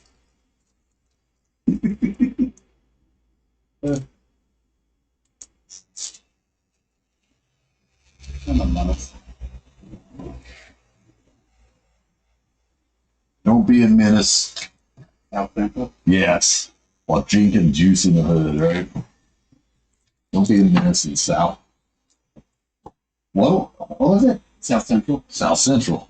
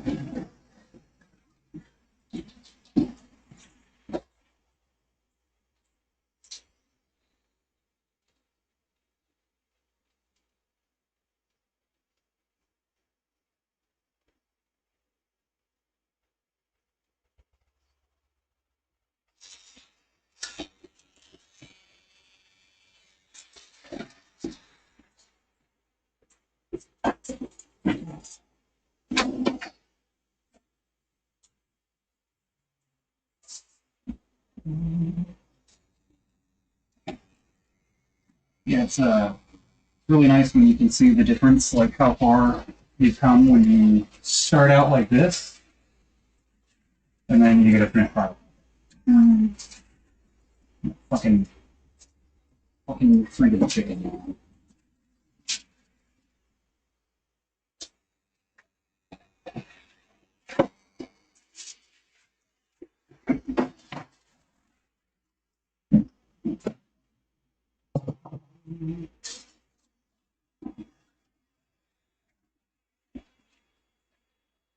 No, stop leaving.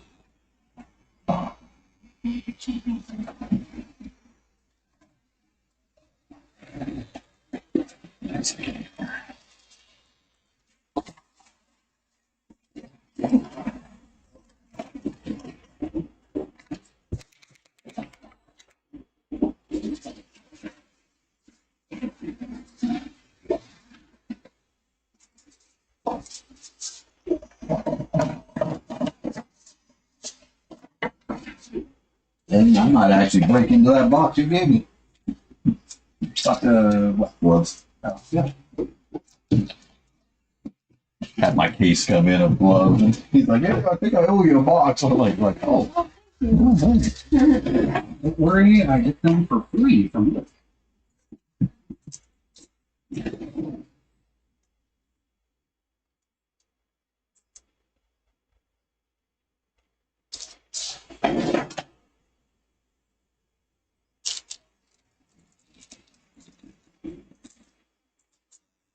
I knew they were in the trash, but hey, in the used trash. Oh, cool.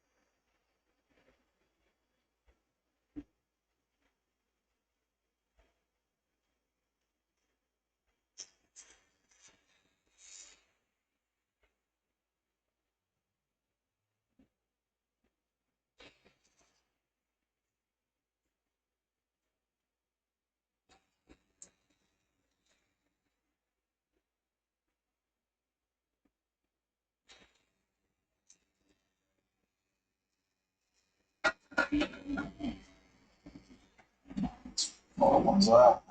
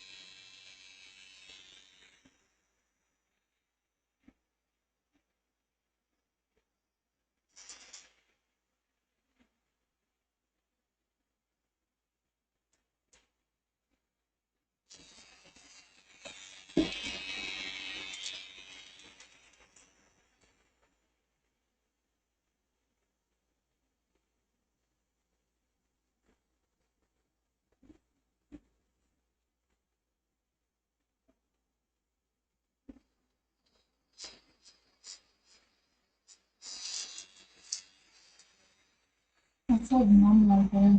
Good. Yeah.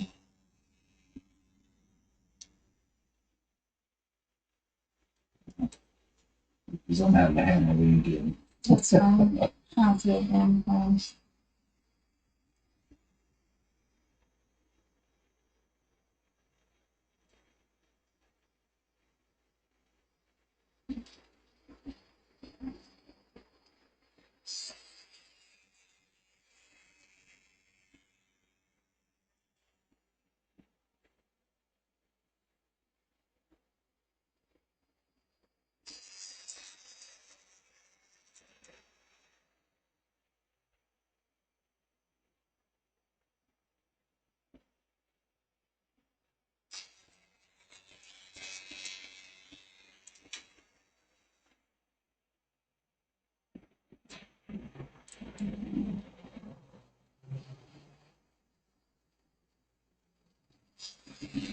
For the B, do you want to keep it black or do you want to add yellow to the?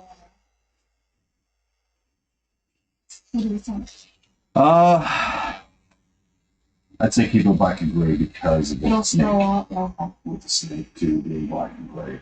Kind of keeps it within that. Doesn't mean we can't add highlights into it. Okay.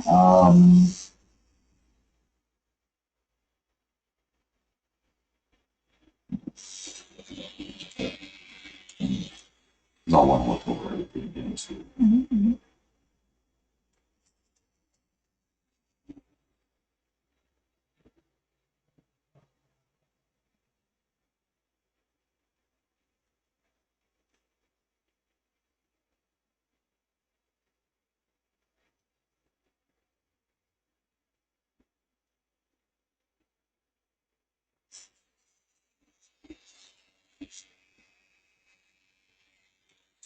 Walking this piece now.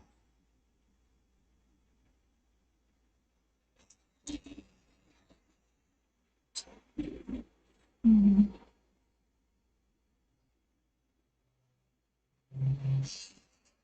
I think the only part that I hurt the most was the tree my hair. Oh, right in the ditch itself. Yeah. Yeah. Other than that,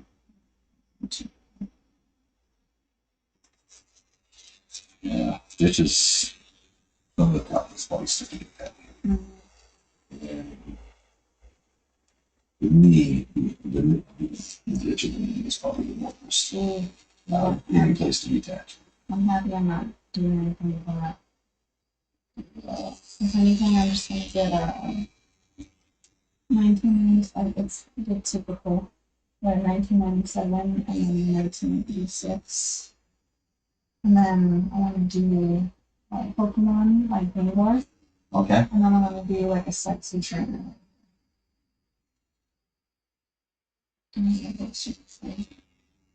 Okay. But for the trainer, I want the face to have my face. To kind of have it look like me as the trainer. Okay. Yeah.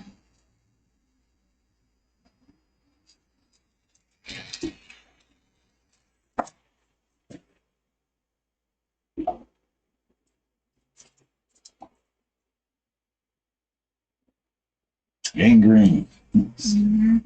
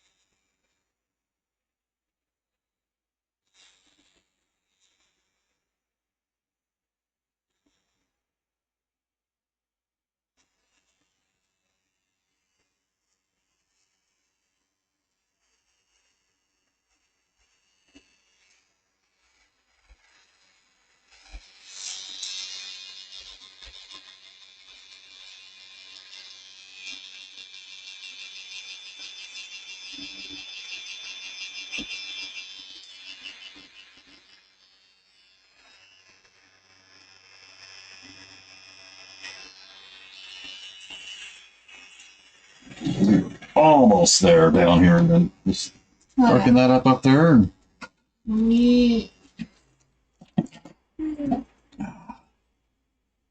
so close. I'm super excited.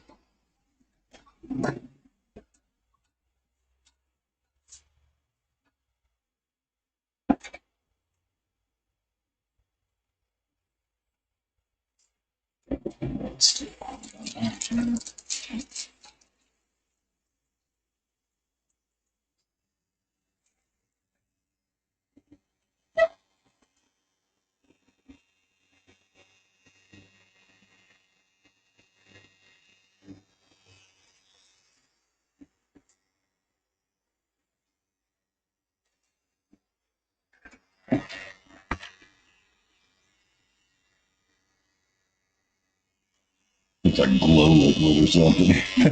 Like it should be glowing in the dark. Yeah.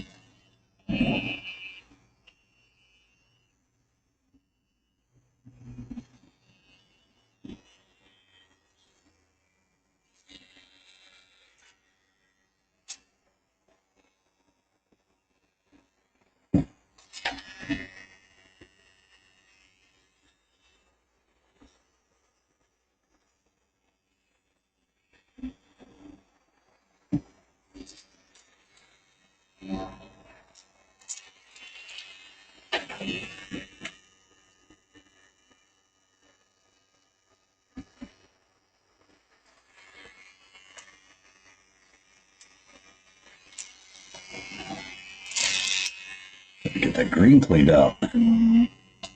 Like in there. Yeah, it was.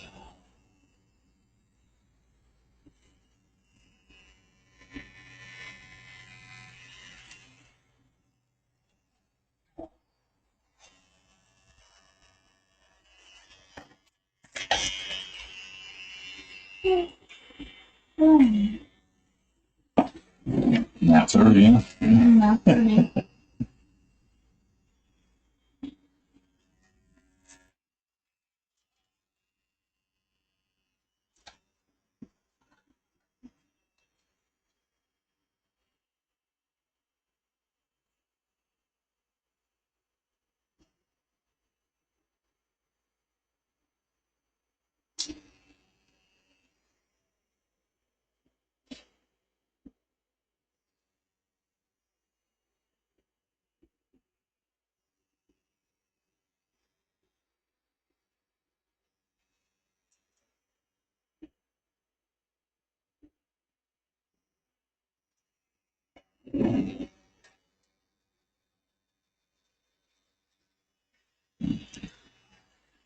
And then we'll move to the top here and get the rest of the circle darkened in to fit the rest of that.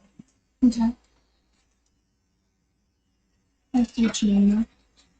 Yeah. Mm-hmm. We got that back leaf back there. I just seen Oh shit. Wait, where? Like this? this one right here. Oh yeah. That was the one we had to stop on. Yeah. That's right. I forgot all about that. Shit. Dang it. Doesn't sound good. For her or me? Which one is better? Oh.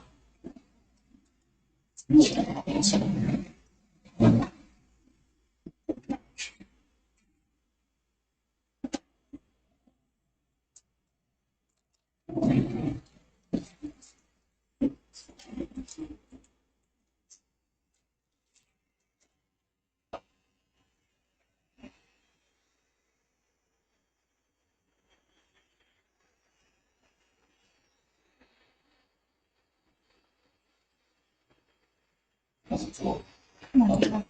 Okay.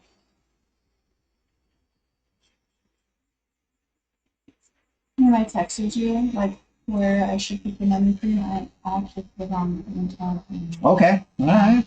And when you told me, I was like, oh, Not too late. I like slowed it down. I was like, Oh, oh, that's all right. I mean, I didn't know how healed this was to where You're like, okay, can we get up in here? Yeah.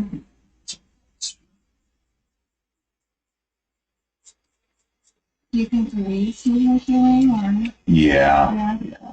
And Yeah. this part. I think everything else. Do you think this too? Yeah, you can see the hard skin still on top there. Mm-hmm. That's that shininess. Yeah.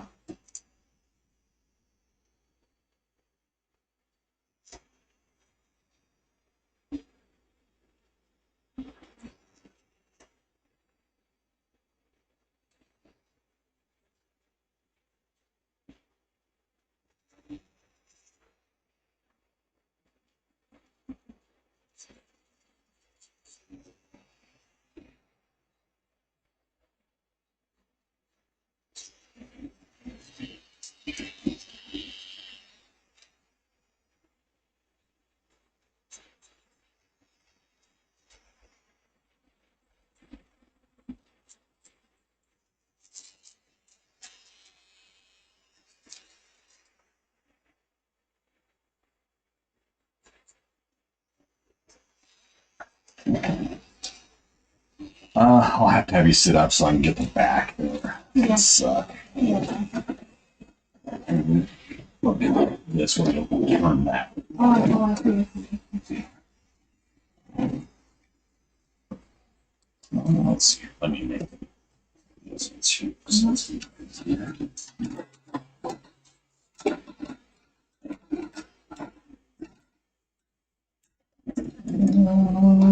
There.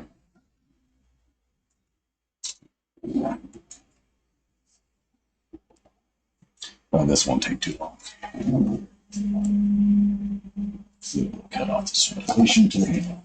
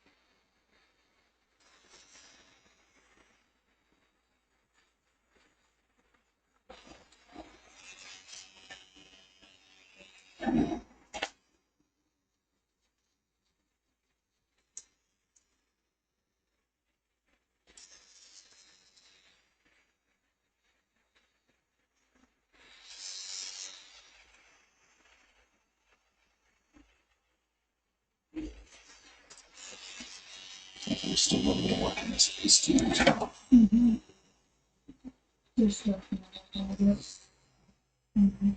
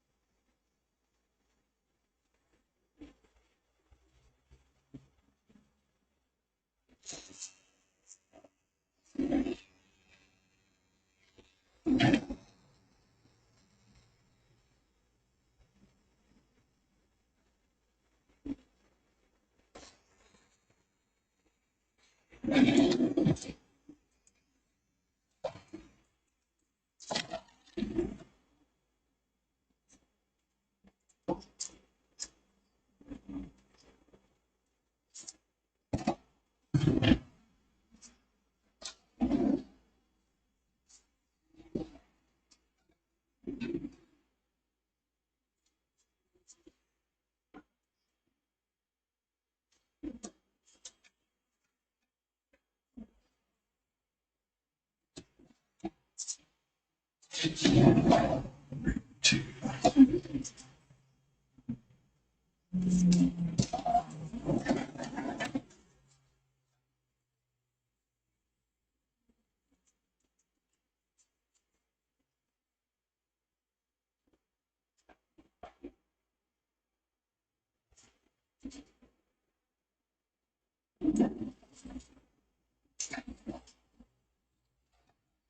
Take a look in the mirror.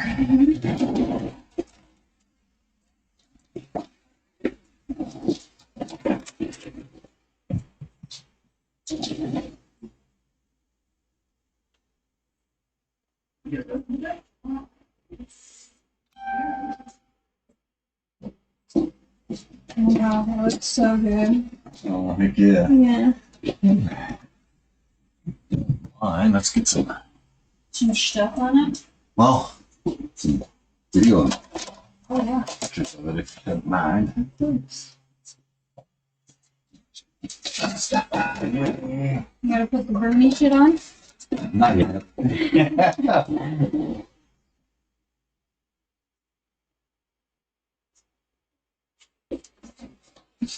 Let's see.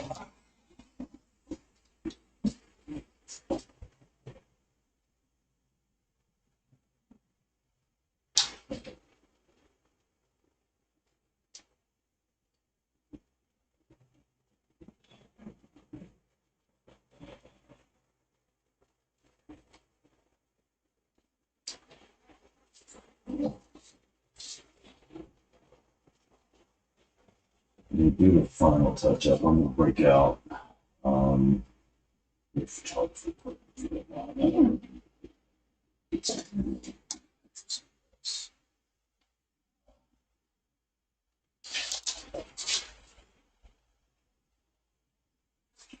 actually, I'm not done. The bee's eyes. Oh yeah. I just seen it when I let down. I was like, ah, those bee's eyes. Just a minute.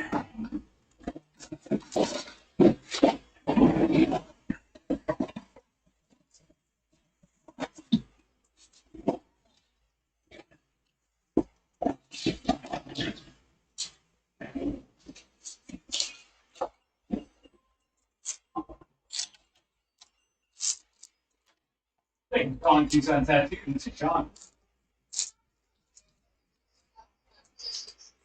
I believe there's $50 including.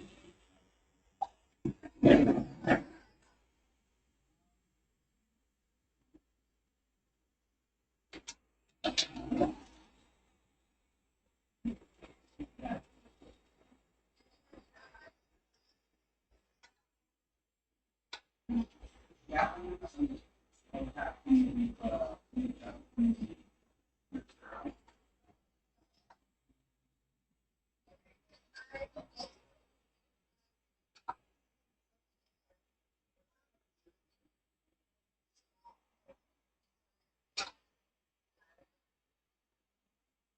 Like, you know what I mean?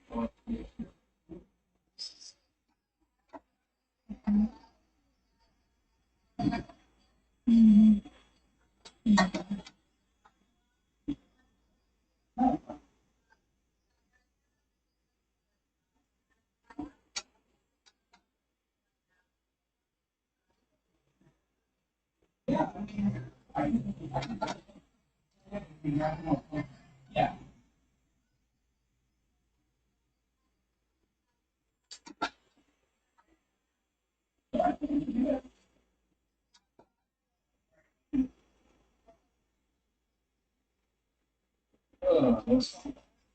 What is it?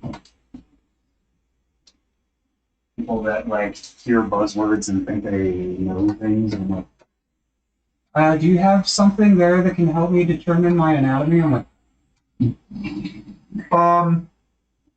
I can do that. I can determine some Your brain anatomy. is in your knee. Yeah. Okay. But Trust me, yours is in the knee.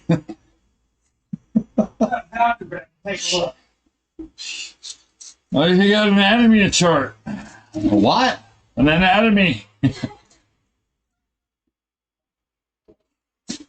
yeah, I need to determine whether I have the anatomy for a Medusa or an eyebrow because I've had them both. I'm like, well, I guess you have an answer, don't you?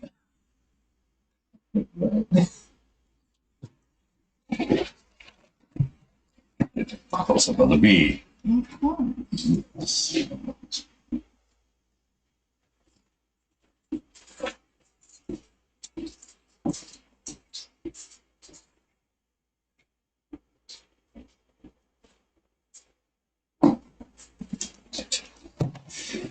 Now we're going to look at You do a sting? yeah, I mean, it's me kind of soothing at the same time. Favorite part. Cool relief.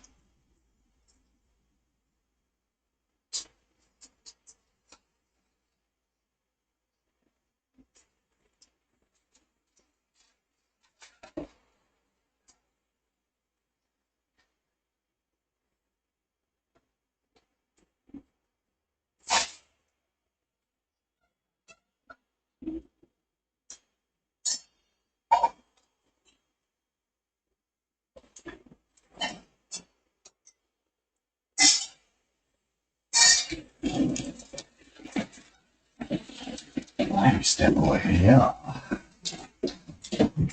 Best bet for that. Did we do this last time? Yeah. Oh.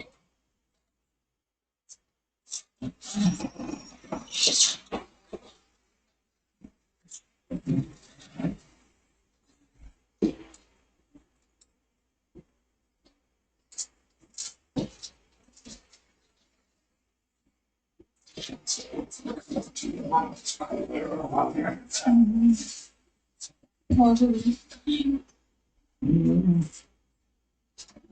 the goosebumps? What's that? Did you see the Yeah.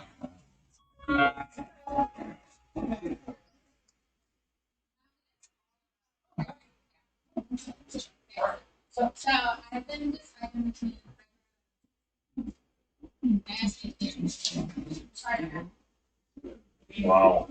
I had both. I had eyebrows, but I had. Oh, what? It, Sign off. Thank you guys for hanging out. I'm signing.